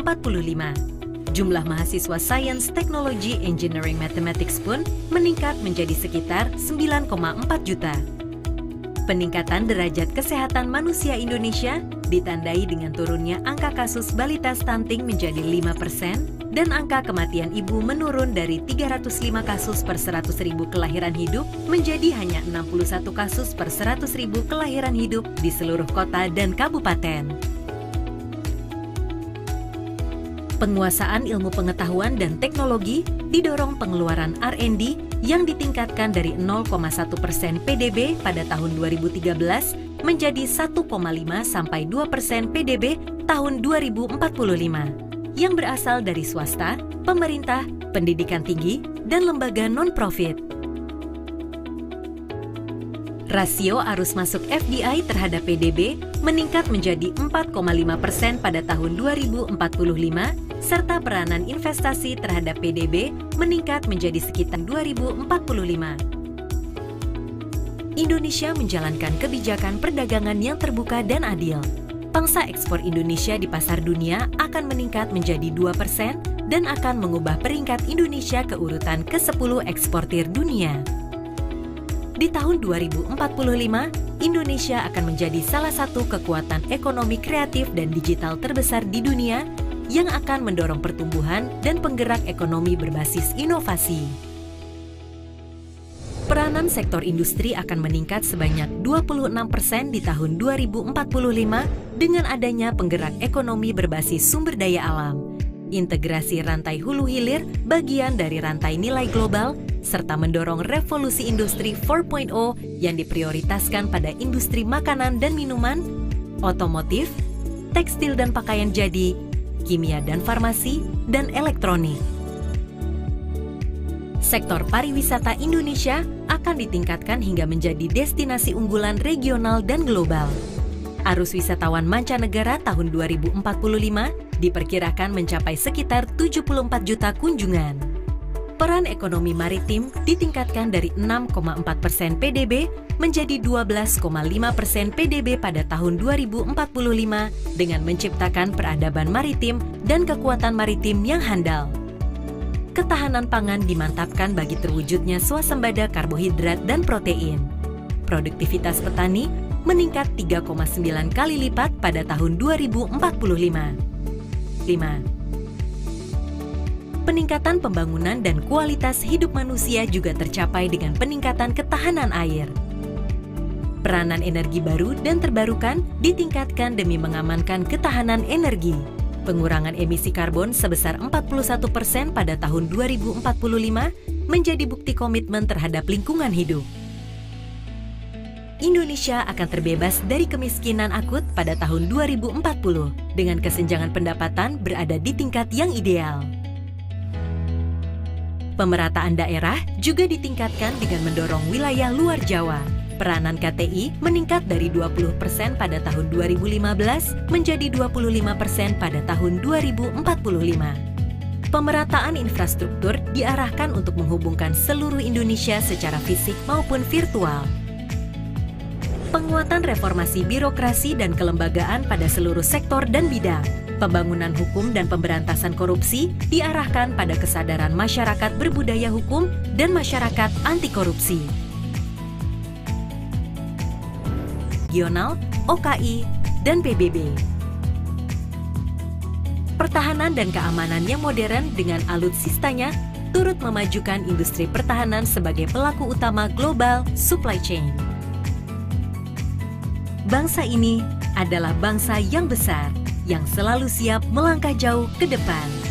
Harapan, keinginan sudah ada di depan mata. Saatnya kita lanjutkan langkah besar ini bersama.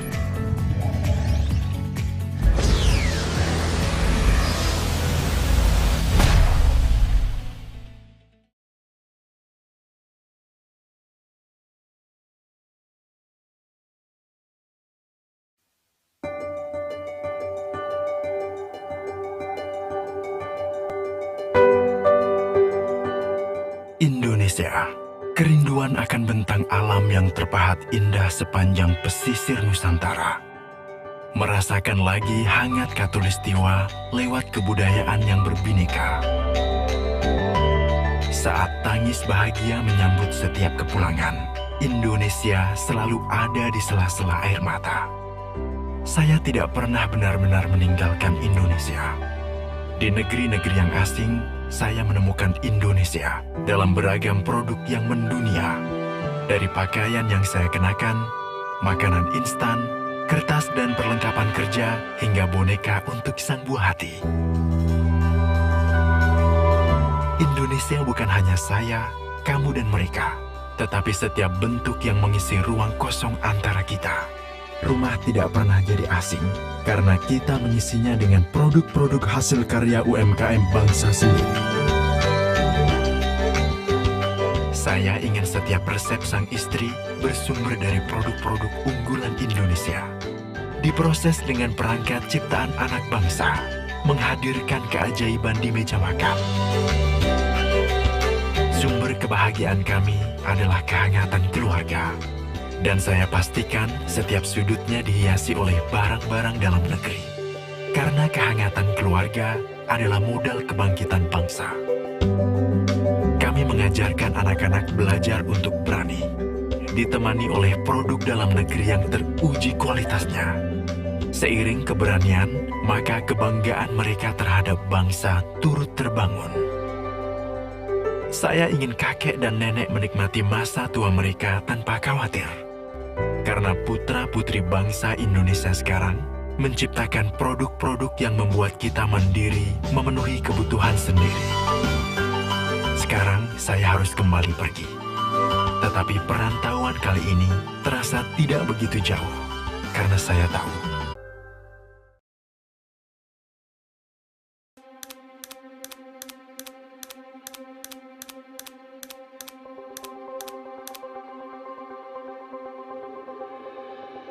COVID-19 and its devastating impacts still linger around the world, intensifying great power rivalry. Casting divisions among countries has hampered global economic recovery and pushed countries to the brink of recession. Ongoing conflicts and rising tensions have occurred in some parts of the world, causing multidimensional crisis around the globe. A perfect storm looms on the global horizon, affecting millions, and ASEAN is not immune of it. For more than 5 decades, ASEAN has become a driving force for peace, stability, and prosperity in the region. The 5th largest economy in the world, with total gross domestic product reaching $3 trillion in 2020 and projected economic growth higher than the world in 2022 and 2023. A growing society. ASEAN currently has the 3rd largest population in the world with a vibrant economy and dynamic communities, it is time for ASEAN to lead the way to a faster global economic recovery. As a founding member of ASEAN, Indonesia has always strived to fight for the betterment of ASEAN, among others, by contributing to regional stability and prosperity and world peace.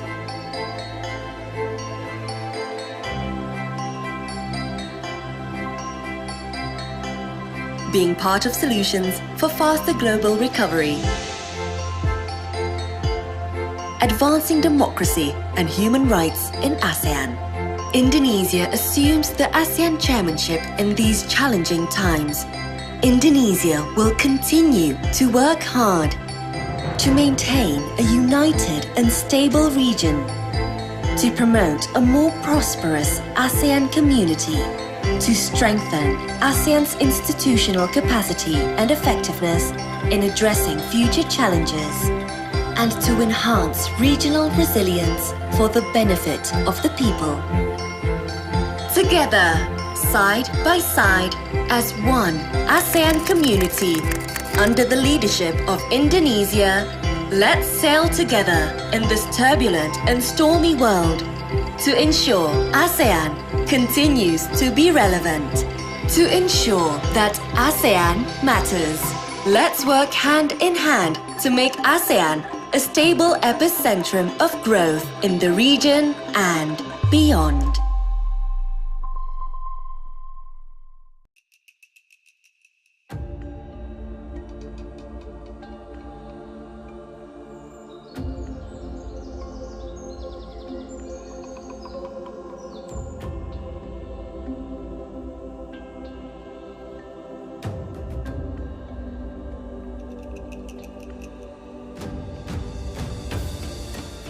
ASEAN, a community where we all belong.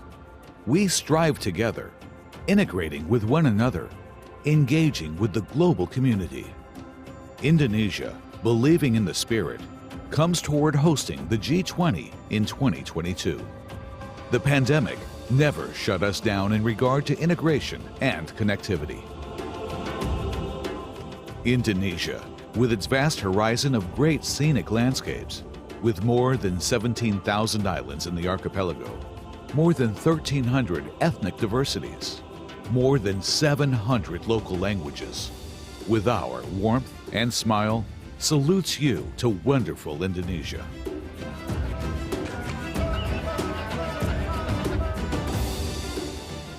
As we all are experiencing the pandemic, ASEAN recovered stronger and kept on rebuilding our sustainable growth, pursuing on to vast and positive economic growth. We strive for responsive monetary and fiscal furtherance.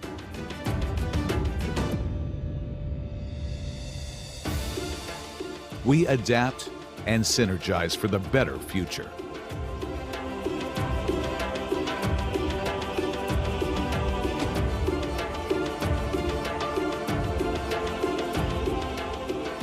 Jakarta has been one of the attractions for economic advancement.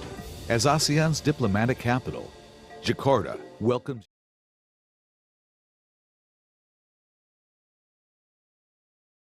I invite you to proceed to the Grand Ballroom and please have a seat as we will continue our program shortly.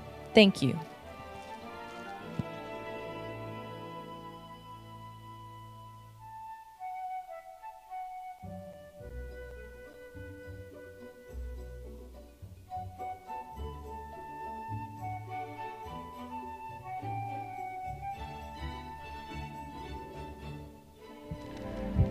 As we are living in the same planet, today should not be the same as the Cold War era. The world currently is facing many challenges and existential threats in different fronts. We have not finished with the COVID-19 and global economic slowdown, while threat of terrorism and transnational crimes continue to linger. Now, we are still facing conflicts in many areas of the world, which certainly has economic and social impacts, as well as increasing geopolitical tensions. Many countries have reacted by moving toward more protectionism and eco-nationalism, while others are pursuing a change in the multilateral systems. Now, where does Indonesia fit in this whole equation, and what is expected of us? As a founder of the non-aligned movement in ASEAN, not belonging to any military alliances, the third largest democracy and the fourth populous nation with a vibrant economy, we are a member of the G20, while also at the same time member of the G77 developing countries grouping and the OIC. We are well situated in playing the role of honest brokers between the developed and developing countries, between rival major powers.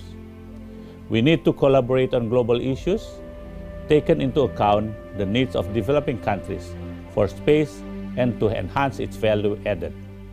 The situation we are witnessing now is the demonstration that climate change is out of control.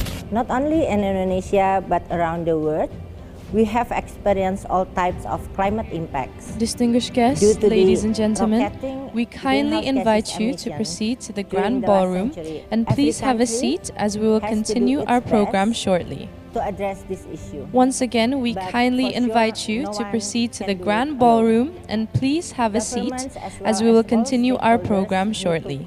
Thank you. And cooperate so that they can work together. Looking at Indonesia 2045, climate change will definitely not less severe than what we are experiencing today. So Indonesia has to have a comprehensive low carbon development as well as a climate resilient development planning with sufficient financial resources. This is to ensure the most benefit not only to the Indonesian economy but also to its environment and nature, and most of it to the society and the people of Indonesia.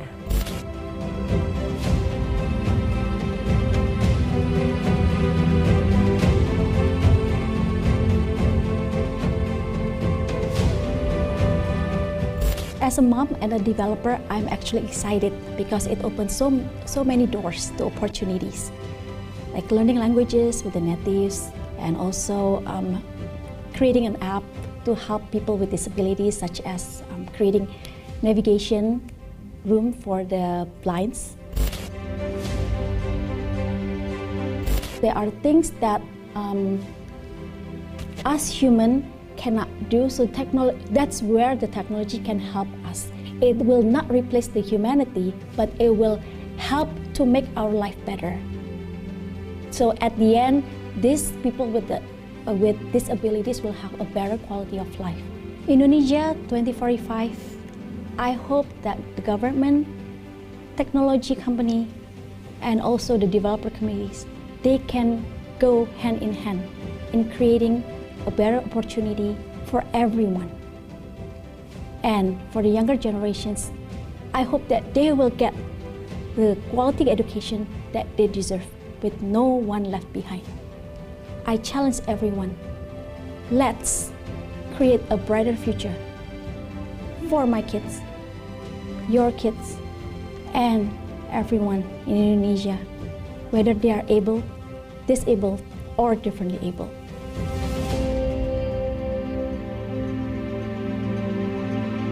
Kita menghadapi tantangan kehidupan untuk bisa mencari kehidupan yang berbeda dengan masa lalu. Itu harus kita tingkatkan dalam menjelang 100 tahun Indonesia merdeka. Jika kita ingin tetap survive di dalam dunia ini, agar kita tidak terbenam, hancur, maka ilmu, sains, teknologi, engineering, matematik penting kita tingkatkan dari sekarang. Agar generasi muda kita menjelang 100 tahun merdeka nanti secara ilmiah siap menghadapi tantangan baru berat yang akan datang nanti. Dunia menghadapi persoalan, yes, tapi Indonesia bekerja memecahkan persoalan.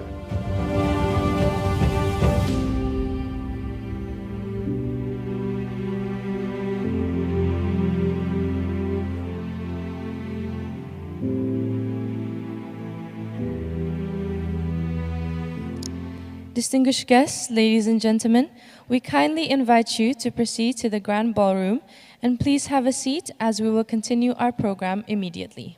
Thank you. Distinguished guests, ladies and gentlemen, welcome back to the 12th Annual International Forum on Economic Development and Public Policy. We will now continue our agenda on panel discussion 4, Indonesia in the Fragmented World.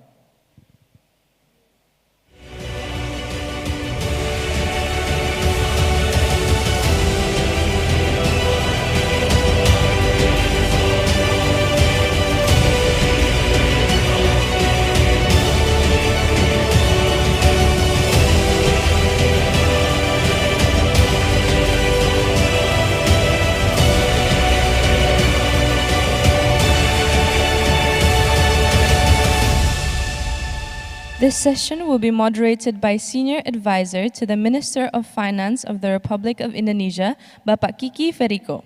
Without further ado, let us welcome our moderator and speakers onto the stage.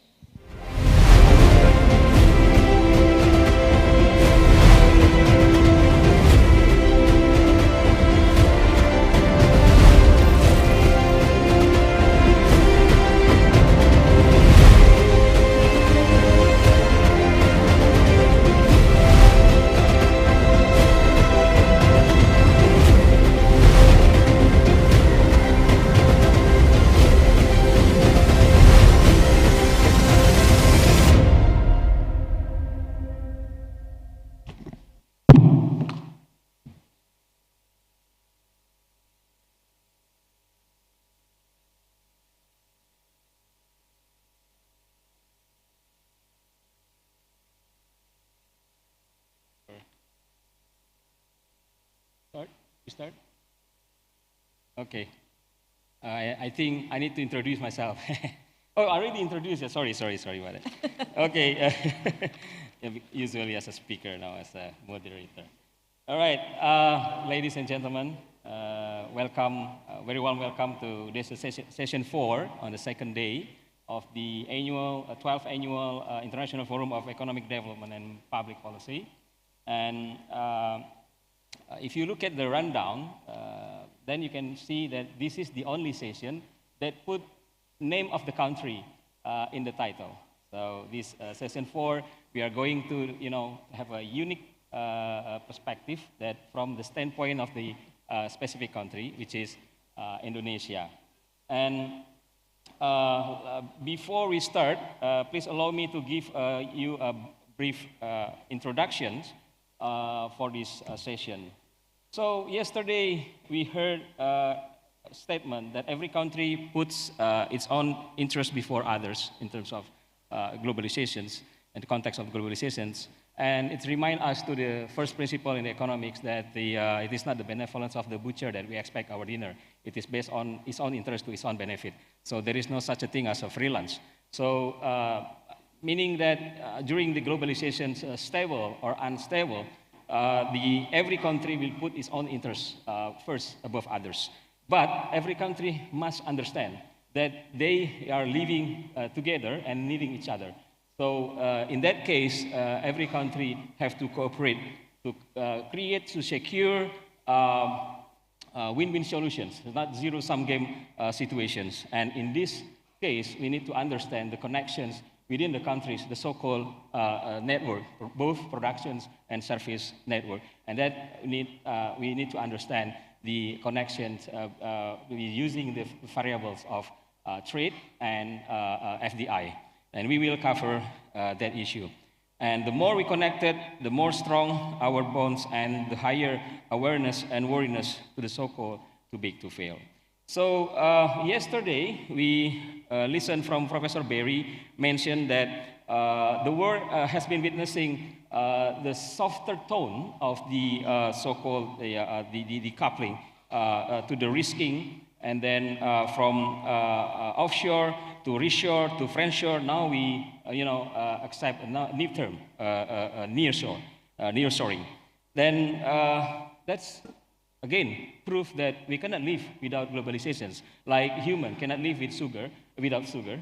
That means we cannot live without globalizations. The thing is the globalization, like Danny Rodriguez some time ago in late October in one of the seminar mentioned that how to balance between the open approach of globalization with the inclusive approach of a domestic source of economic growth led by Schumpeter or Schumpeterians.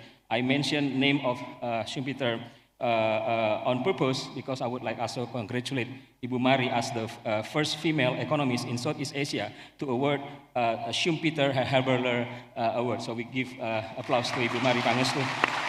So yeah, and not only that, we also need to understand that we need to cooperate for the global issues that not every single country can solve this by its own, so need a cooperation. It's so-called sustainable developments, climate change, green economy, energy transition, and so on. So forth, so many names behind it. And we also will discuss about this. So we need to see the general perspectives, and then we move to Indonesia standpoint, and then we discuss energy, and then we discuss bottom line factors that make us need to secure stable equilibrium between the within the countries in terms of globalization. So without further ado, like before, the sections will be like 15 minutes for each speaker, and then a consecutive session. And then after that, a question and answer for another 45 minutes. And I need to remind you, this session will be different in terms of time management, because these sessions will, strictly stop in 1.5 hours from here, because after this, the high-level policy dialogue, where the Vice Minister will also contribute. So without further ado, we start with the first presenter, Ibu Mari Pangestu. Before that, please allow me to just read the short bio of Ibu Mari. Ibu Mari, World Bank Managing Director of Development Policy and Partnership from 2020 to 2023, and former ministers Indonesia 2 terms, first as a Minister of Trade, and then as a Minister of Tourism and Creative Economy. Ibu Mari also from academic life as a Senior Fellow at Columbia School of International and Public Affairs, and Professor of International Economics at the University of Indonesia, and Honorary Professor at Crawford School of Public Policy, Australian National University, and also board member of the Center of Strategic and International Studies. And Ibu Mari, for education background, obtained a bachelor and master degree in economics from the Australia National University, and doctorate in economics from University of California at Davis. So, Ibu Mari, without further ado, the floor is yours. Yes, Bu, you can.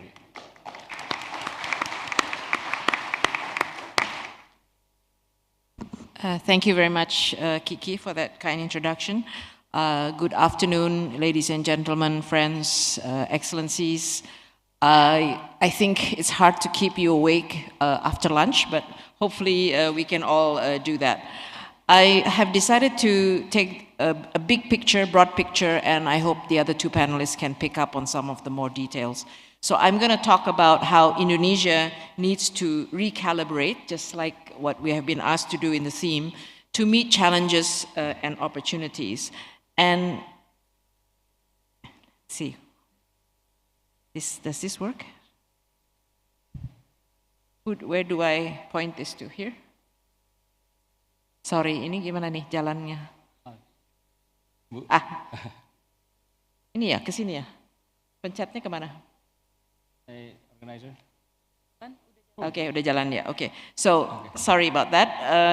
I'm going to talk about how Indonesia should recalibrate towards challenges and opportunities. And it's not just about fragmentation that we're going to be talking about. Of course, fragmentation is a big issue.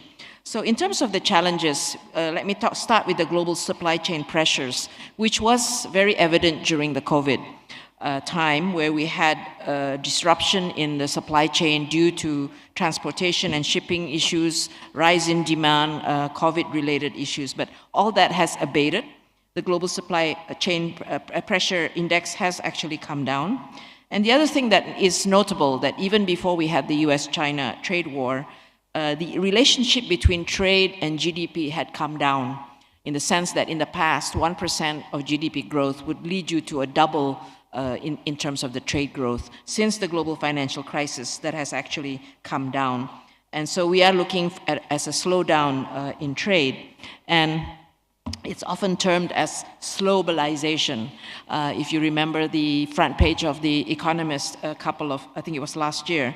So what has happened is that really after the global financial crisis, you have seen a slowdown in investment, foreign direct investment, as well as trade, and a sharp spike in the interest of reshoring and friendshoring at the same time, but not because of the geopolitical issues that subsequently came about. It was more about structural changes, including higher costs in China and Chinese labor becoming more expensive, and the fact that China was also already facing a lot of trade dumping and so on. So there was already like a China +1 strategy even before the US-China trade war and the geopolitical situation that we are seeing today.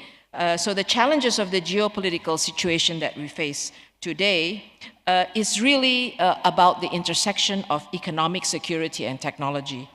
And the decline of the US leadership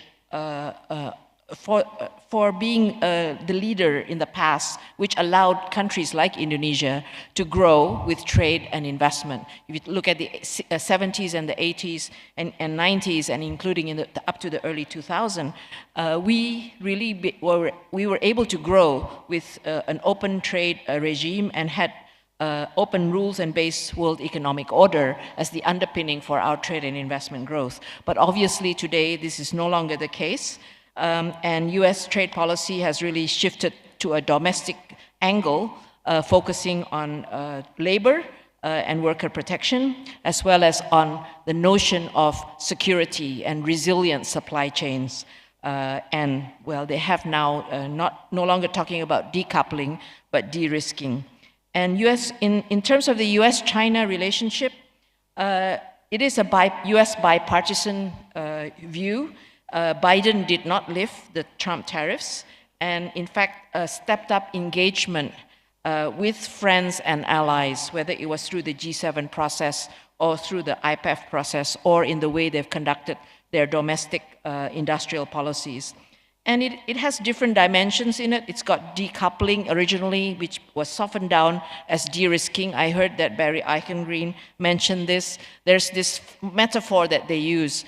We are not decoupling on everything. So it's not all trade in goods is being decoupled. It's the ones that have security concerns, the small garden. And for that small garden, we put up a high wall or restrictions. But of course, everybody's concerned about, will the garden get bigger?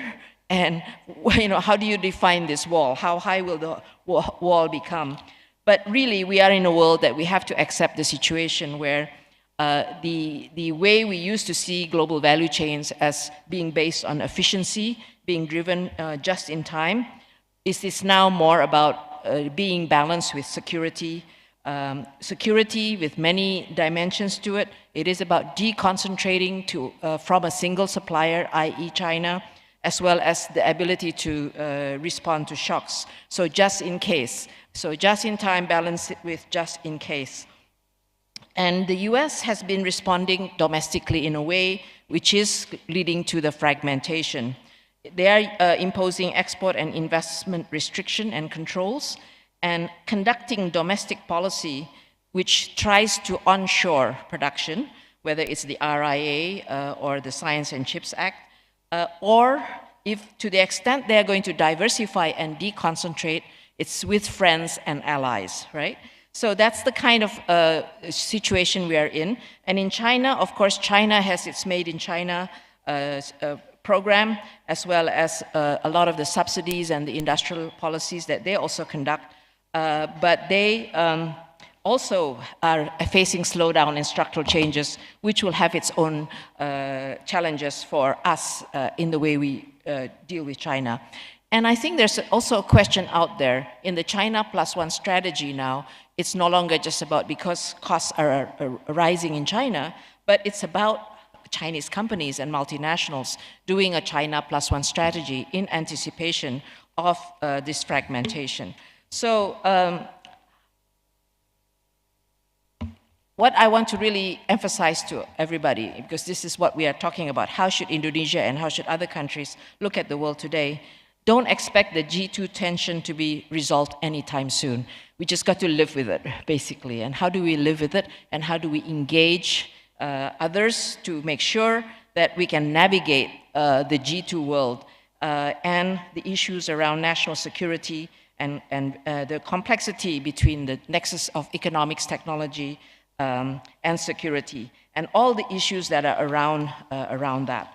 So I won't go too much into detail because I understand yesterday there was already a lot of discussion on that. Let me just put another challenge on the table. Maybe it has come up in the last day or not, but if it hasn't, then it should be there, because besides the fragmentation, we are also facing sanctions, trade sanctions that are related to whether your economy is carbon intensive or not. We are facing restrictions on the carbon intensity of our products, of our commodities, the carbon border adjustment mechanism of Europe being one of the existing examples, but there could be many more. And so the issue here is that to be competitive today, you have to be part of the sustainable supply chain. And that has a relationship to what you need to do domestically on the climate agenda and decarbonization and so on. And I think the other panelists will talk about that.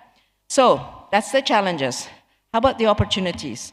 There's the opportunity for what we call trade diversion. So as the US-China trade war has been going on since 2018, Chinese exports to the US went down, and US imports from China, of course, went down, but non-China exports to the US went up tremendously, with Vietnam, Taiwan, Korea, Thailand, and Indonesia being maybe the fourth one to be benefiting from that diversion of trade, and it is mainly in electronics with a little bit in textiles.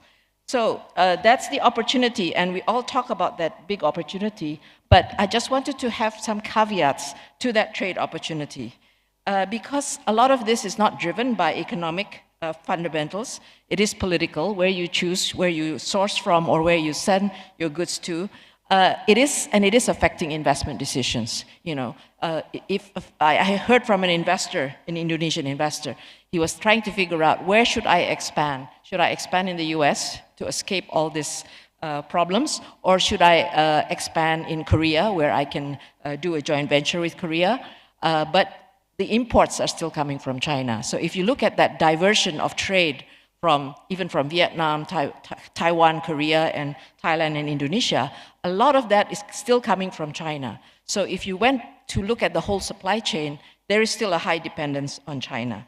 Second, there's an issue of divergent standards across locations, which will really fragment markets as well as reduce the benefits from scale. And the third one, this is really the crucial one. We have export restrictions on ultimate destination, such as the ban of export of high-end semiconductor chips to China.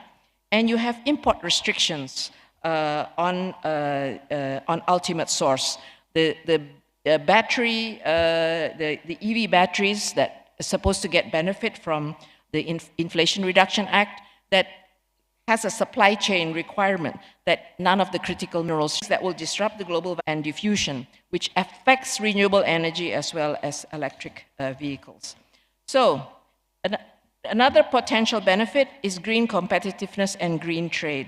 I think there's a lot of, we should really look into the potential for export of green goods and technology, which is being defined under APEC. APEC had a long discussion, maybe 10 years already, on environmental goods and services, which is trying to get on the WTO agenda. So that's the definition of green goods. And it's green goods not related to the carbon intensity, but to the environmental benefits of those goods, such as pollution control and energy efficiency. And we should also look at the imports of green technology to help us with the decarbonization. For instance, renewable energy in Indonesia is somewhat constrained because we have to have domestic content. Until we have the scale to produce our own solar panels, it would still be cheaper to import solar panels, for instance. The other opportunity is trade in services. I wanted to emphasize this because sometimes, for a long time, I have been advocating that we have to look at the services sector as a potential for trade. And here, the digital technologies during pandemic really scaled up the possibility for tradability in services, whether it's retail, finance, transport, or tourism, and it really increased the productivity of the services sector. And then you also have the services sector, the modern services sector, delivering all kinds of services as on its own, as a standalone modern business services sector. So here, of course, the how to get there is about the opportunities is about removing the restrictions of trade in services as well as investments in trade in services, including Mode 4. As you know, Indonesia is trying to promote education and health, allowing foreign doctors and to deliver services in country, foreign lecturers to come here. So that's one possibility. And Mode 4 also is important for the delivery of environmental and green technology services.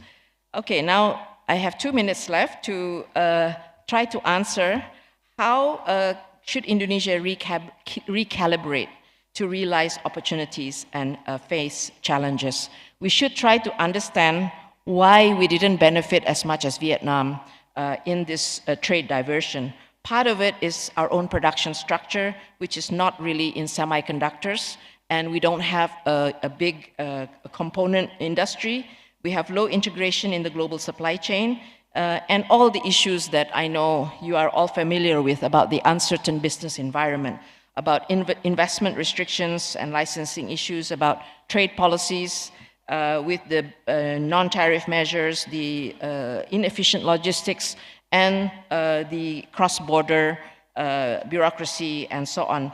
And you could say that some of these policies like domestic content and downstreaming also created some uncertainties. We also have low productivity in terms of production, and those are other challenges. You know, the high investment capital output ratio and so on. That's about how to invest in human capital and technology. And we always talk about the demographic challenge as well. We have, is it 11 years or 13 years left for the demographic challenges. So that's kind of where we end up when we talk about what Indonesia needs to do. And let me just close with what should be the response nationally and globally. My main message is really that deeper structural reforms will be needed. That's not a new message. And we do need to invest in human capital and technology, as well as in institutions and capacity. And international cooperation is key to navigate between the G2 world. We don't want to be caught up in it, and we want to continue to do trade and investment. I think I've run out of time, but if I can just very quickly summarize what that means. In terms of the deep reforms, it is about, it's like, even when I was trade minister, these were some of the issues that come up, which is about reducing the barriers at the border. Tariffs are low, but there's a lot of non-tariff measures. Some are legitimate, some are not. And all the facilitation efforts, you know, making sure your customs is not cumbersome, the ports are working, the national logistics. So trade facilitation issues are still important. And those are kind of the summary of the deep reforms, apart from having a really good strategy on the international picture. This is just a summary of, I'm actually writing a paper on this, so if you're interested, I can share with you the paper once it's final. Hopefully in another 1 or 2 weeks it'll be final. I'll just give you the main messages here. There's a shared interest for us all to do what I'm calling constructive incrementalism. So we don't want to be caught up in the G2 war. We don't want to be, the two big elephants are fighting. We don't want to be crushed because we are the grass underneath. And how do we navigate that? We want to continue to grow through trade and investment.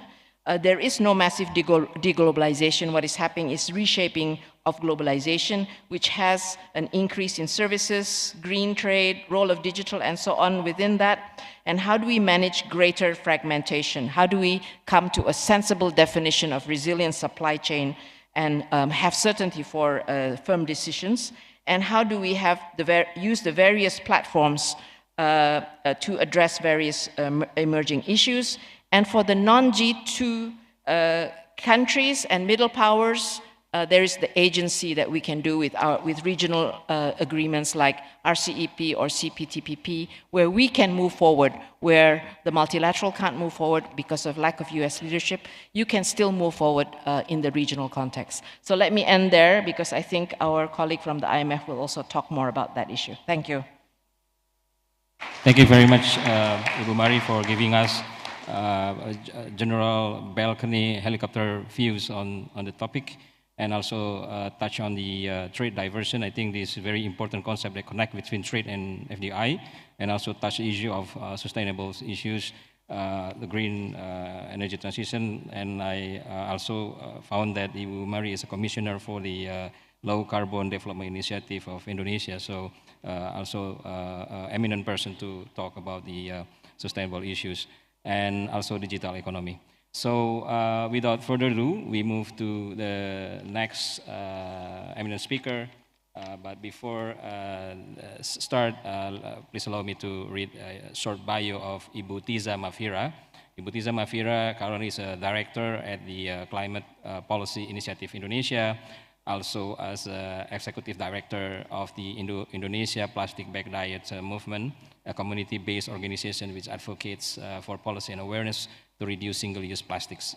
And as for the education background, Bachelor of Laws from University of Indonesia and Master of Laws from Harvard Law School, United States. So without further ado, Ibu Tiza Mafira, the floor is yours.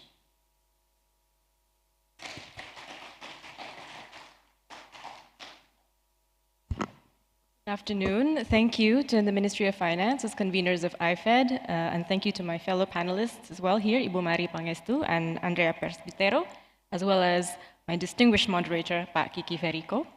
Thank you very much. Good afternoon. It's a pleasure to be here. And I will be following up on some of the very interesting things that Ibu Mari explained earlier by diving into the issues around climate sustainability, and especially energy transitions.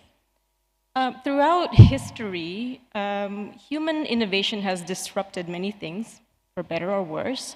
Horses were disrupted by cars. The internet disrupted print media. But for some reason, we still have not managed to disrupt the very thing that poses an existential threat to all humans, which is fossil fuels. We know that the price of renewables have dropped by almost 90% during the past decade. And this is not just the price of solar panels. This is also the price of solar panels and storage. So for the criticisms lobbied at renewables being intermittent, if we even factor in the fact that we can add storage and make it not intermittent, make it more stable, it still is a significant price drop. However, during the same time, we see that investments in fossil fuels continue to outpace investments in renewables. So despite the efficient productions and declining prices of both renewables and storage, and despite 50 years of science that proves it is warming our planet, and 28 years of conferences of the parties to the UNFCCC, one of which I was just coming back from yesterday. And despite lived experiences of frequent droughts and floods, we're all experiencing, no matter where we live, fossil fuels remain a popular investment choice. Now, make no mistake, we all know this, but sometimes we need a little reminder every now and then. Fossil fuels are directly contributing to the increased disasters we experience. Now, I say disaster when I talk to normal people, but when I talk to financiers, I use a language they understand, which is risk. So according to our National Disaster Relief Agency, our weather, we have experienced more than 2,000 occurrences of extreme weather, floods, forest fires, droughts, this year alone, actually 3/4 of this year alone. Our finance minister has said that estimated losses from increased disaster can amount to about 112 trillion rupiah. And an increase in food prices, which for sure this causes, an increase in food prices by 100% will increase extreme poverty in Indonesia by 25%. And this will affect many of Indonesia's most economically productive regions because they are the most climate vulnerable regions too. So climate change means high risk, low returns. Now, unfortunately, coal, oil, and gas are high risk, high returns. And we've all heard this before in other ways. We all say in here we have to strike a balance between the economy and the environment, but it's not really a balance. These are two directly contradictory and competing interests, and we have to sacrifice one. And we absolutely will say and have said that we will need to decarbonize, that we will need to sacrifice our addiction to coal, that we will need to decouple our growth from our emissions. But we have not yet succeeded in disrupting the incumbent. There is progress. Indonesia has rolled out several policies which are increasingly becoming more detailed, more punchy. And the data suggests that investments in renewables are rising. They currently make up about 58% of total power sector investments over the past 6 years. And in 2021, renewable investment clearly surpassed coal investments. But we're not safe yet because the trends look a little volatile, subject to swings due to commodity prices and shifting government policy around renewables. But there have been some pretty interesting policies. We have a new cap and trade emissions trading system on coal-fired power plants. We have a presidential regulation that says that mandates accelerated renewable energy development and early coal retirement. We have a comprehensive investment plan that lays out how to absorb the 20 billion of JETP funding from G7 funder countries. So while we've made progress, we still do have some pretty high barriers. So the first barrier that I'd like to talk about is that there are still very much high carbon subsidies being thrown around. We have not gone far enough to discuss phasing out our significant coal subsidies, which are every year outnumbers budget flows to climate action. And this is not just Indonesia, this is the whole world. Global climate finance did pass a milestone this year. They passed the $1 trillion mark. But in the same year, global fossil fuel subsidies passed $7 trillion. So the IMF estimates that this consists of 1.3 trillion on explicit fossil fuel subsidies and additional 5.7 trillion in implicit subsidies. So if we shifted, imagine if we shifted these energy subsidies so that they went to support low carbon energy instead, so that they supported renewables instead, we would be able to retain our responsibility to guard the affordability of energy to the people, which is the most crucial factor. But somehow we don't do that. Now, there are other barriers as well. Green protectionism. We know that green is the new black. Well, green protectionism is the new protectionism. So I'll talk about tax in a bit and tell you why this is related. But we've not yet managed to roll out carbon tax. So Indonesia has planned a carbon tax. It was supposed to be rolled out together with the cap and trade, but it has been delayed and has not been rolled out yet. And this carbon tax and carbon pricing policies in general are quite important, not just to ease renewables in, but to help us push through the green protectionist policies that are in vogue right now. The green protectionism are government policies designed to do two things at the same time. It's supposed to expedite decarbonization while incentivizing domestic manufacturing.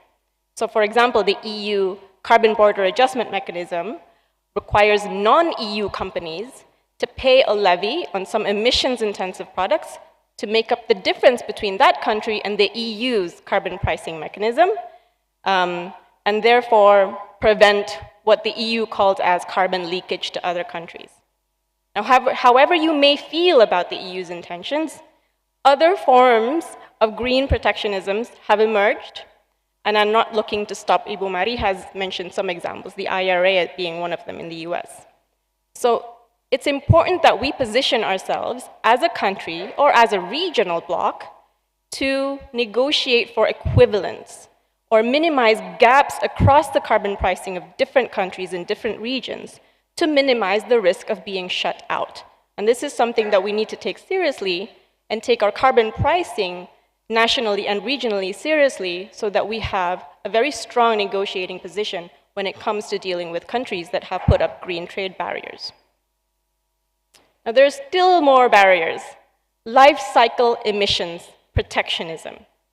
So countries and companies are now saying, increasingly saying, I'm not sure about buying green products in Indonesia, not sure about investing in green projects in Indonesia, because Indonesia's mining, smeltering, powering, and manufacturing processes in general are not green. And they have a point. So we do have a quite successful downstreaming policy, but it also has, as a reality, led to the revival of our upstream industry. Mining licenses have shot up, loans to mining have shot up and dwarfed every other single loan, as you can see from the red graph up there. Now, other things as well, captive coal power in Indonesia is set to increase by approximately 20 gigawatts in 2030, which is a very significant amount. So the reality is that in our eagerness to downstream, we have made the same extractive mistake at upstream that we made back then when we were still going for oil and gas. Now, we could fix this, and coal, sorry. Now, we could fix this by planning ahead, having a strategy for what kinds of minerals we need, because we do need those minerals, for how much and for how long. We should have a sunset date. We should set license quotas based on that strategy. We should avoid irreparable damage to our already rare ecosystems that we're going to need for our supply of clean water and clean air. And we have to set in place a circular economy, prepare for the retrieval, the recovery, the recycling of our batteries and our metals, and be thus prepared when the sunset date hits. And we can promote this. This should be our strategy to deal with green protectionism and attracting finance, be the best in class in terms of low carbon quality of our products. Echoing what Ibu Mari said, to be competitive today, we need a sustainable supply chain. Another emerging trend that's emerged is transition finance. It's following up from what I was saying earlier.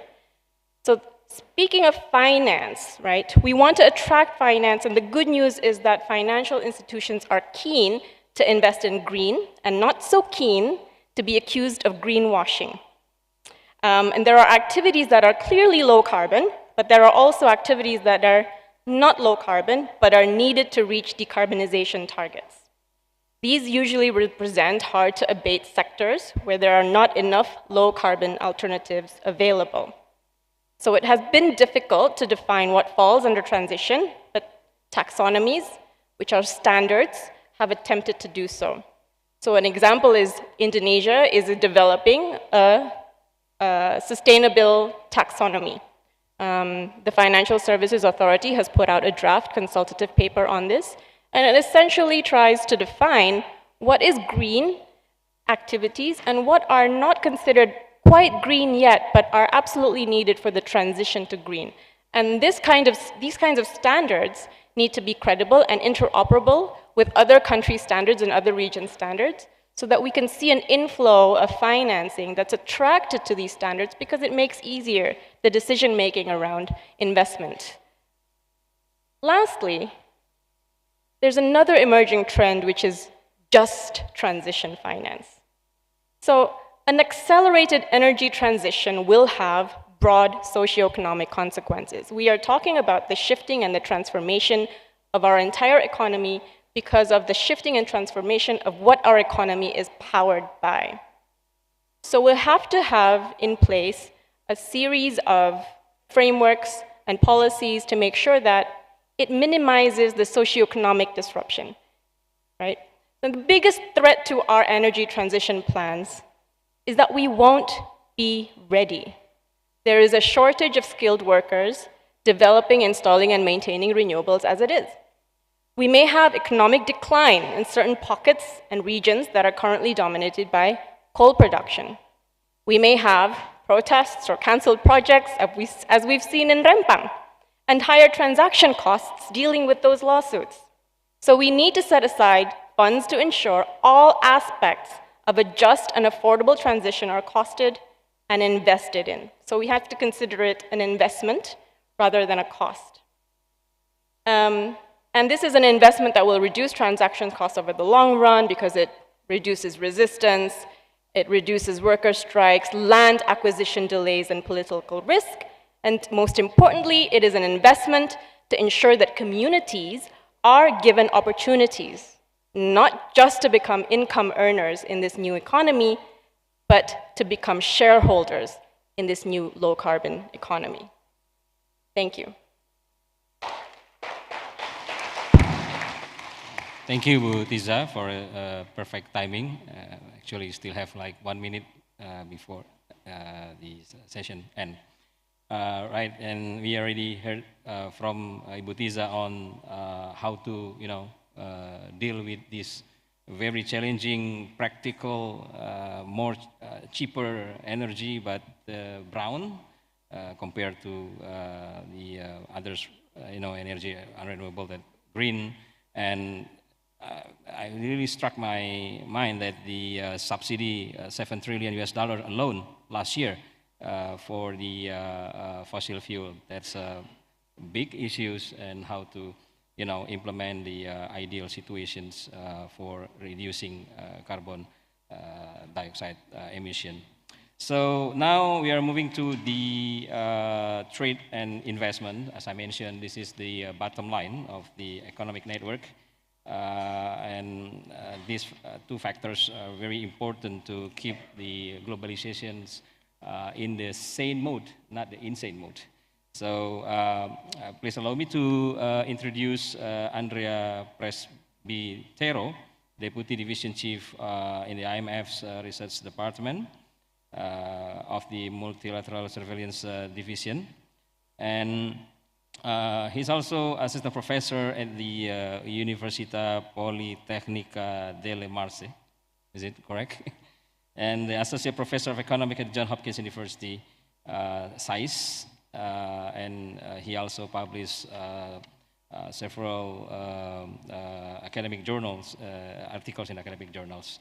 So without further ado, Andrea, the floor is yours.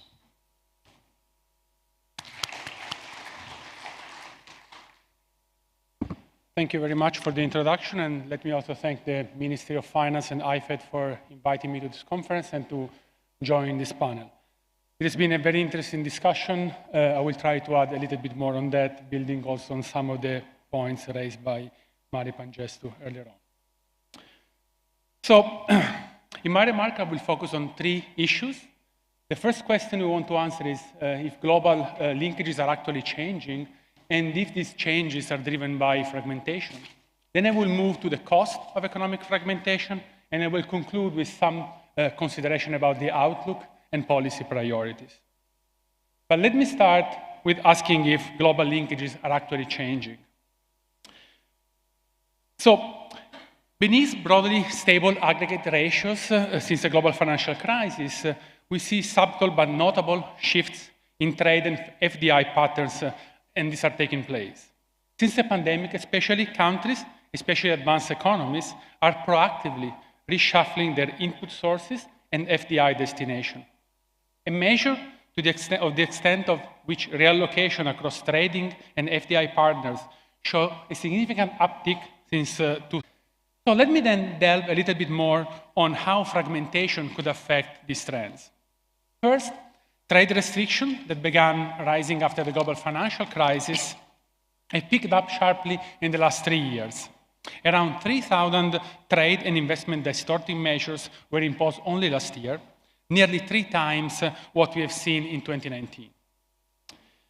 Then, if you look on the chart on the right, and this is something that has been already discussed quickly early on, the private sector is noting that this policy action and is responding to legitimate concern about supply chain vulnerabilities. So if you think about words like reshoring, friendshoring, nearshoring, these are increasingly mentioned in companies' earnings calls, as depicted by the chart on the right. So the question is, are these policy measures, private sector concerns, and geopolitical tension already having an effect on trade flows? And therefore, is this reshuffling discussed before related to these trends? And the answer is yes, and I want to present 3 pieces of evidence to substantiate my answer. Here, in the chart on the left, the table on the left, show the trade restriction imposed during the US-China trade war since 2018, and in fact, reduced Chinese imports of tariffed products. This is not only something that relates to China and the US, but more broadly, and you can see in the chart on the right, since the war in Ukraine, trade flows has been shaped by geopolitical consideration. In a purely illustrative exercise, for instance, we can assign countries into 2 geopolitical blocs based on their voting pattern in the UN General Assembly, along with a set of countries which are considered non-aligned, and these are those that didn't clearly side with either the US or China. What we can see is that trade growth is low everywhere, but trade growth between blocs declined much more than trade within blocs and also trade which involve non-aligned countries. If you move to FDI, we see similar patterns. For instance, on the left, you can see that starting in 2018, FDI across blocs significantly lagged FDI within blocs. After the increase in geopolitical tensions following the Russian invasion of Ukraine, flows across blocs declined further, with those involved non-aligned countries instead picking up sharply, suggesting that those countries can actually take advantage of further geopolitical divides. This is again a sign of a more general trend. IMF work suggests that geopolitical alignment has historically played a significant role in shaping FDI flows. The chart on the right, in fact, reveals that the share of FDI taking place between countries that are geopolitically close has been rising over time for about 40% at the beginning of the period to more than 50% in 2021 and 2022. Then we can zoom in on what happened between the relationship between the US and China. And we want to ask how much decoupling or de-risking has already taken place. China is clearly losing ground as a source of US imports and a destination for US FDI. The share of China in total US good imports fell from 21% in 2018 to 13% in 2023. At the same time, there has been a strong increase in the share of imports sourced from other Asian countries and Mexico. This is something you can see on the left. On the right, instead, we do something similar looking at FDI. And the chart compares China with other major EM destinations of US foreign direct investment, like Mexico, India, and the Emirates. China moved from being the top destination in 2014 to be the last in 2023, as the number of new US investment declined steadily. By contrast, US investment in Mexico and the Emirates has been much more resilient, and investment to India actually boomed in the last few quarters. But does this mean that the US is really breaking trade linkages with China? So, to try to answer this question, let me first look at one specific example. Let's take the case of EV batteries. One of the products was imports from China was actually subject to a 20% tariff starting in September 2018. Clearly, what we can see is a sharp decline in the imports of this type of batteries from China, which was matched almost one by one by an increase in imports of this product from Vietnam first and later on by Malaysia. At the same time, if we look at Chinese exports, we see a very sharp increase in export of this type of products to Vietnam and Malaysia. This is shown on the right. So this is consistent with evidence that seems to suggest that there is a rerouting of Chinese goods through other connector countries, most of those countries being in Asia and to some extent Mexico. But again, this is an example which is part of a broader pattern. And this has been shown by other colleagues and economists in the literature. We find significant positive correlation between the extent to which a country has gained market share in US imports and the extent it has gained market share in Chinese export, as is shown on the right.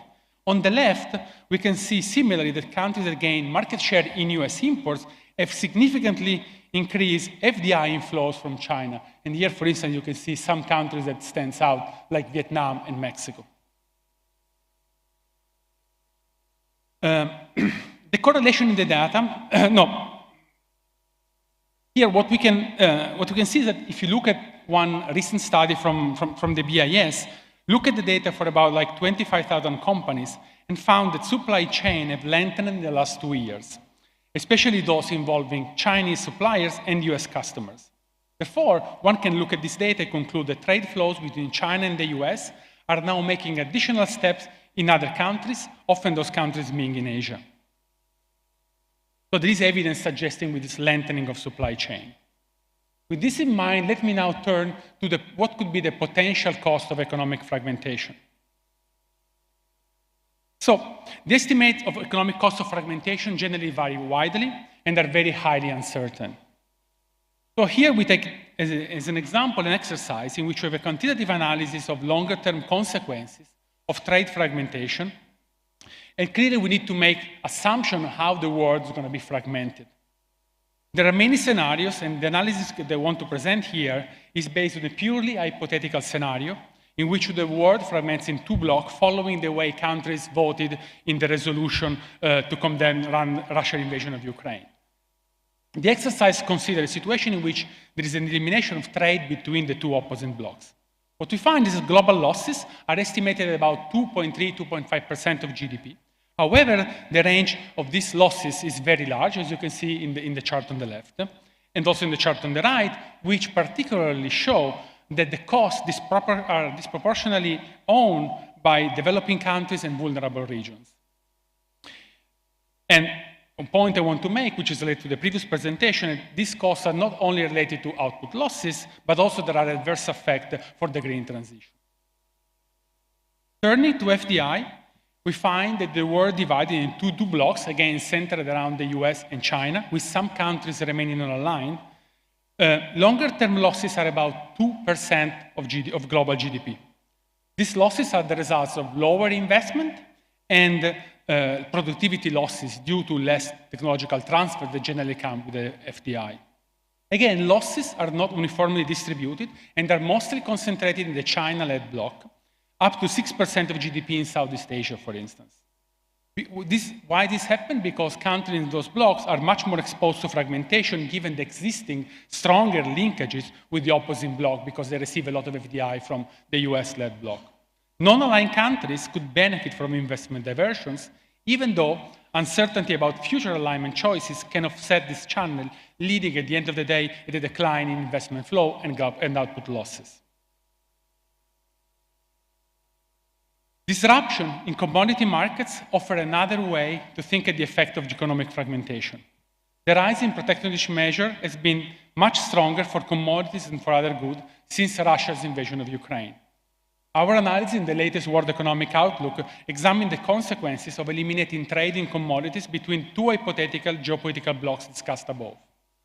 There are 3 takeaways which are shown in the 3 charts in the slides. First, mineral and some agricultural products could experience very large price swings in the event of further fragmentation because of highly concentrated production of many commodities, as well as low elasticity of commodity supply and demand.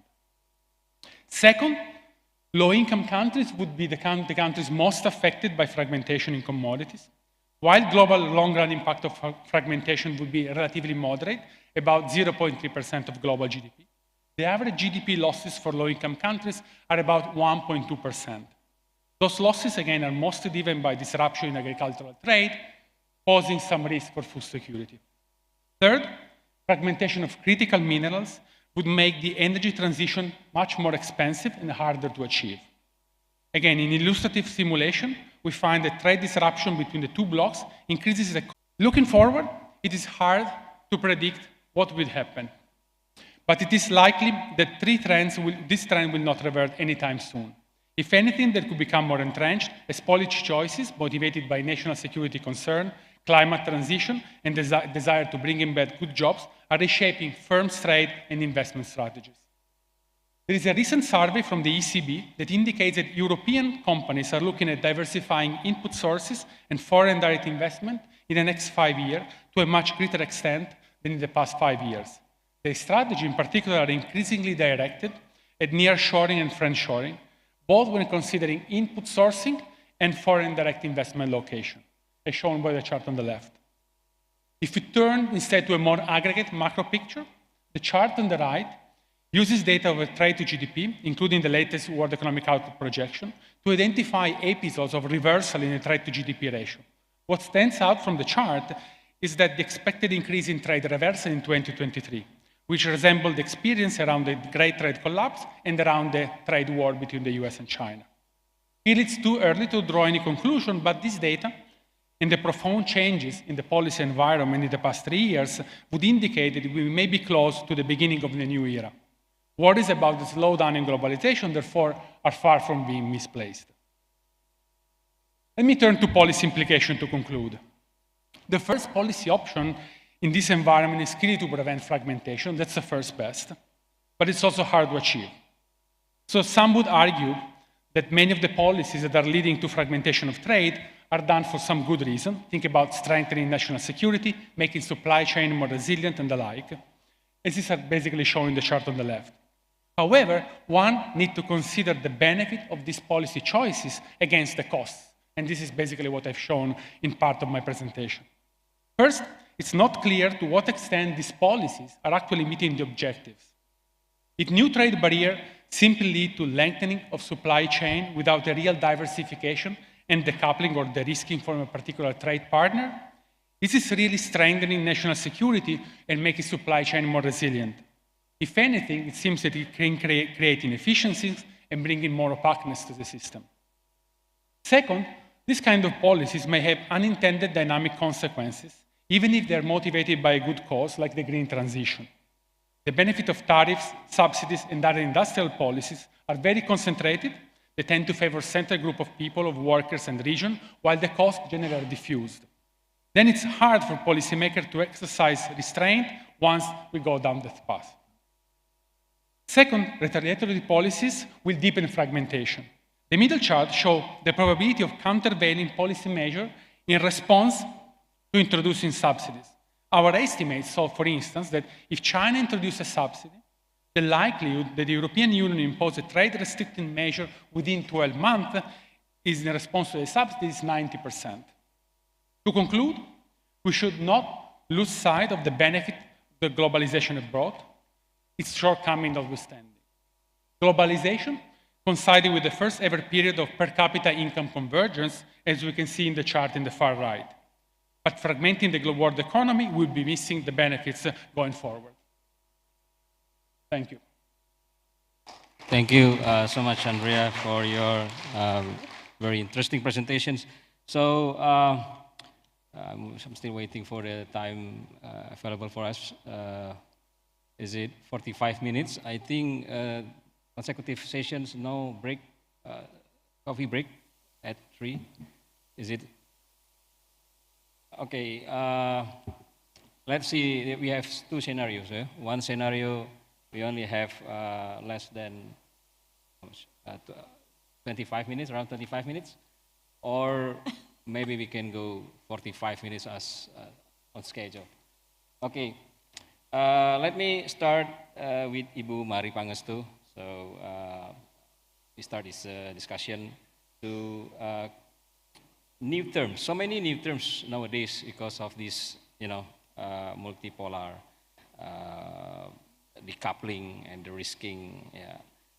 Ibu Mari just mentioned about slow bearization, and I think in October, early October, magazine economists also mentioned about homeland economics and how to see that the hyper globalizations and move, bring it down to the globalization. So globalization is not finished, it's not vanished, but stop in the steady state situation. And at the same time, we need to enhance our production network through trade and FDI relations, global value chains. But at the same time, we also need another flavor, which is green economy or green GVC. I think we need to hear more on this issue that Ibu mentioned already. Ibu Mari actually mentioned about this, but maybe a little bit more exploration on how to balance this slow bearization situation with the aim for objective to trade FDI, GVC, and green GVC objectives. Yeah, thanks for the question. I think a few facts that were actually also very well illustrated by the last presentation is basically that you're not having the end of globalization. You're having a reshaping of globalization where there will be a more diversified sources of location, partly because of the geopolitics and the need, the desire to have more resilient supply chain, deconcentration, and all that.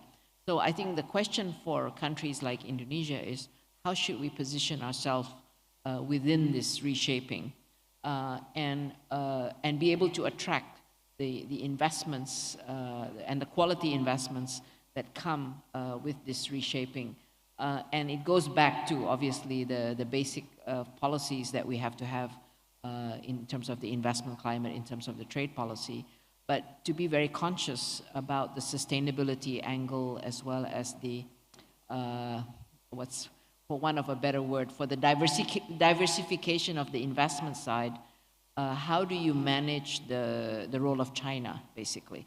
You want to still engage with China because, and you also want investments from China, but how do you balance it? And that's a tricky one because you are dealing with a moving target in terms of the policies, especially from the US and now also from Europe. So I think if you want to take a view about what Indonesia needs to do besides the usual reform measures that we always advocate, I think we need to do a couple of things. One is when we talk about industrial policy or industrialization, the target can't just be we want to go from, what was it? We went from 23 to 18 and now we want to go back to 23 or 25.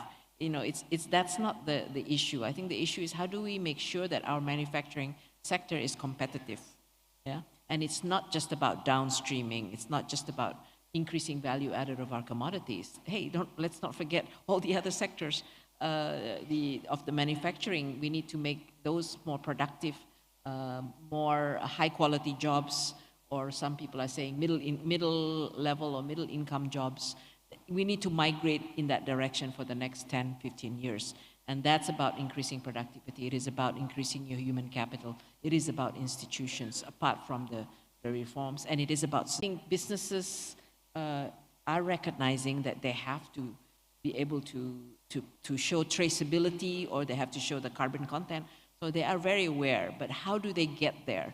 I think if we don't want green protectionism or green imperialism, which is emerging now, to become, a win-win situation where we also need to adjust our production policies and our longer-term part of our National Climate Action Plan and so on. I think there needs to be a capacity building, and I totally agree with you. We as developing countries, we need to have a voice in terms of where this is going. The Europeans have this very high call, and we're still here. Okay, we want to, maybe someday we'll go there, but to go there, we need capacity building, and we need time to adjust to those conditions. But we need to be advocating for where, what a localized condition, as well as how do we get there. And I would say my final point is that services is a very important part of of this reshaping of the global value chain. If you look at all what's happening on the reshaping of the global value chain, a lot of that is in the services sector and what we call servification. I can never pronounce that word. Servification, which means how the services are embedded now in manufacturing. And that makes your manufacturing also more competitive. And also in the green space, in the green technologies and so on, it's also the services part that make it also be more effective in the greening process. So I think we need to pay more attention to the services sector and how Indonesia should position itself in this reshaping. Yeah. Okay. Thank you very much, Bu Mari. Before I move to the next speaker, I would like to touch one more issue. Yesterday, Professor Berry mentioned that the world economy relies on its growth relies on emerging and developing countries, or emerging countries that average economic growth above the global growth. Those countries play as a puller of economic growth. And there's two regions, Latin America, South America, and of course Asia and Southeast Asia. And one of the puller economic growth, Indonesia. And then there is a role of Indonesia economy in the manufacturing sector. But if you compare, as you mentioned, what is happening in Europe and now situation in the US, but in terms of Indo-Pacific production network, can we say that Indonesia and Indo-Pacific is lucky because the stabilization situation in the region in terms of geopolitical pressure or geoeconomic? Do you think that we are lucky enough to have this kind of situation stable? Yeah. So whether we are lucky to be... Yeah, compared to other region. In a way, yes. It's sort of like we're in a good neighborhood.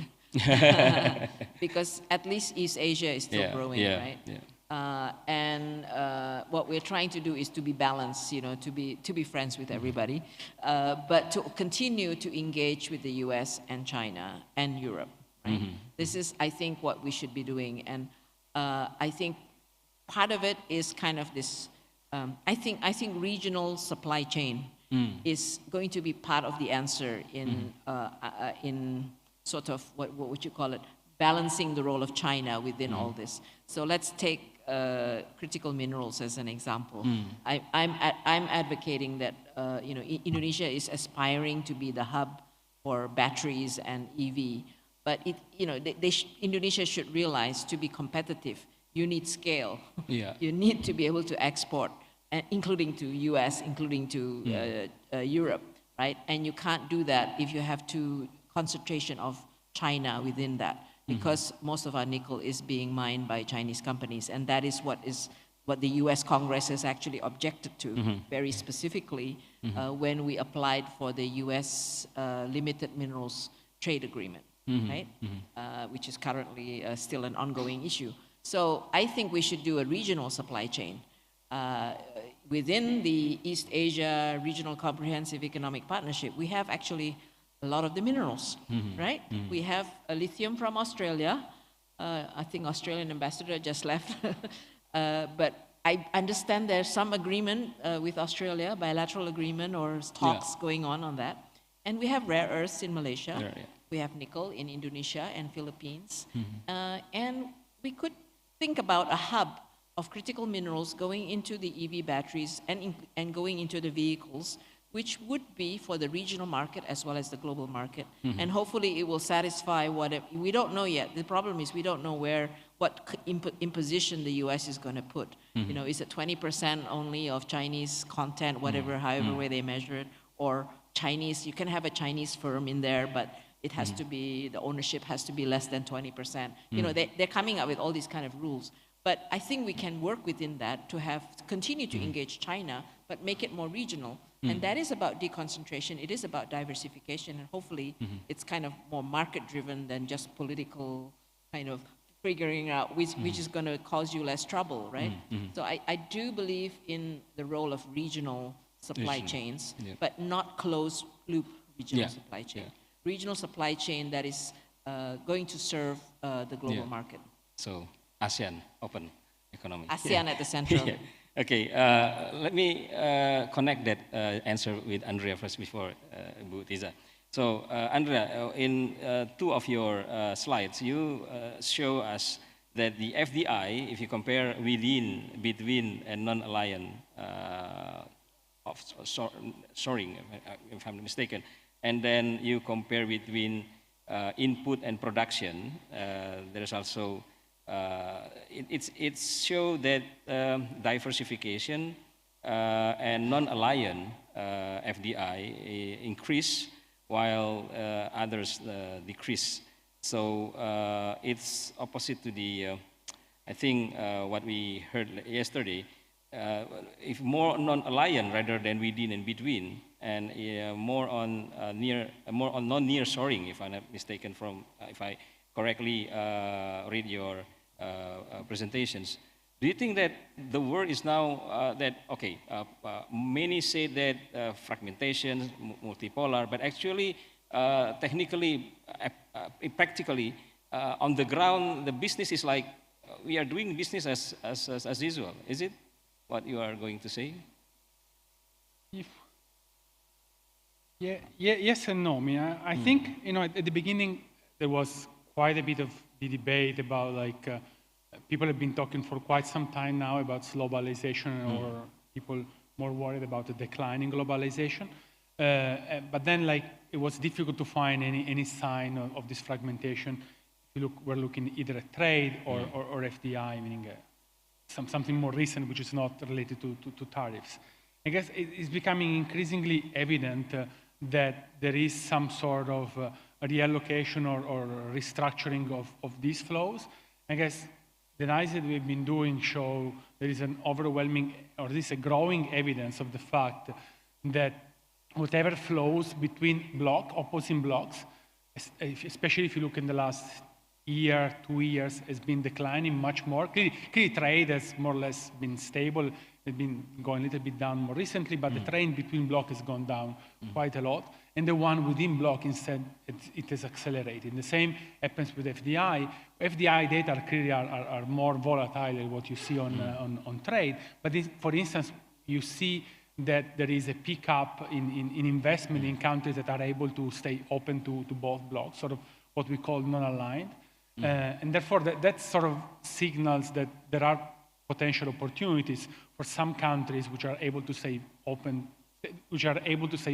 to both bloc and trade, to sort of take advantage of potential tension. That's not to say that there are sort of winners and losers, and sort of there could be potential absolute winners. That's something that it's difficult to actually see, at least in the simulation, because everything that I've shown are model and calibration simulation, because one would need time to come up with ex-post assessment of what is happening. But I guess if you want to look at then what's going to happen in terms of what could be the actual outcome for countries, we need to take into account that at the end of the day, this process of fragmentation would clearly generate costs, global costs, and these are sort of general equilibrium effect. And so even if some countries can benefit, because they're going to attract a little bit more investment or trade for some of the blocks, at the end of the day, it's a larger pie of a smaller of a smaller cake. So it's there are these two things that sort of they kind of like to offset each other.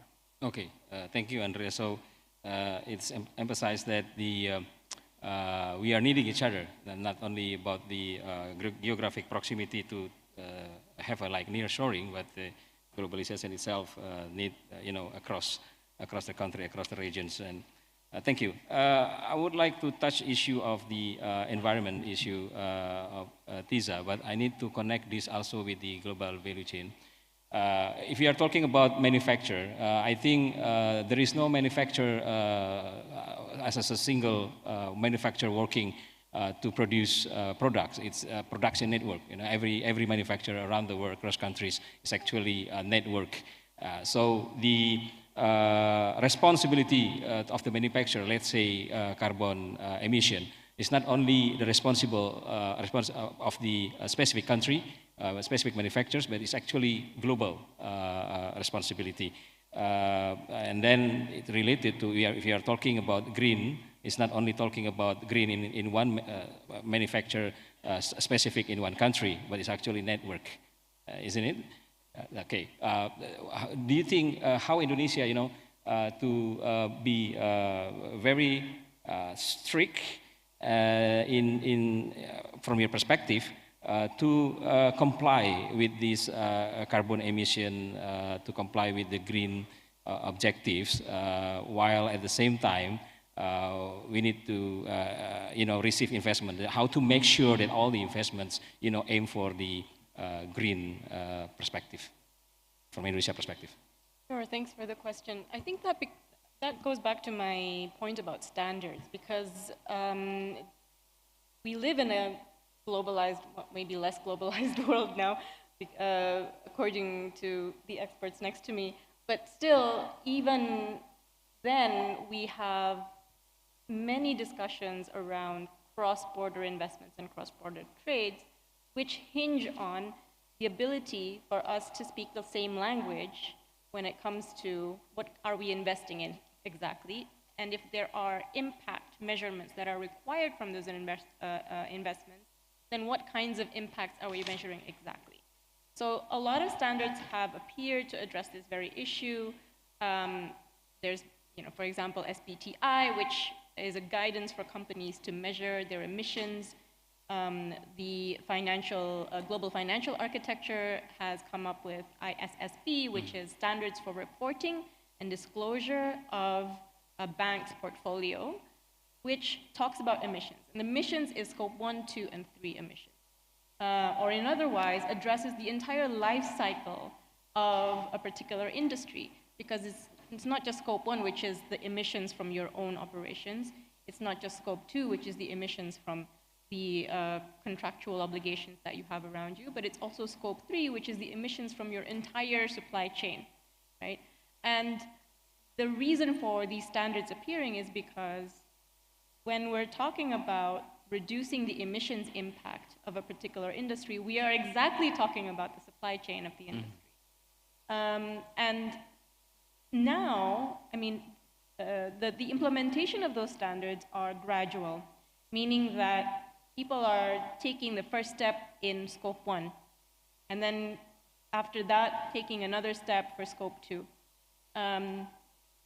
Scope 3 is a little bit harder. We haven't seen a lot of very good measured uptake of scope 3 emissions across the industry. So I think that's a challenge not just for Indonesia, but also across the world.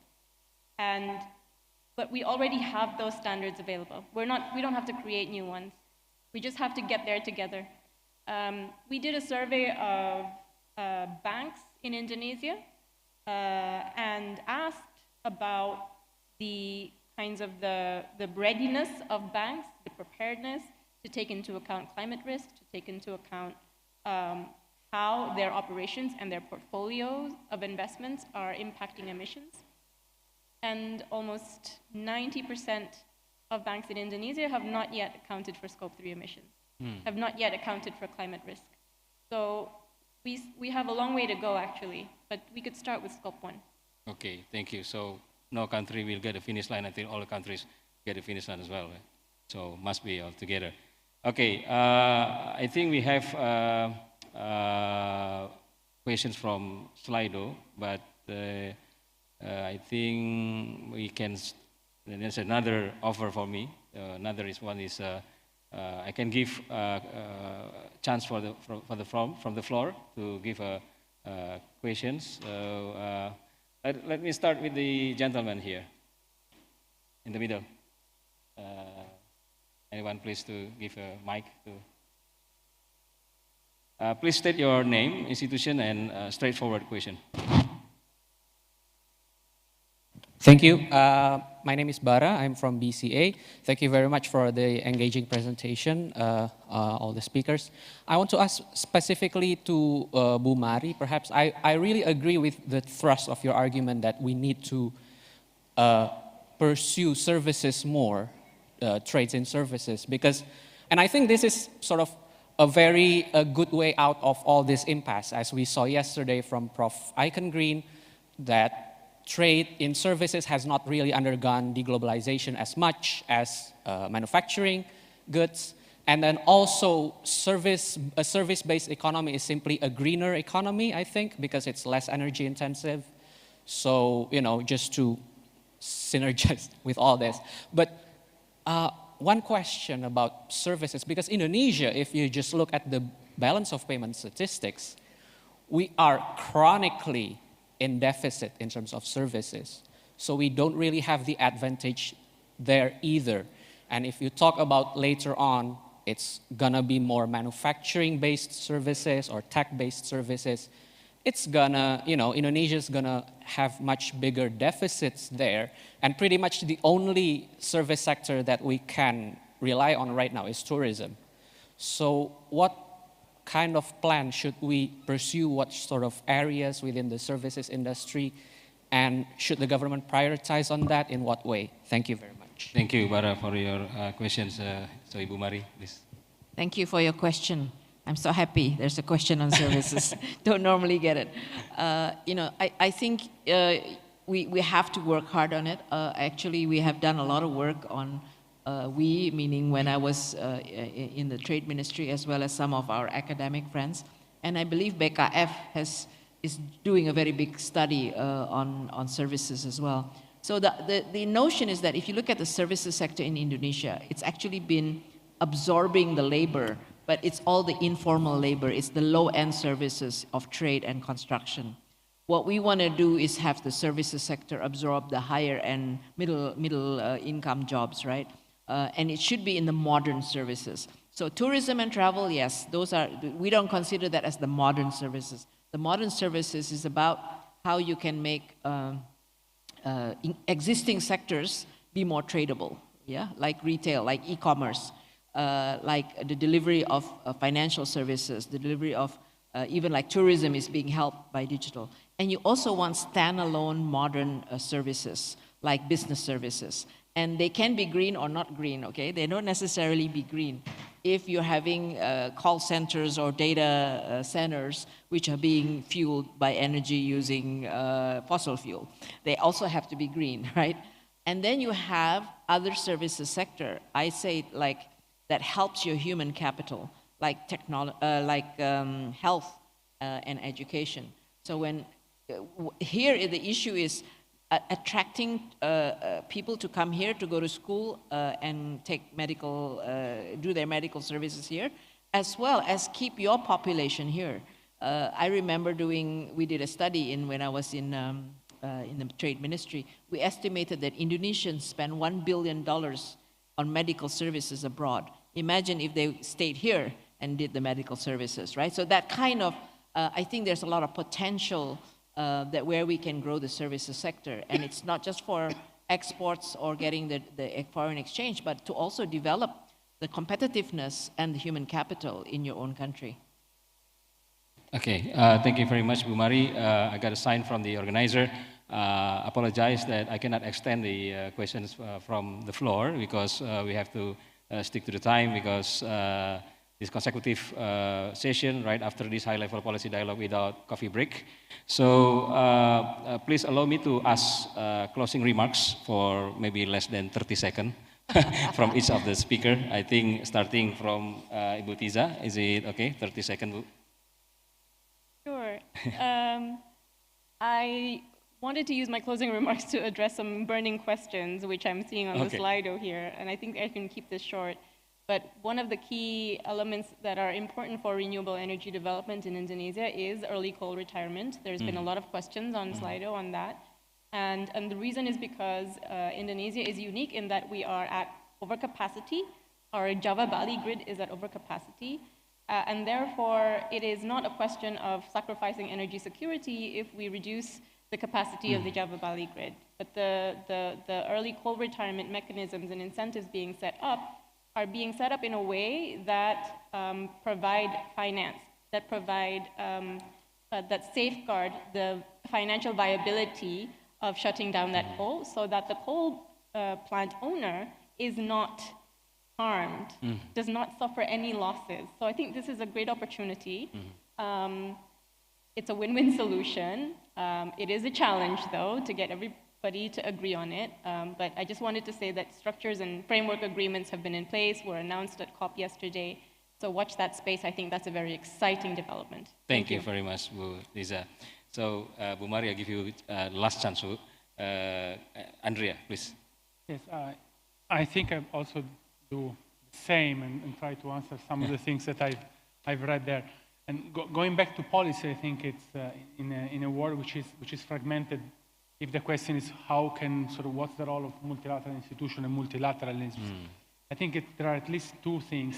One is clearly there are specific topics and goods which we want to preserve multilateralism as much as possible. And going back to the discussion on climate, like green corridor for critical minerals could be important, but also for food. And more generally, one can think about like multilateral institution providing information and safeguards and international forum in which even domestic policy can be discussed, but at least thinking ahead in terms of potential spillover. And the second point is is second best, one can go in plurilateral agreement in which I guess it's close to what Mari's been saying before. To some extent, even if it's not a fully fledged multilateral system, one can preserve the benefit of the market, economies of scale and competition. Thank you, Andrea. So, Ibu Mari, closing remarks. Okay, 18 seconds. Very quick. I think the world can be very challenging and we can be very pessimistic. Let's take a half glass full approach where we look at the opportunities. You also said opportunities. Let's look at the opportunities and recalibrate our policies, our institutions, so that we can actually realize the opportunities. Indonesia should not miss the boat, and Indonesia should play a role also in the regional and the plurilaterals to keep things going. We should not give up on the global economic order that has actually benefited us in our development for so long. Thank you very much, Ibu Mari. So we should not give up and never give up. Thank you very much. Big round of applause for the three eminent speakers. By the way, Kiki, these questions from Slido are very interesting. Can we reply to them by email or whatever? Yes. Chisa, you got a lot of questions in there. Very interesting questions. Interesting questions. Yeah. Thank you. Okay. I give it to organizer then. Thank you very much, moderator and speakers, for the perceptive panel discussion. Please remain on stage and step forward as we will have a group photo together.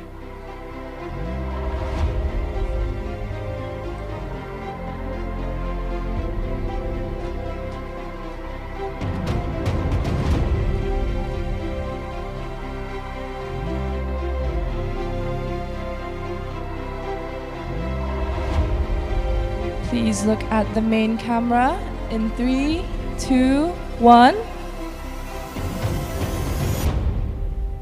Once again, in 3, 2, 1. Thank you very much, ladies and gentlemen. Please give a big round of applause.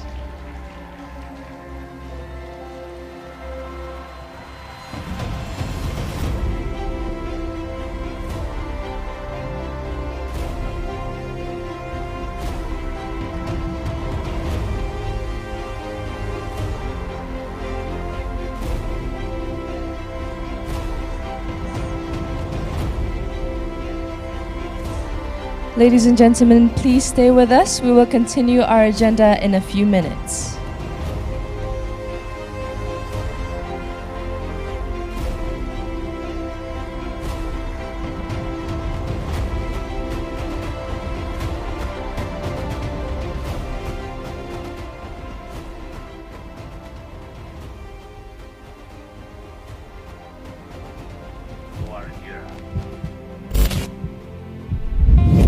The world currently is facing many challenges and existential threats in different fronts.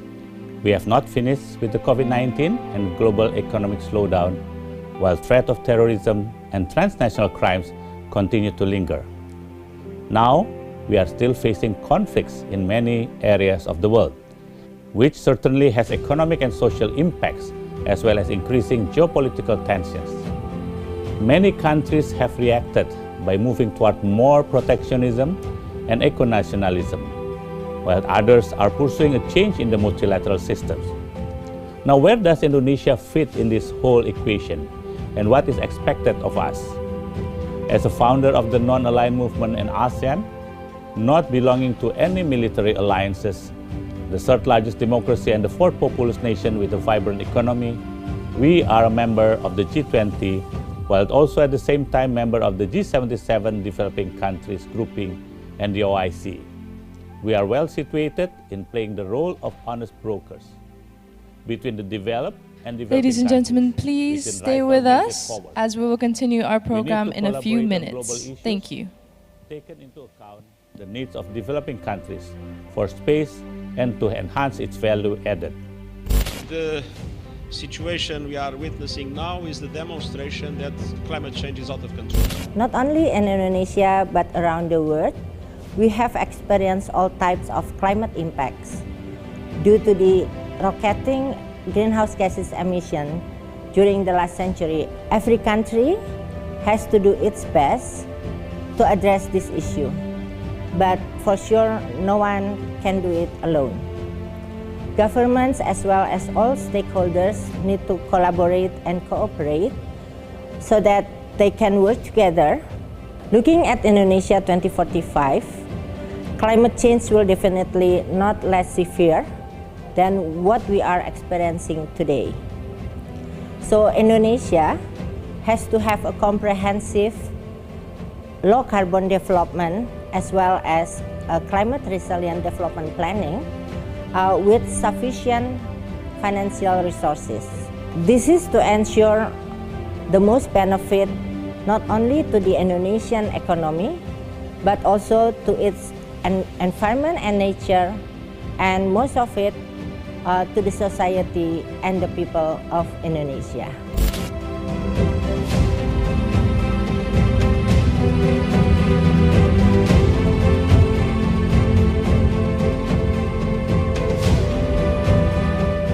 As a mom and a developer, I'm actually excited because it opens so many doors to opportunities, like learning languages with the natives, and also creating an app to help people with disabilities, such as creating navigation room for the blinds. There are things that us humans cannot do, so that's where the technology can help us. It will not replace the humanity, but it will help to make our life better. So at the end, these people with disabilities will have a better quality of life. Indonesia 2045, I hope that the government, technology company, and also the developer communities, they can go hand in hand in creating a better opportunity for everyone.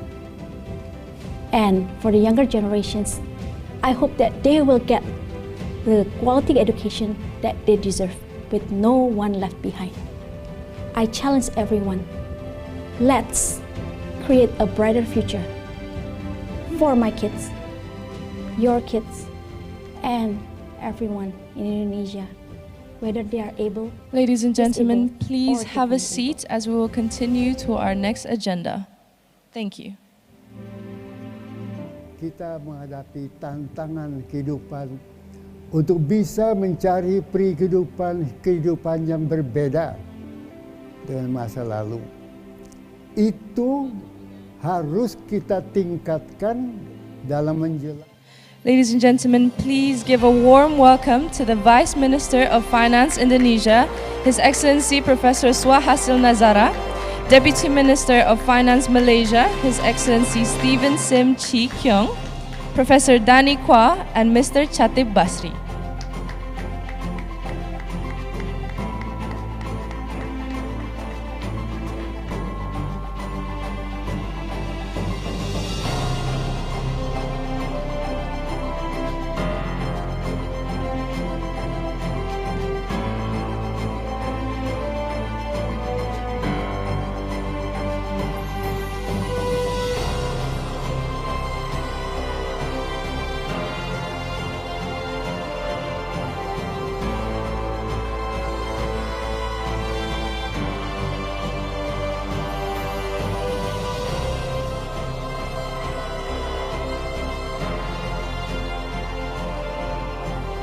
Excellencies, distinguished guests, ladies and gentlemen, we are delighted to have this high-level policy discussion.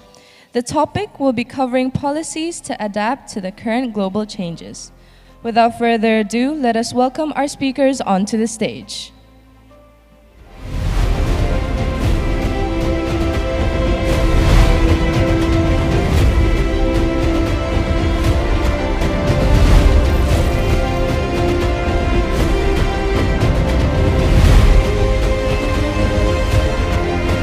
Vice Minister of Finance Indonesia, His Excellency Professor Suhasil Nazara,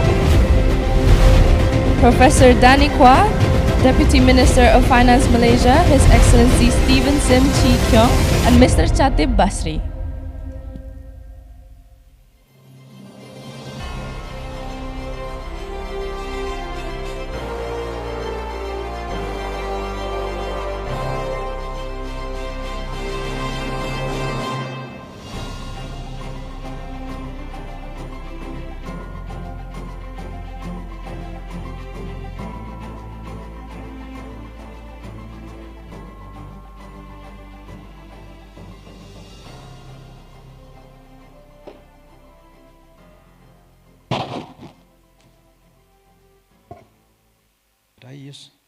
Can everyone hear my voice? Yeah? Okay. A very good afternoon to all of you. It is a great pleasure to be here, and this, if I'm not mistaken, this will be the last session of the conference, right?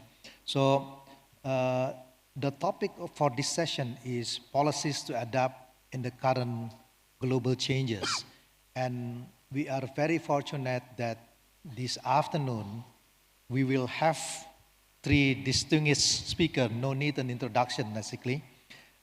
Professor Suhasil Nazara, the Vice Finance Minister of Indonesia, Pak Stephen Sim Chi Kyong, I hope you don't mind I call you Pak, Vice Finance Minister of Malaysia, and also my old friend, good friend, Professor Danny Kwah, Lee Ka-shing Professor Economics of the Lee Kuan Yew School of Public Policy.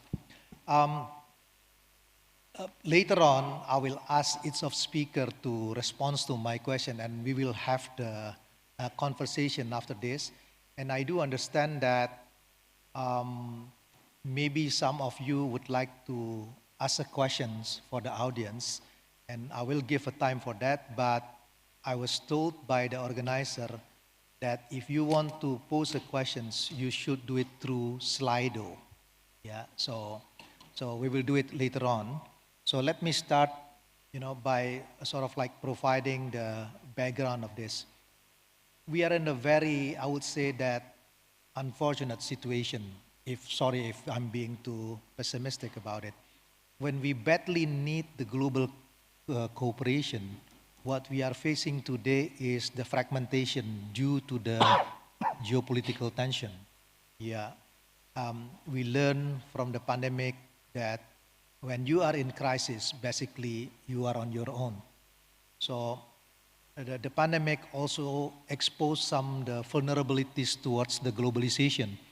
We also learned from the pandemic when there was a shock in one particular country, supply disruption, then it may have an impact from your own country. So some countries all over the world started to think about how to manage the situation. And even now the term of this economic security become very popular. A kind of justification to respond to the vulnerability of this globalization. We also learn the new term of the friendshoring, for example, techno-nationalism. Basically, we are facing the situation of the global fragmentation.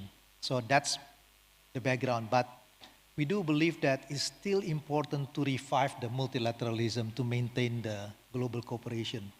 So we're probably in the situation like what economists called in the prisoner's dilemma. We do understand that the first best solutions will be the cooperations, but because the domestic politics, the domestic needs, every country will focus on their own self-interest. So my first question to all of you, so how do you see the pattern of the trade and investment after the pandemic? in the fragmenting geopolitical tension, the economic security. So this is the questions to all of you, and I will give maybe 7 to 10 minutes to each of you to respond. So let me start with Pak Swa, and then followed by Pak Stephen later on, and then Adani. Over to you, Pak Swa. Thank you, Pak Khatib, and welcome to all of my fellow. All of a sudden, we went into the pandemic.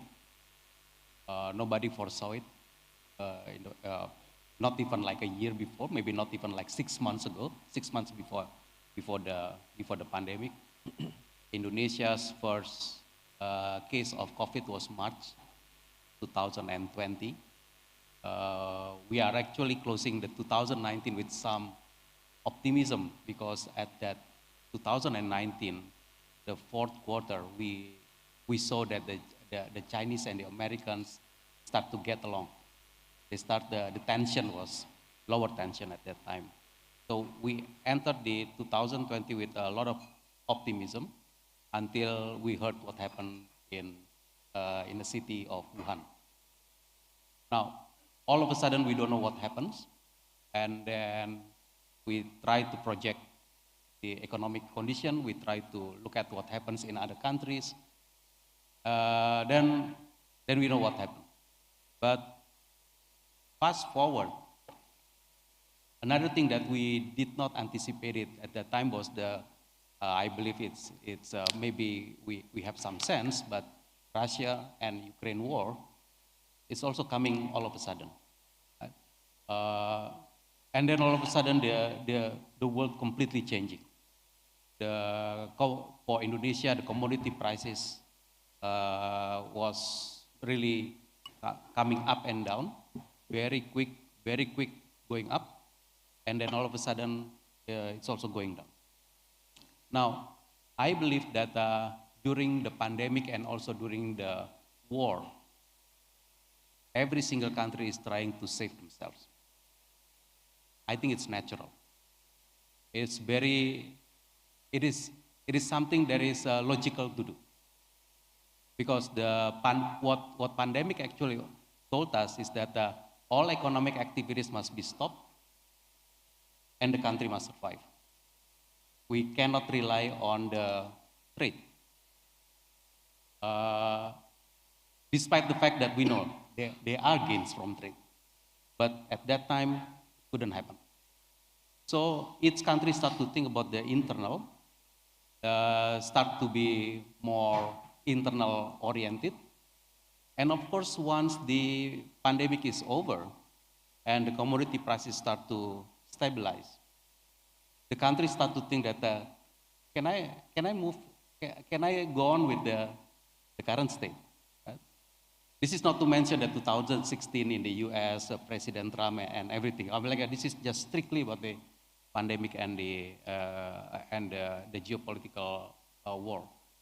So I believe that it's time to reinvent our roots in the globalization.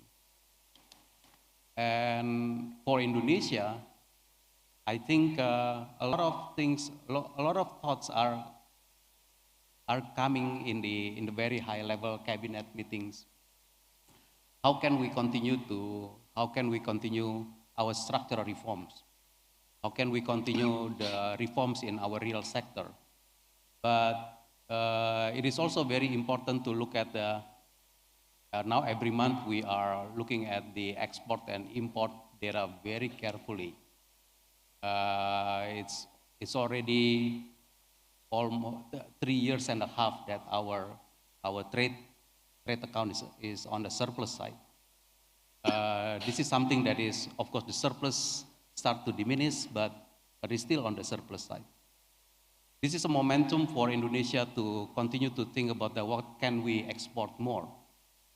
And of course, for natural resource rich and mineral rich country like Indonesia, we do have to think about the downstreaming of our natural resources and minerals.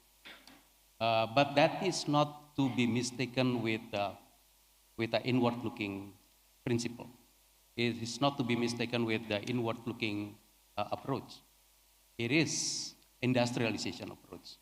Industrialization which we believe should be rooted in our natural resource and minerals because we are rich in them.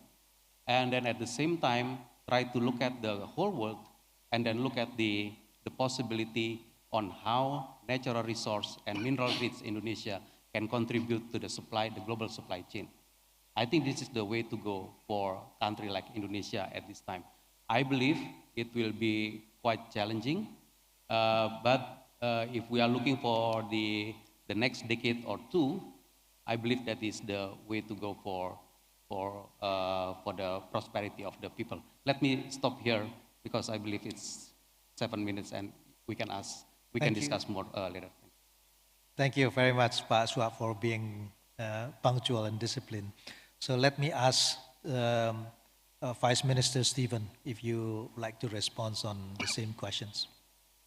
Thank you, Mr. Moderator, and thank you to my fellow panelists, especially Pak Suap, for being a gracious host to us today. I think the situation today can be described with these two scenarios. One is the heating up, and on the other hand, there's the cooling down. What is heating up? Planet is heating up. Politics is heating up. What is cooling down? Diplomacy is cooling down. Globalization is cooling down. And this situation has three very interesting characteristics. Number one, it is not mean reversible. I don't think any of us should expect that given time, this will return to normal. I don't think we are going to see pre-pandemic normal anymore. We are living in a truly post-normal situation. So something must be done. We cannot expect things will become better if nothing is being done. Number two, despite cooling off, cooling down and heating up, these are not, they don't mutually cancel each other. There's no mutual cancellation. In fact, I want to argue that these two situations mutually aggravate each other. With the planet, climate crisis, pandemic, etc., you push countries to be more isolated, push countries to be more segregated, there will be more ultra-nationalism, and if there is segregation, there's economic fragmentation, geo-economic fragmentation, then you're going to aggravate handling of planet-wide global crises like pandemic or climate change.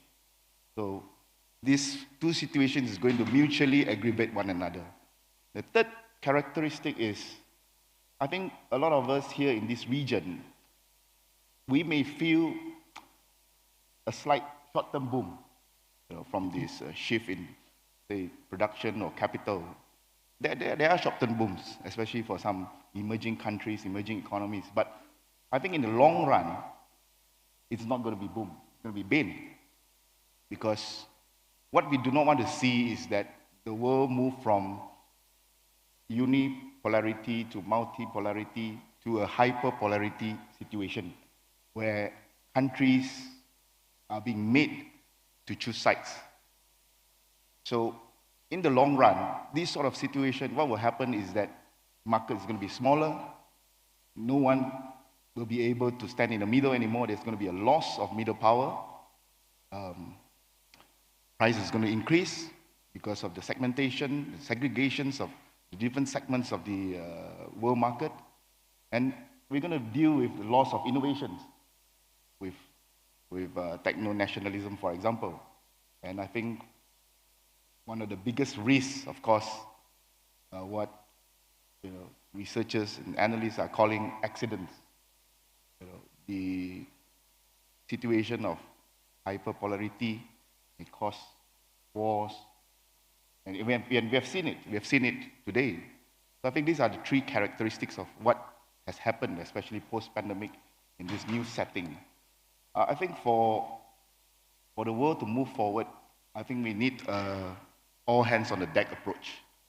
I put this as a 3C approach. The first C is a concession. There needs to be a concession from all actors that the world has changed. It is no longer post-45, post-89, or even no longer the booming 90s. We have to deal with that. We have to acknowledge that. The second C is cooperation. And I think countries, actors have to find every excuse to cooperate. If you can cooperate in terms of security, please go ahead. If not trade, if not technology, if not turtle conservation, you have to find every little excuse and opportunity to cooperate. The third C, conversation. I think this is very important. The world gets very jittery when big powers suddenly refuse to talk to each other. I think we need to create, or we need to invite more actors to the table. The speakers talk about a new situation where the old institution just will not do anymore. I mean, we talk about G2, G3, G7, G20. I think even in this grouping, we have to invite new actors, including ASEAN, for example, to come to the table and converse. I think we need to talk. So, in terms of Malaysia, I think what we are doing post-pandemic, the key thing is that we have to deal with situation of political instability, especially during the pandemic years. So today we have the opportunity to a more stable political situation. So there are a lot of reforms in terms of institutional reforms. At the same time, Malaysia is also having to deal with thinking about 21st century economic setup, reconfiguration, which is why we have launched several economic strategies. Perhaps we can talk about it later. I think this is an opportunity for countries, especially countries in Southeast Asia, to rethink and reconfigure our DNA, because a lot of our DNA are established or created in the old centuries. I'll stop here. Maybe we can explain or even elaborate later. Thank you very much, Vice Minister. Now over to you, Danny. Thank you, Pak Khatib. Your question has to do with what we see for global trade and investment, and by implication, what's going to happen to the global economy in light of our having come out of the COVID pandemic. I want to thank ministers for setting the bigger picture. What I'd like to do in response to your question is say that there is good news, but there's also bad news. Where the bad news is unfortunately tinged by a kind of nastiness in the world. Let me talk about the good news first. A few weeks ago, I was in Dubai for the World Economic Forum. And among the conversations, many conversations that were held there, one was with the chief executive of Walmart. Walmart, as many of you will know, is a huge retail chain of stores and supermarkets in the United States. And all of this, of course, talking about the United States, we all think about the background, which is US-China geopolitical contest. So the chief executive, she related a story. And this might be something that's been reported elsewhere, but I hadn't seen it, so let me tell you what the story is. She said, at the worst of the COVID pandemic in the United States, she and her entire Walmart leadership team were tasked with coming up as quickly as possible with as much PPE, personal protective equipment, as they could get. Face masks, protective equipment for health personnel, frontline first responders. They had to come up with this because the United States, like many other nations, had no supplies of these things. This was not something we thought about. And she said what to do. Her first instinct turned out to be the right one. She called up China.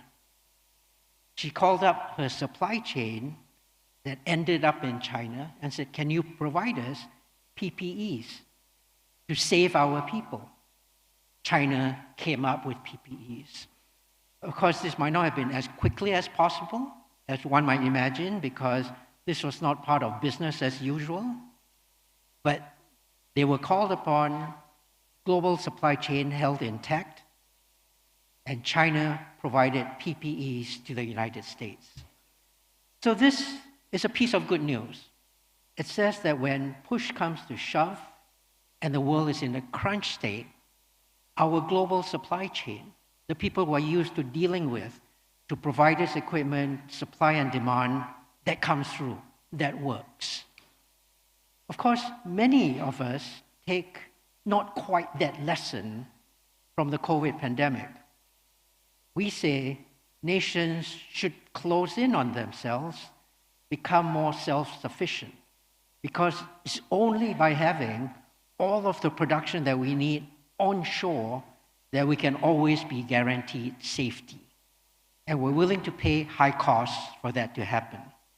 But what the Walmart story shows is that in a pinch, longer term, you might want to think about alternatives, but in a pinch, it is international trade and the global economy. It is economic partners that we need to rely on. So the good news I take from this, ministers and audience, is that international trade, foreign trade, the global economy needs to continue, but it continues in a way that is now more cautious. It continues in a way that says we need to continue to have diversified partners from which we can procure supplies. Trust no one. You can't trust even your own domestic producers because they might not be in a position to be forthcoming.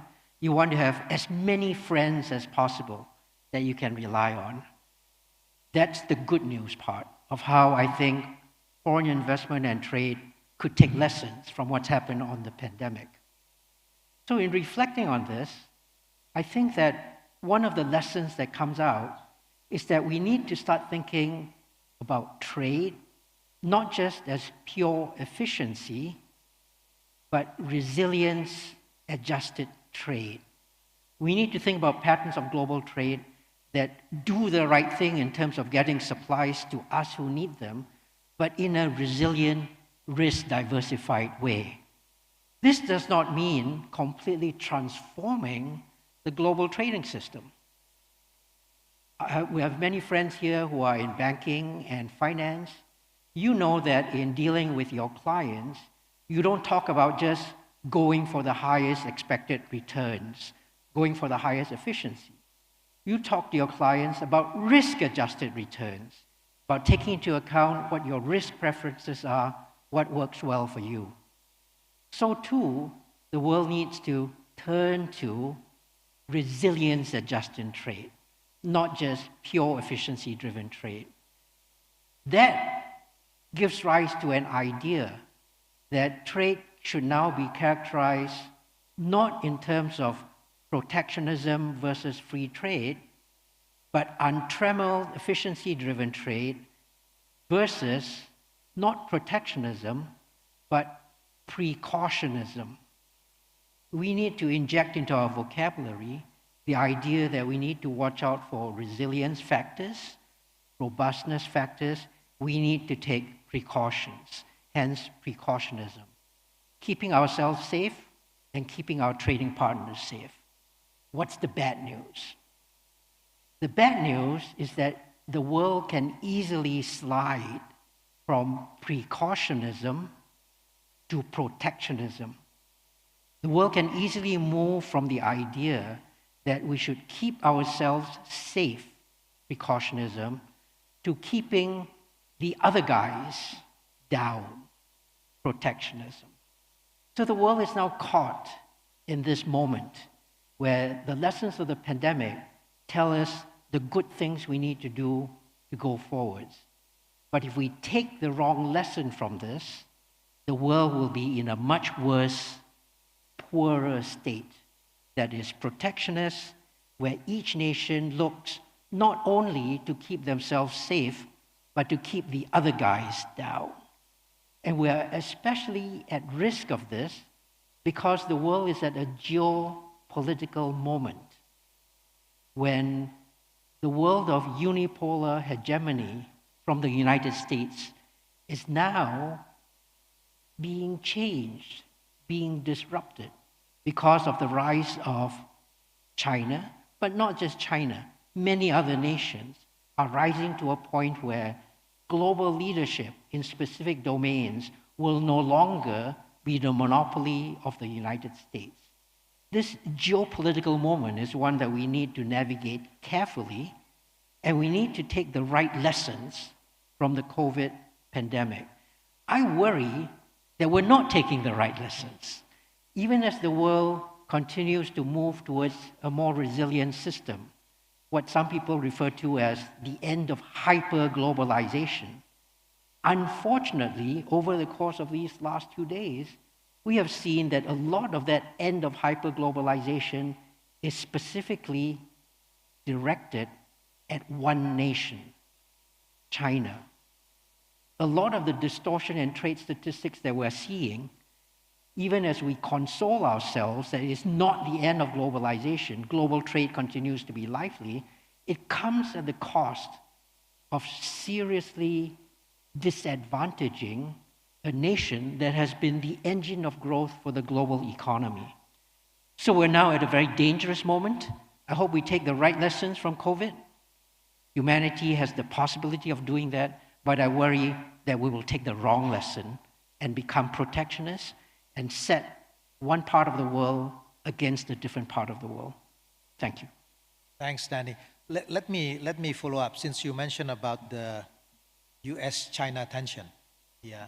So my question is, this has to do with this US-China tension, because one thing that perhaps we learned from the pandemic is don't put all your eggs in one basket. So to enter the US market, it is very important to diversify. So how do you see the Asian countries, especially the Southeast Asia, can take the benefit of this US-China tension? That's the first one. And the second one, if you don't mind, this is a nasty question. This is a big if. What do you think if broke out direct conflict between China and Taiwan? What will be the implication for the global financial architecture, the global trade? Okay, thank you for these very interesting questions, and very, very relevant ones, obviously. How should the rest of us situate ourselves in the face of this US-China competition if the global narrative has moved away from what I think is a sensible adjustment to globalization, precautionism, to one of outright conflict, outright confrontation? There is sometimes the idea that we can step up and take China's place in the global trading system. You know, China, you've been good for all the rest of us. You've lifted 700 million people out of poverty. Take a break. It's time for the rest of us to really prosper on the global trading stage. And we see diversions of trade from China to a lot of Southeast Asia, to Vietnam and other ASEAN member states, to Mexico and elsewhere. The question that we need to ask is this a permanent state of affairs? Is this a resting point? Or is this just setting us up for the next stage of geopolitical confrontation? One of the narratives that we use to think about this is that the United States is opposed to China because China had practiced an economics that cheated, it violated WTO rules, and it was through this, and stealing intellectual property, it was through all this undermining of the international trading system, of the rules of the trading system, that China was able to get ahead. And in doing so, it undermined America's economy. It destroyed millions of jobs in the United States. It hollowed out US industry. It worsened America's income inequality. And so that is the reason for this confrontation. Let me project this forward. Suppose the rest of us end up taking China's position as America's main trading partner. And we too start running trade surpluses against the United States. and we too start building industries that America starts to interpret as having undermined its own industry, stealing jobs from American workers, well, then we become the targets of American geopolitical confrontation. We should not think of ourselves as substituting in a China plus one kind of way, and then that will end the geopolitical confrontation. We need to really get to the root of why the global economy is unbalanced. And if it is unbalanced for the reasons that I stated it, we should not rest on our laurels and say we are satisfied now, our trade markets are bigger, we've been able to take over China, because America too will turn its geopolitical attention to us. And let me say that this is not just pure speculation. In 2019, the first time there was talk about another nation taking China's place in the global trading system, that was Vietnam. And in 2019, when Vietnam began to rise as a trading partner for America, America slapped 400% trade tariffs on China's exports, on Vietnam's exports, accused Vietnam of currency manipulation, and began a system of action that might make you think it was Vietnam that had become America's great challenger. So we need to tread carefully in this. We need to build our own narrative for why we are a viable, strong, powerful set of economies, not rely on the idea that we can be a plug-in replacement for China. This gets me to my second point, which is about Taiwan. Okay, so let me begin by saying that all of China's pronouncements are that it does not want to disrupt the status quo, that Taiwan should continue to do what it does. And it does that in recognition of 3 pieces of paper that China signed with the United States. They're called the Joint Communiques of 1972, 1979, and 1982, where America stated that it acknowledged that the people on both sides of the Taiwan Straits agreed that they are one nation. They are one nation. This is the one China policy. As long as that remains status quo, China sees no reason for setting any kind of action against Taiwan. The unfortunate thing is, America signed also a different piece of paper called the Taiwan Relations Act, where it promised to devote as much military equipment as was needed should Taiwan come under threat, should Taiwan be threatened militarily. These 2 pieces of paper are inconsistent with each other. It puts in place an ambiguity in geopolitics that has actually been very good for the last 50 years. China has been able to continue saying, we will not invade Taiwan, they are the same nation as us. And look, America agrees with us. America can every now and then say, well, we signed a different piece of paper, but yeah, we also signed a piece of paper that says we agree with China. The upshot of this is that I do not see China making any move to invade Taiwan. It's their own country. That's already agreed on. If America keeps to the first piece of paper that is signed, it will keep to that one China agreement. The recent Xi-Biden meetings in San Francisco were reported by the Chinese media as an event where Biden again pronounced on the US following the one China policy.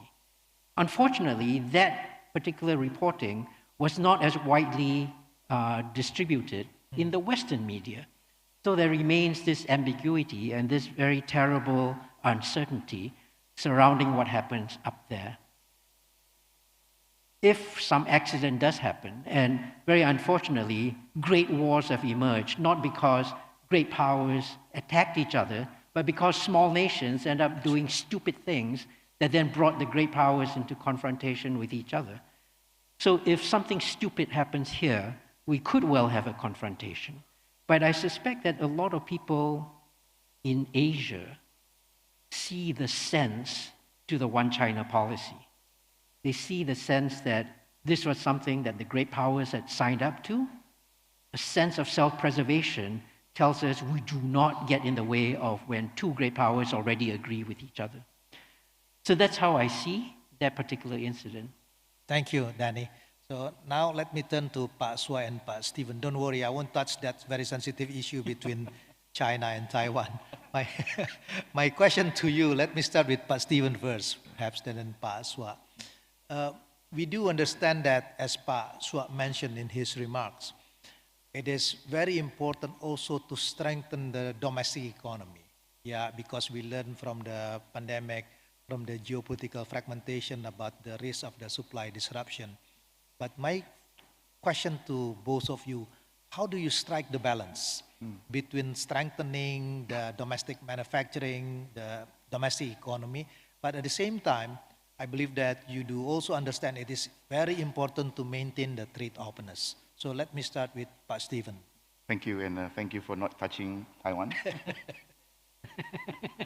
I think, first of all, to me, there is no contradiction between strengthening domestic market and the openness of a country's economy.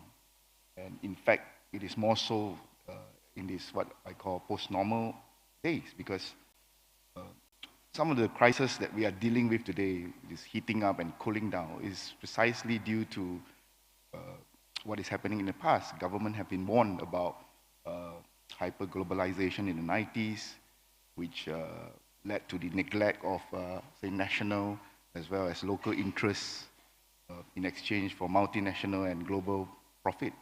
So I think if a government were to re-strategize and reconfigure their economic strategy today, it has to take into account, number one, credibility and trustworthiness. If you want investors today, investors will be looking for stability, will be looking for rule of law, will be looking for infrastructure, will be looking for talent pool in your country, will be looking for international best practices in terms of sustainability, etc. So I think there is no contradiction. It is not, they are not mutually exclusive concepts. And we have to reframe our economic agenda, which is why Prime Minister Datuk Sri Anwar Ibrahim launched what we call in Malaysia the Economy Madani Framework, where development is heavily driven by physical production alone, but you have to cost in the cost on environment, the cost on society, on the people, on labor, etc. I think this should be part of the component for new economic strategy in today's post-normal world. Thank you, Pak Stephen. Pak Sua? Pak Khatib, thank you. I believe a lot that as a policymaker, we do have to keep our house in order. So if for a country like Indonesia, where we know that we are on an investment gap situation, we have to invite investment. And I agree with the Vice Minister Stephen mentioning about the FDI will come with a good investment climate, but the investment climate with the rule of law, the infrastructure, the institution, the human capital, natural, and of course the natural resources. Natural resources helps, but then human resource quality, and your logistic, your infrastructure, your institution, the bureaucracy, they are all very important.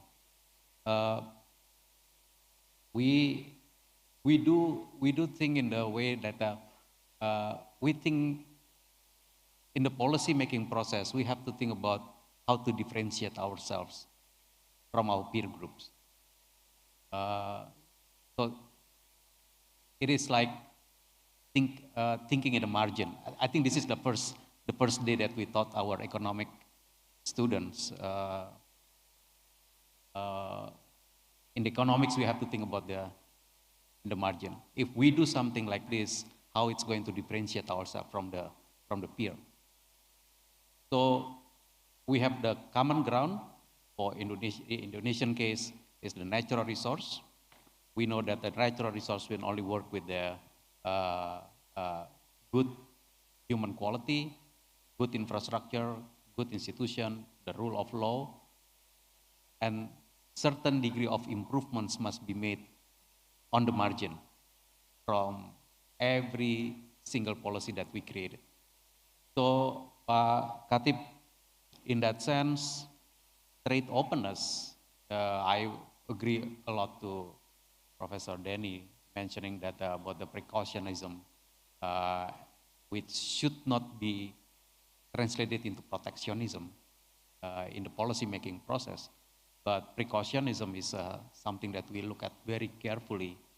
And sometimes in the policy-making process, there are win and lose. You win here, and then you have to give up something. That is okay. That is okay. As long as we know that, maybe one saying is that it doesn't matter whether you turn left or right, as long as you're still moving forward, it's good for the country. So it is not something that strengthening domestic manufacturing and trade openness are two items that are on the contrary. They can move together, but we do have to think in the margin, and we do have to think that the basic for Indonesia, natural resource with human quality, institution, and also the infrastructure for the logistic costs. So that's my take, Pak Khatib. Thank you, Pak Swa. Let me stick with you and then follow up with the policy questions. Now, let me ask you, we are facing the multifaceted crisis perhaps nowadays. The issue of this pandemic, geopolitical tension as we discussed, also climate. At the same time, many emerging developing economies, they have constraints because their fiscal space are limited. So, Pak Swa and Pak Stephen, both of you are Vice Minister of Finance. Yeah. Under this kind of situation, how do you ensure the growth strategy would, could achieve the sustainable development model under this kind of background? Yeah. Your fiscal space is limited. At the same time, there is a tightening liquidity in the US, the geopolitical tension. So how do you design your fiscal policy under this kind of situation? Over to you, Pak Swa. Pak Khatib, thank you for the question. Again, to respond to this question, I would like to reflect back to 3.5 years back, almost 4 years back. March 2020, COVID. The only way we know to stop the COVID is to stop the economic activity. That's the only way we know. No vaccine, nobody knows what to do except stop the economic mobility, stop economic activity. We know at that time that the government revenue will completely go down. It's for sure. By what degree, we have a lot of estimates. But we also know that the government spending cannot go down at the same rate with the government revenue. Now, we know that the deficit will go up, and Indonesia has a fiscal rule that we have followed for almost 20 years. That is the 3% maximum deficit for every year of our budget. But we know that it will expand. To what extent? Now, this is the very important key. We know it will be expanded. We go to the political process to expand it and everything. It's a process that we have to follow. That's fine. But the most important question is that to what extent that you will be disciplined with yourselves, and to what extent that you will get into some relaxed condition. That is, despite the fact that we expand the fiscal rule, the fiscal deficit, you have to maintain the discipline. Now, Pak Khatib, you asked about now moving forward, fiscal space is limited. How to move forward? I think discipline is very important. It's very important to to be very cautious, and the only way that Indonesia was able to go below 3% fiscal deficit in 2022 is of course because of the economic activity. People start to go out, revenue start to come in, but at the same time we try to put fiscal discipline on the spending side. So that is number one, Pak Khatib, the discipline. Number two, the willingness to think beyond the traditional measures.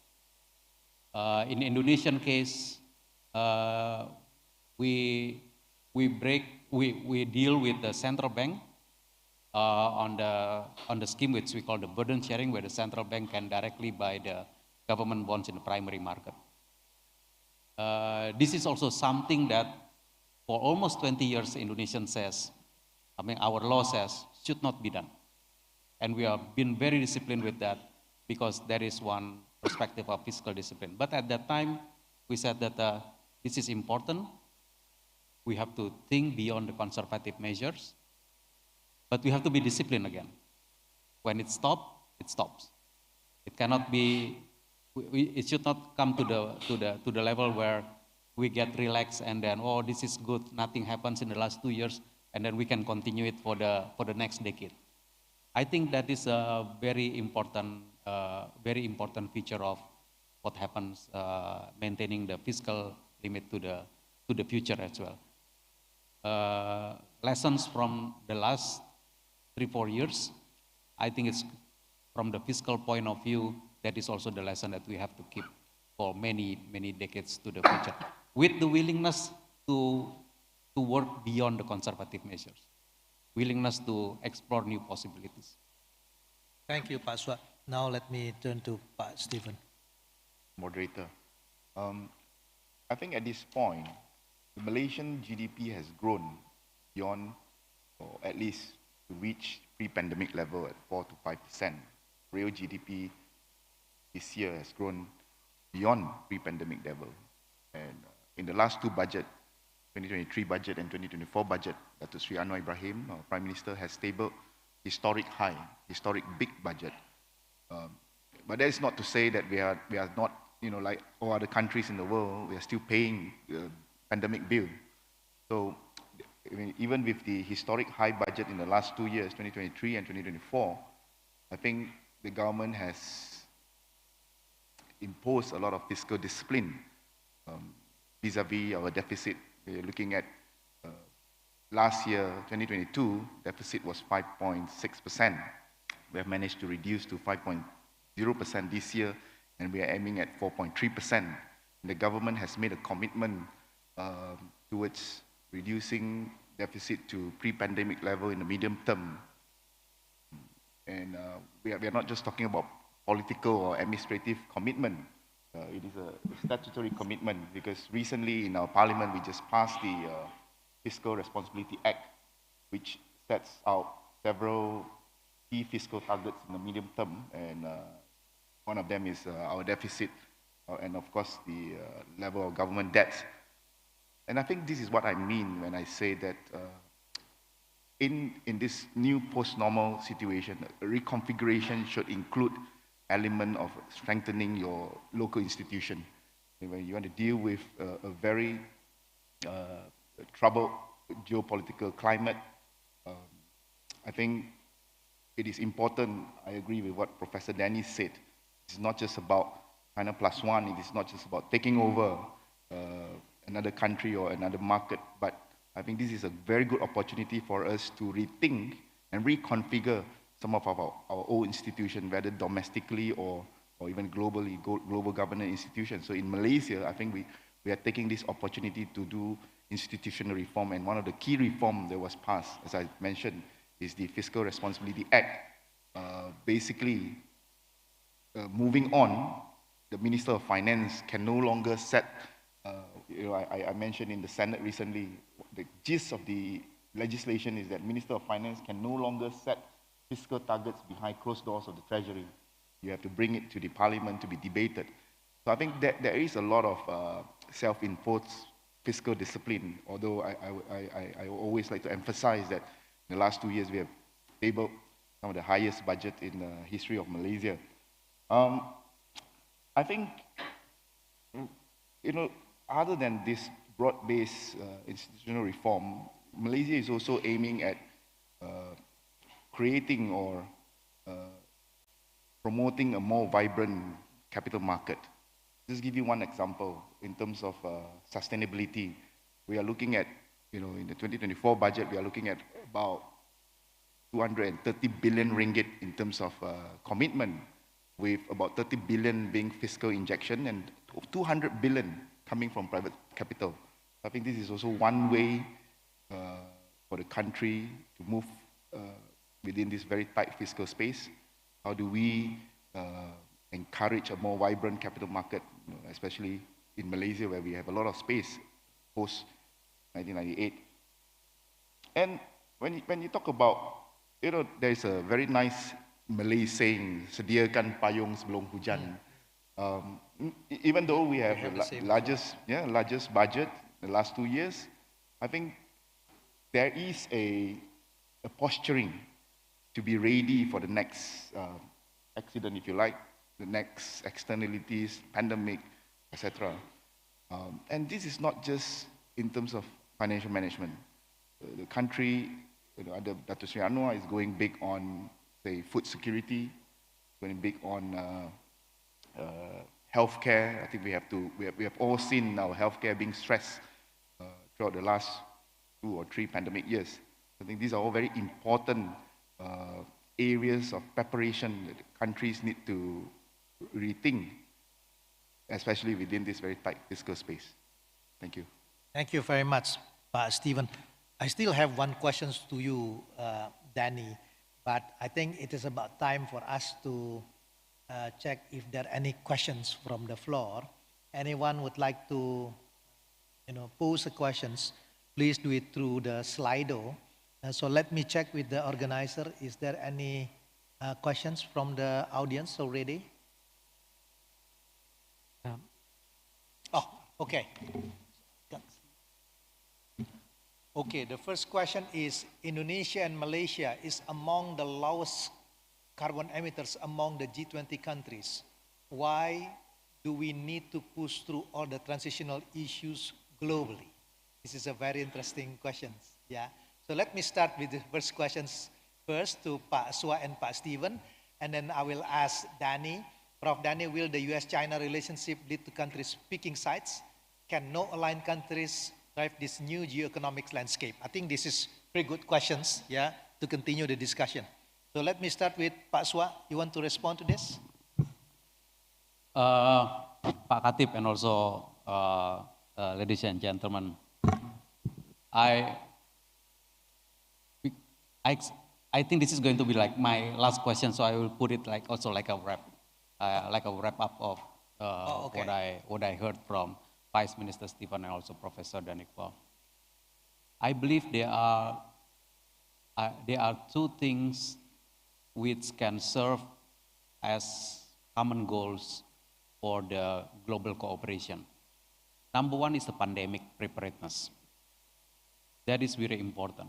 The lessons that we got from 3-4 years ago teach us that it is very important to be well prepared.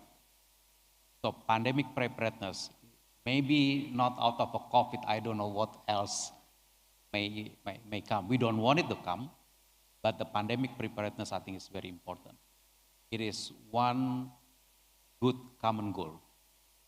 And that is why Indonesia is very keen for the pandemic fund, and Pak Khatib Basri is one of the chairs. Number 2 is the climate change. Climate change is also another common goal that can serve as a platform for the global cooperation. In my note, there is also a question of what is the next level of multilateralism, and then before before coming to the stage in the holding room, we talk about the current setting of multilateralism was actually prepared for the balance of payment, for the trade, for the trade relationship among countries. I think if we are talking about the next level of multilateralism, pandemic preparedness and climate change should be the common goal. Here, we can build the trust. We can build the trust among countries so that we can cooperate. Now, we know that the COP, which is now in Dubai, series, this is the 28th times that we do the COP. It is always at the form of establishing the common knowledge and common understanding and common concept. We need something. We need something that is real, and I think it's coming along. But we need to speed up on this. So that is why Indonesia, lowest carbon emitters, of course, out of the 275 million people, if you calculate the carbon per capita, very low. But we agree to continue to discuss on the climate change. Even we agreed to put some of the projects on the table, because the carbon and climate is very global, the very global public goods. So that's the reason why. We believe this is correct. We believe this is good for the country. We believe this is good for our people, and we believe this is good for the humanity. I think together with the pandemic preparedness, these are the new level of global cooperation that we have to come up with. The common platform to create common trust. Thank you, Pak Stephen. I really like what Vice Minister has said, because in fact this is in one of my notes. You know, I talk about the 3 C's approach, all hands on the deck approach to deal with this current geopolitical climate. First C is concession. You have to recognize that the world has changed. Everyone have to recognize that. Everyone have to acknowledge that. Second C is cooperation. I said that if you can cooperate in terms of security, please do. If you can't, it's on technology, please do. If you can't, on trade. If you can't do all that, then turtle conservation, or tiger conservation. I think this is where you need to create a bigger space to develop trust between the different actors in the world today. And, you know, I like what ASEAN has did. You know, earlier this year, I attended the ASEAN's finance ministers meeting under the chairmanship of Indonesia, and we have agreed to convert the ASEAN Infrastructure Fund into the ASEAN Green Fund. Why? Because this is one way for ASEAN to establish our credibility in terms of SDG agenda in the world. So essentially, it is the right thing to do. You know, whether it profits or not, it is the right thing to do. But I think, on the other hand, you know, I mentioned about how attracting investment, how dealing with this new situation also means dealing with global best practices, dealing with SDGs. So one of the reason in the discussion at the ASEAN Finance Ministers meeting was the conversion is so that we can attract more green money into this region. There is economics to it. I mean, essentially, it is the right thing to do. I think this is our basic principle, but there is money, there is economy in SDG. And I would like to say that, you know, moving or adding from what Vice Minister has said, in terms of 3C, concession, cooperation, and conversation, ASEAN can play a bigger role. And SDG is a very good, perhaps quote-unquote, neutral platform. If ASEAN as a whole, perhaps through an ASEAN SDG forum, perhaps, we can invite the major superpowers, China, US, Europe, EU, Japan, Korea, even India, to come in and say, let's deal with solving a problem which faces everyone in the planet. And SDG is a very good starting point. I think that is one role Indonesia and Malaysia can play. And I've also said earlier in the ASEAN Finance Minister meeting that our region is an SDG-ready region. The Chinese have a way to to summarize Sun Tzu Bingfa, the art of war, 天时地利人和, the climate, the geography, and the human factor. And I think ASEAN has all these three ingredients vis-a-vis SDG. So I think this is the right place to develop. This is the right place to even use this SDG platform to bring the world together, to have more conversation and to have more cooperation. I think this is the right thing to do. Thank you, Pak Stephen. Danny, you want to respond to the question on US-China? Okay, thank you. So if I may, there are several questions that relate to this, so I'll try and group them together. It has become quite commonplace for us in Southeast Asia to be thinking about the geopolitical confrontation in terms of picking sides. Should I go with the United States or should I go with China? This is sometimes referred to as Southeast Asia being free to choose between different systems. But of course, actually, it isn't being free to choose. It's being forced to be aligned with one system or the other. It's being forced to be binary, 0-1, either this or that. I think sensibly, Southeast Asia's political leaders generally have said, we refuse to choose. What we want is a system that works for our people. So let me suggest that in terms of short-term solutions to fragmentation or how our country can benefit from specific events, I fall back onto our seeking to build a cross-national system, an international system that gives everyone space. We don't have to reinvent the wheel. The multilateral system is already one that does that. Multilateralism is a set of principles that says all nations, great and small, are treated equally. That there's a level playing field for us to trade, invest, engage with one another. That systems are open, markets are open, people are free to trade. That there is a commitment to peaceful resolution of disagreements. There's a commitment to peace. I think that is the system that is still available to us. What has changed is that one of the greatest supporters of that multilateral system, the United States, has had a bit of a rethink. And appropriately, it feels that it has expended too much resources to protect other nations are not pulling their weight.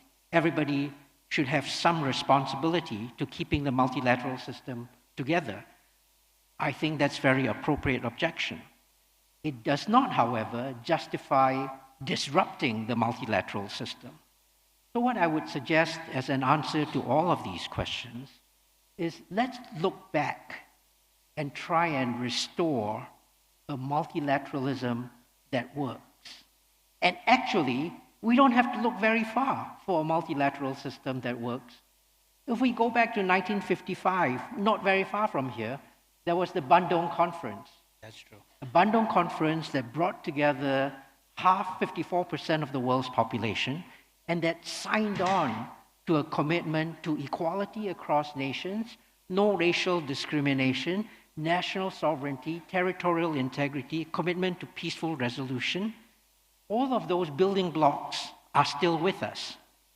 And we need to go back and rediscover our roots as a non-aligned bloc, with a full commitment to multilateralism.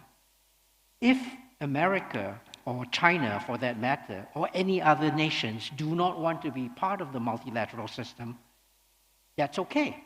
We'll build a system that's still founded on multilateralism, but that excludes those who don't want to participate in it. There's an ugly word that people are beginning to use that describes that. It's called plurilateralism. And we begin to see the emergence of plurilateral structures in contending with the environment, in contending with trade dispute settlement, in contending with armaments, with landmines, with wars. We begin to see an emergence of a third force in the world, a force that's committed to peace, committed to the multilateral principles that might need to exclude global geopolitical rivals, but that's okay. We don't have to choose to be in either one of their camps. Thank you, Danny. Pak Swa, there is one specific question to you. Yeah. The question is, Pak Swa, what's your view on Indonesia's being too disciplined in terms of fiscal stance? Do we need more spending to support sustainable growth and resiliency? Over to you, Pak Swa. Yeah. First, before I address this question, previously I said the last question. That is because I saw on the screen, time's up. I swear to you, I saw this here in one of this screen, time's up. I thought that was, it turns out it was a time's up for the first part. Okay. Indonesia is being too disciplined in terms of the fiscal stance. 3% of the GDP every year. And we have already carried that out. We have already implemented that for the last almost 20 years, except during the COVID. I really think that the question is not only about the fiscal rule. The question is always about the implementation of the whole budget. What kind of budget that will get Indonesia in the stable yet growing society? Now, so it is not only about, we have a space, then we have to max out the space. Our fiscal rule is not only the 3% of the GDP. Our fiscal rule is also one of the indicators that we put on our law was that the debt to GDP ratio maximum is 60%. So right now, if we are around 38, maybe around 38, 39% of the GDP, we do have a space. The question is, how do we want to use the space? Number one, I believe the space must be used for the stability. So if we need stability and we have to use the space, we will take it. Number two, we do have to use the space for the continuous economic growth. If we believe that the space can be used, if we believe there are potential economic growth that we have to take up, that we have to strengthen, then if you want to use the space, that is available. Now, the COVID again, last in 2020, gave us a very, very strong lesson. The fact that we are stable now should be partly attributed to the discipline of Indonesia since the beginning of our adoption of the fiscal rule. Some people may think that, Indonesia is doing okay now, as if it is something that is only coming out of the yesterday's policy. No, that is a policy that we keep, that we held for the last, since we have the 2003 law. That is the discipline, and that discipline prepared us for the worst time during the crisis. Now, how do we look at because the question next is, do we need more spending to support sustainable growth and resiliency? It's a very good question. It's a public expenditure review question. Let's do it. In which area that we believe we can spend more and get either growth or better stability to the country? I'll give you one example. One illustration. Almost 15 years that Indonesia, we practice 20% of budget for education. That is according to the, not even the law, that is in our constitution. And starting in 2009, we start to do it in a very disciplined way. Question is, have we used that money in the best way possible? Okay. So that is open for review, that is open for discussion, and I believe the audience here, because a lot of you are Indonesians and maybe looking for some question to ask. Let's do it. 15 years of practice, 15 years of implementation. Now, we should not just stop at saying that yes, it's good, no, it's not good. It should not stop there. It should go to the what else can we do? And if that is the case that something else is good, we can do it. Let's do it. Then we are talking about the fiscal role. I think that is my quick response, Pak Khatib, on the question about the fiscal stance. Thank you, Pak Aswa. This is an excellent response. So now let me turn to Pak Stephen. Do you want to respond to the questions on the techno? Yeah, how do your country could benefit from the techno spillover? How do you strengthen human capital and techno readiness? I think to put a context to my answer, I'm very worried. I think the sentiment is shared from what I hear from my fellow panelists. I'm very worried that people are looking at this geopolitical fragmentation, geo-economic fragmentation as a gift, especially for emerging markets. There will be spillovers in terms of production shift, capital shift. As I've said in the beginning of the session, yes, there will be short-term booms, especially for emerging markets for this region. And that depends on what the rate of each country are able to absorb this capital and production shift. And that in turn is a factor of infrastructure, is a factor of talent pool, is a factor of governance framework. But I think we have to look a bit longer term. We do not see this again as what Professor Danny has said, as us being a substitute because of the trade war. I think this is an opportunity for every country to strengthen internal structure, to strengthen our governance structure, to strengthen and to reconfigure our economic strategies so that it is aligned with this new situation. I mean, for Malaysia, we are half a century. We have half a century of experience when it comes to E&E. I come from the state of Penang, north of Peninsular Malaysia. We are talking about the semiconductors industry coming in as early as the late 90s, early 70s. Companies like Intel, AMD, National Semiconductor, Hitachi, Bosch, etc. Today, Malaysia is about 7% or so of the global semiconductor trade. So I think in that sense, we are positioned to benefit from some of this shift.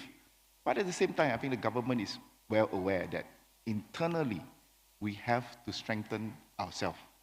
So we are looking at about, let's say, again, in this budget, about 100 billion ringgit for education. It's the largest ministry among all the other ministries. And there's also an annual outlay of 6 to 7 billion for TVET, technical, vocational, and STEM education. Recently in the budget, Prime Minister Anwar Ibrahim has announced the setting up of a faculty dedicated to AI research. I think we want to benefit from some of these short-term booms, but at the same time, we want to use this opportunity to also improve ourselves. So that, my fear is that with this sort of geo-economic fragmentation, and when it comes to what we call techno-nationalism, there will be a loss when it comes to innovation, global innovation. this competition is not very healthy, especially if it leads to a dual system in scientific standards. So I always track this sort of excitement carefully because I don't want us to just look at the short term, but I think countries have to look beyond this current immediate shift into a medium or longer term strategy for their survival in this new normal. Yeah. Thank you, Pak Stephen. Danny, you want to take the questions about the impact of the upcoming U.S. election? I can on try. Our region? That will be an interesting one. You want to I take can that try. one? Yeah, I'm happy to do either of the first two. So Yeah, let me just do the geopolitical defragmentation one first, and then I'll hand over to others. This is a really important question because it says that we are concerned, we as a whole, are concerned about geopolitical defragmentation or fragmentation. That we believe that when the world is disunited, in disarray, when everybody just looks out for themselves, the entire world is poorer for it. Not just the poor countries, not just the small countries, but everyone is poorer. I think all of us correctly believe that we are stronger together, that we are better together. If we can get past our differences and be collaborative, be cooperative, we can do many more things. This is very much related to what, Minister, you were just describing about techno-nationalism and fragmentation. It turns out that the modern karaoke machine was invented not in a single laboratory or company. It was invented in 5 different places across Japan, all reproducing each other's work wastefully. If they had simply gotten together, we would have had karaoke much sooner than we eventually did. But it is wasteful to be fragmented in that way. We need to come together. Now let me say this, fully recognizing that actually coming together has its challenges as well. If you go and look at the listing of the world's richest countries by per capita GDP, so how well off individuals are in the world, the first 10 countries are all small countries. Singapore, where I live and work now, only has a population of 4 million. We are ranked number 4 in that ranking. We are the 4th richest country in the world by per capita GDP. The top 3 countries, they're even smaller than us. Small countries have done very well. But small countries, by themselves, don't produce everything that they need. The reason that small countries have done very well is because they have been able to trade with, exchange with other parts of the world. We are stronger together, we're better together. By coming together in this collaborative way, all of us are better off. The problem with geopolitical fragmentation is that then it seems to throw all of that away, give us no hope. Let me give a little bit of hope. Fragmentation suggests that we are not cooperating. But what we need to get going again is not full-blown, all hands on deck, every dimension, full court press, collaboration. We don't need to agree on everything to actually work together.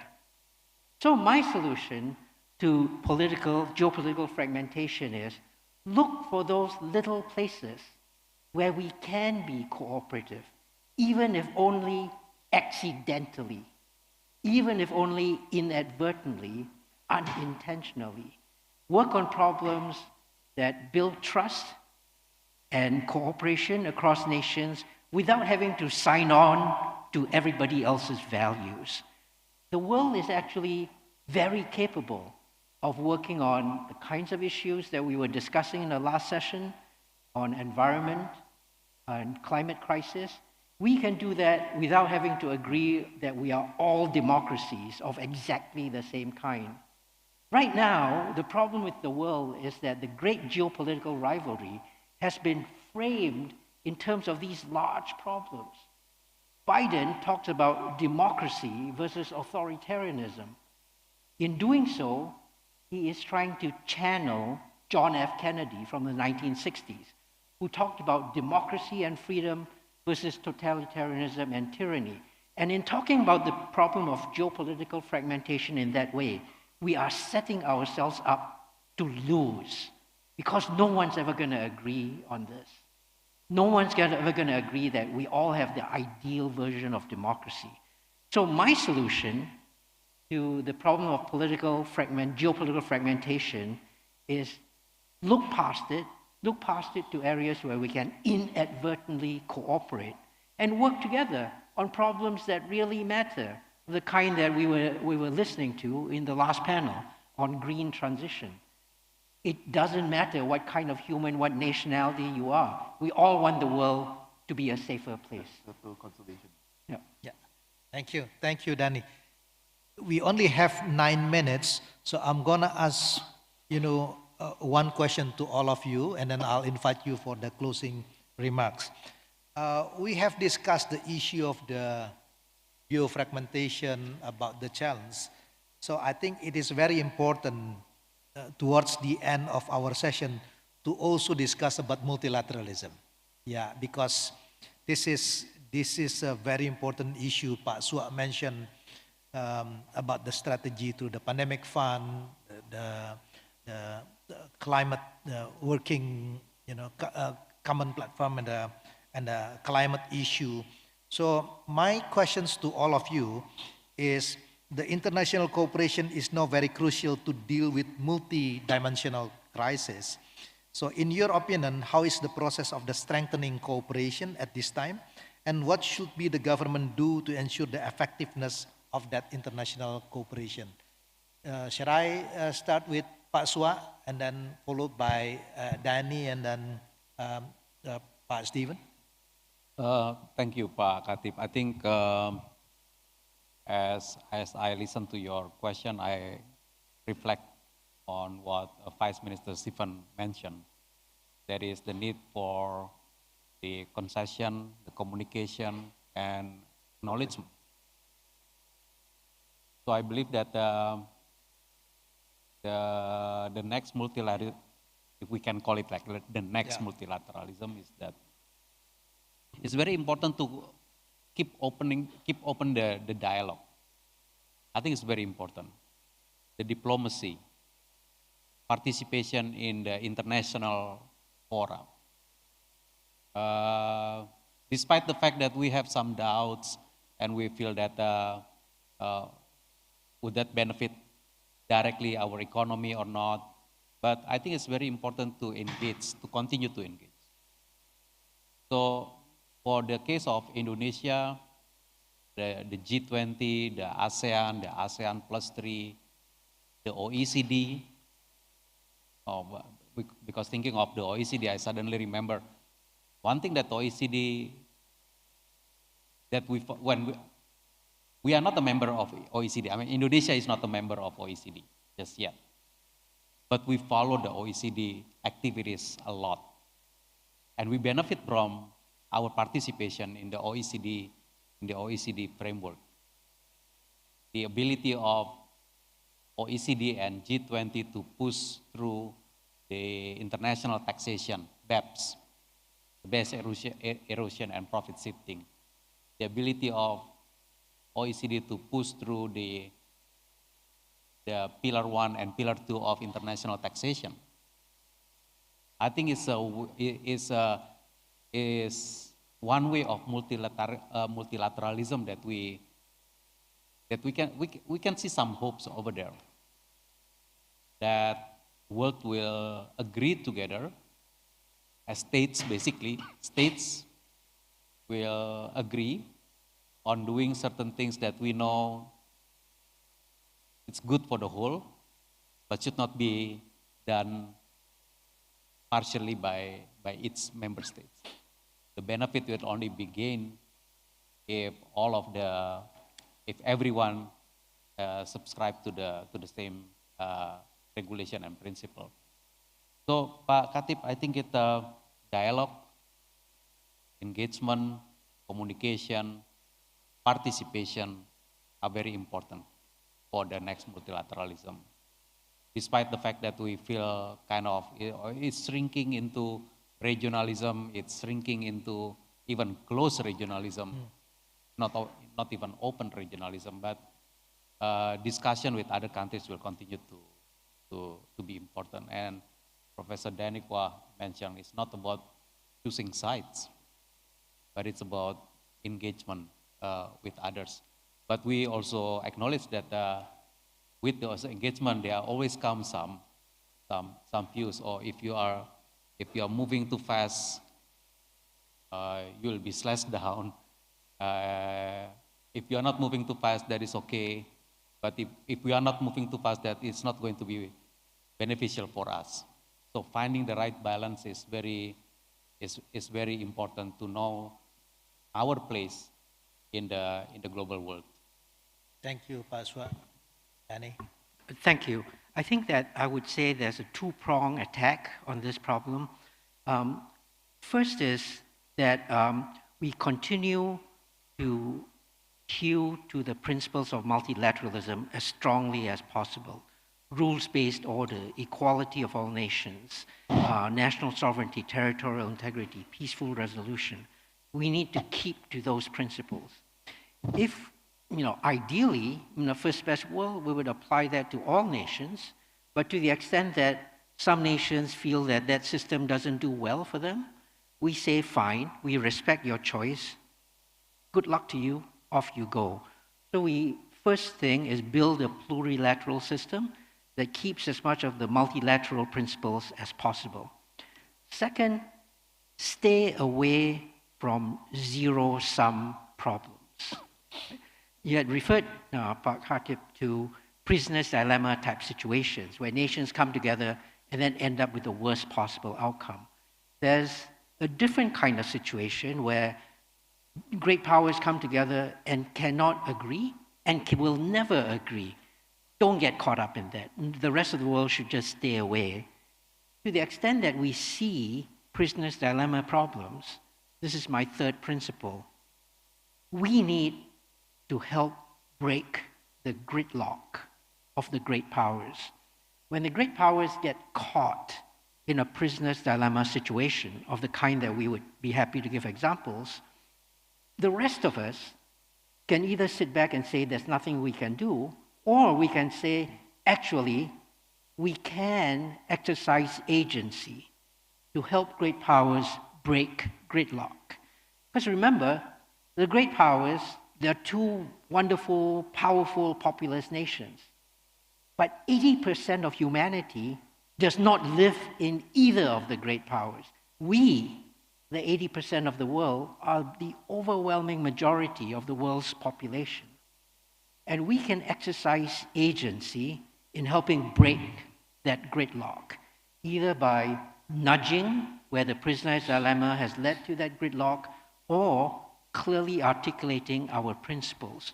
We don't get caught up in choosing sides and therefore subverting our legitimate agenda to the zero-sum wishes of the great powers. We need to exercise agency. So multilateralism where we can, stay away from zero-sum situations, and exercise agency. Thank you, Danny. Stephen? Again, 3C, concession, cooperation, conversation. I think more new actors need to be brought to the table. The least we can do is to talk. I think communication must not be cut off. Any excuse at all. Just if we can't even cooperate on turtle conservation, then at least communicate, converse with each other. And in this, the aspect of the 3C, ASEAN perhaps have two roles to play. Number one, I think ASEAN needs to be invited to the table. We talk about possibility of G2 or G3 or G7, G20, OECD. ASEAN needs to be brought to the table because I think the ASEAN value has often been misunderstood, misinterpreted as being opportunistic. I think this value is very important because of our history. because of our multiculturalism here in this region, ASEAN can actually be a bridge between the West, East, Islamic world, etc. I think this is important, that ASEAN, new actors have to be brought to the table for conversation. But number two, I think ASEAN, we don't just need to play a role of a guardrail, a role to prevent conflict. But I think we can play a more active role in the sense, not to get involved in that zero-sum situation. But we talk about SDG, for example. ASEAN can be a platform to bring the world together to solve a global problem, to build trust, to build local competency, or even to develop a green economy, not just in this region, but in the world. I think ASEAN can play that new role in this post-normal situation. Thank you. Thank you very much, Pak Stephen. Unfortunately, the time is up. That's the real one. This is the real one. But this is really the master class. Yeah, I would say that we are very fortunate to have this very rich discussion. I don't dare to make a summary of our discussion, but let me invite to all of you to give the big round of applause to our speakers.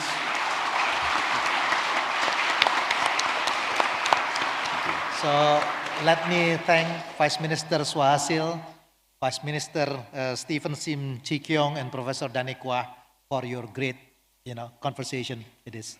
With that note, then we conclude this session. Thank you very much. Thank you.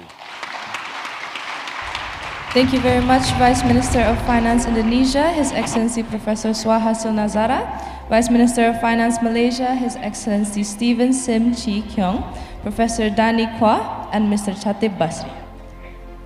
Please step forward as we will have a group photo together.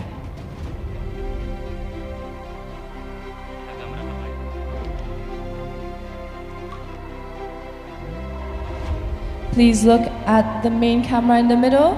In 3, 2, 1. And once again, in 3, 2, 1. Thank you very much. Ladies and gentlemen, please give a big round of applause.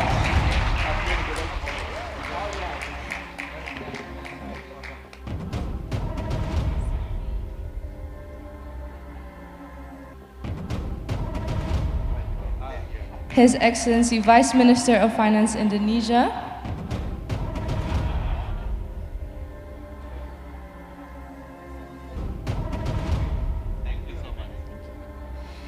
His Excellency Vice Minister of Finance Indonesia, please kindly remain on stage for the closing remarks.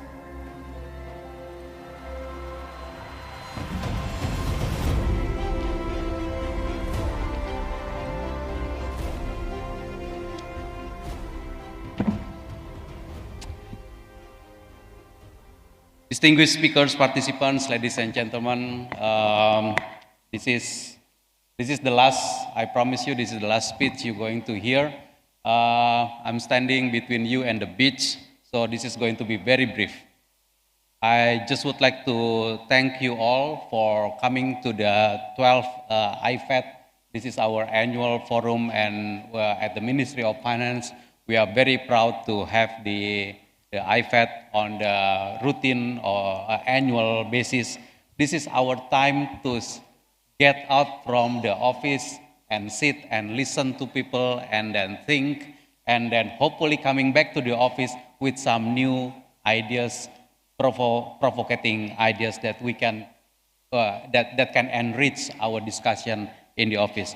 On behalf of the Ministry of Finance, I would like to thank you all for sharing, for the speakers, moderators, and discussion.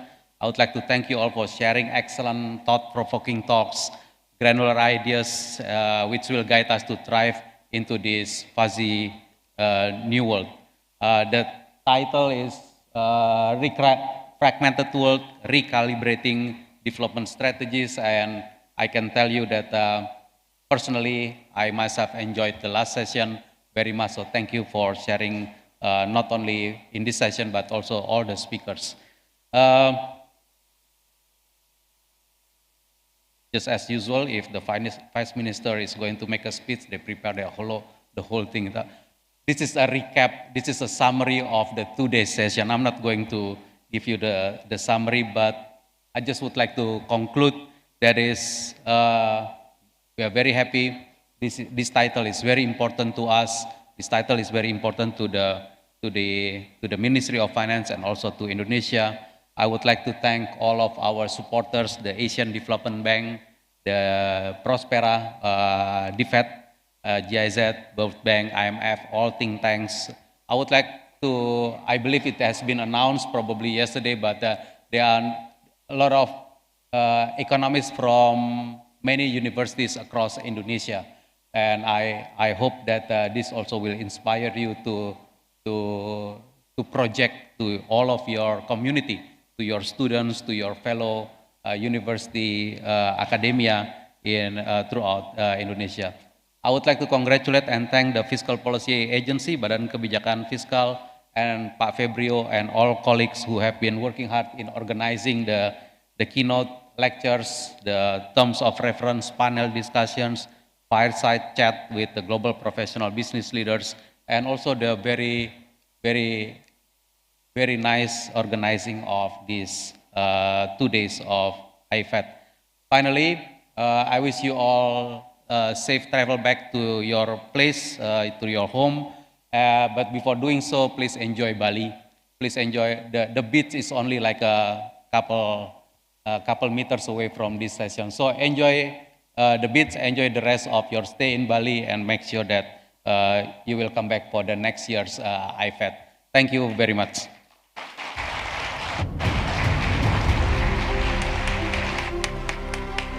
Thank you very much, Excellency, for the closing remarks. Distinguished guests, ladies and gentlemen, we have finally reached the end of our agenda. We had thoughtful discussions and rich insights from all of our honorable speakers. On behalf of the committee, we would like to thank all of our guests and speakers for your attendance and participation on the 12th AIFED. Ladies and gentlemen, your feedback is incredibly invaluable to us. Therefore, we will send a feedback link, the AIFED event survey, to your email. We kindly request you to fill this out, as your input is highly appreciated and will greatly contribute to our future endeavors. Thank you for your attention. Matur suksema. See you on the next AIFED. Have a good day in Bali. Om Santi Santi Santi Om.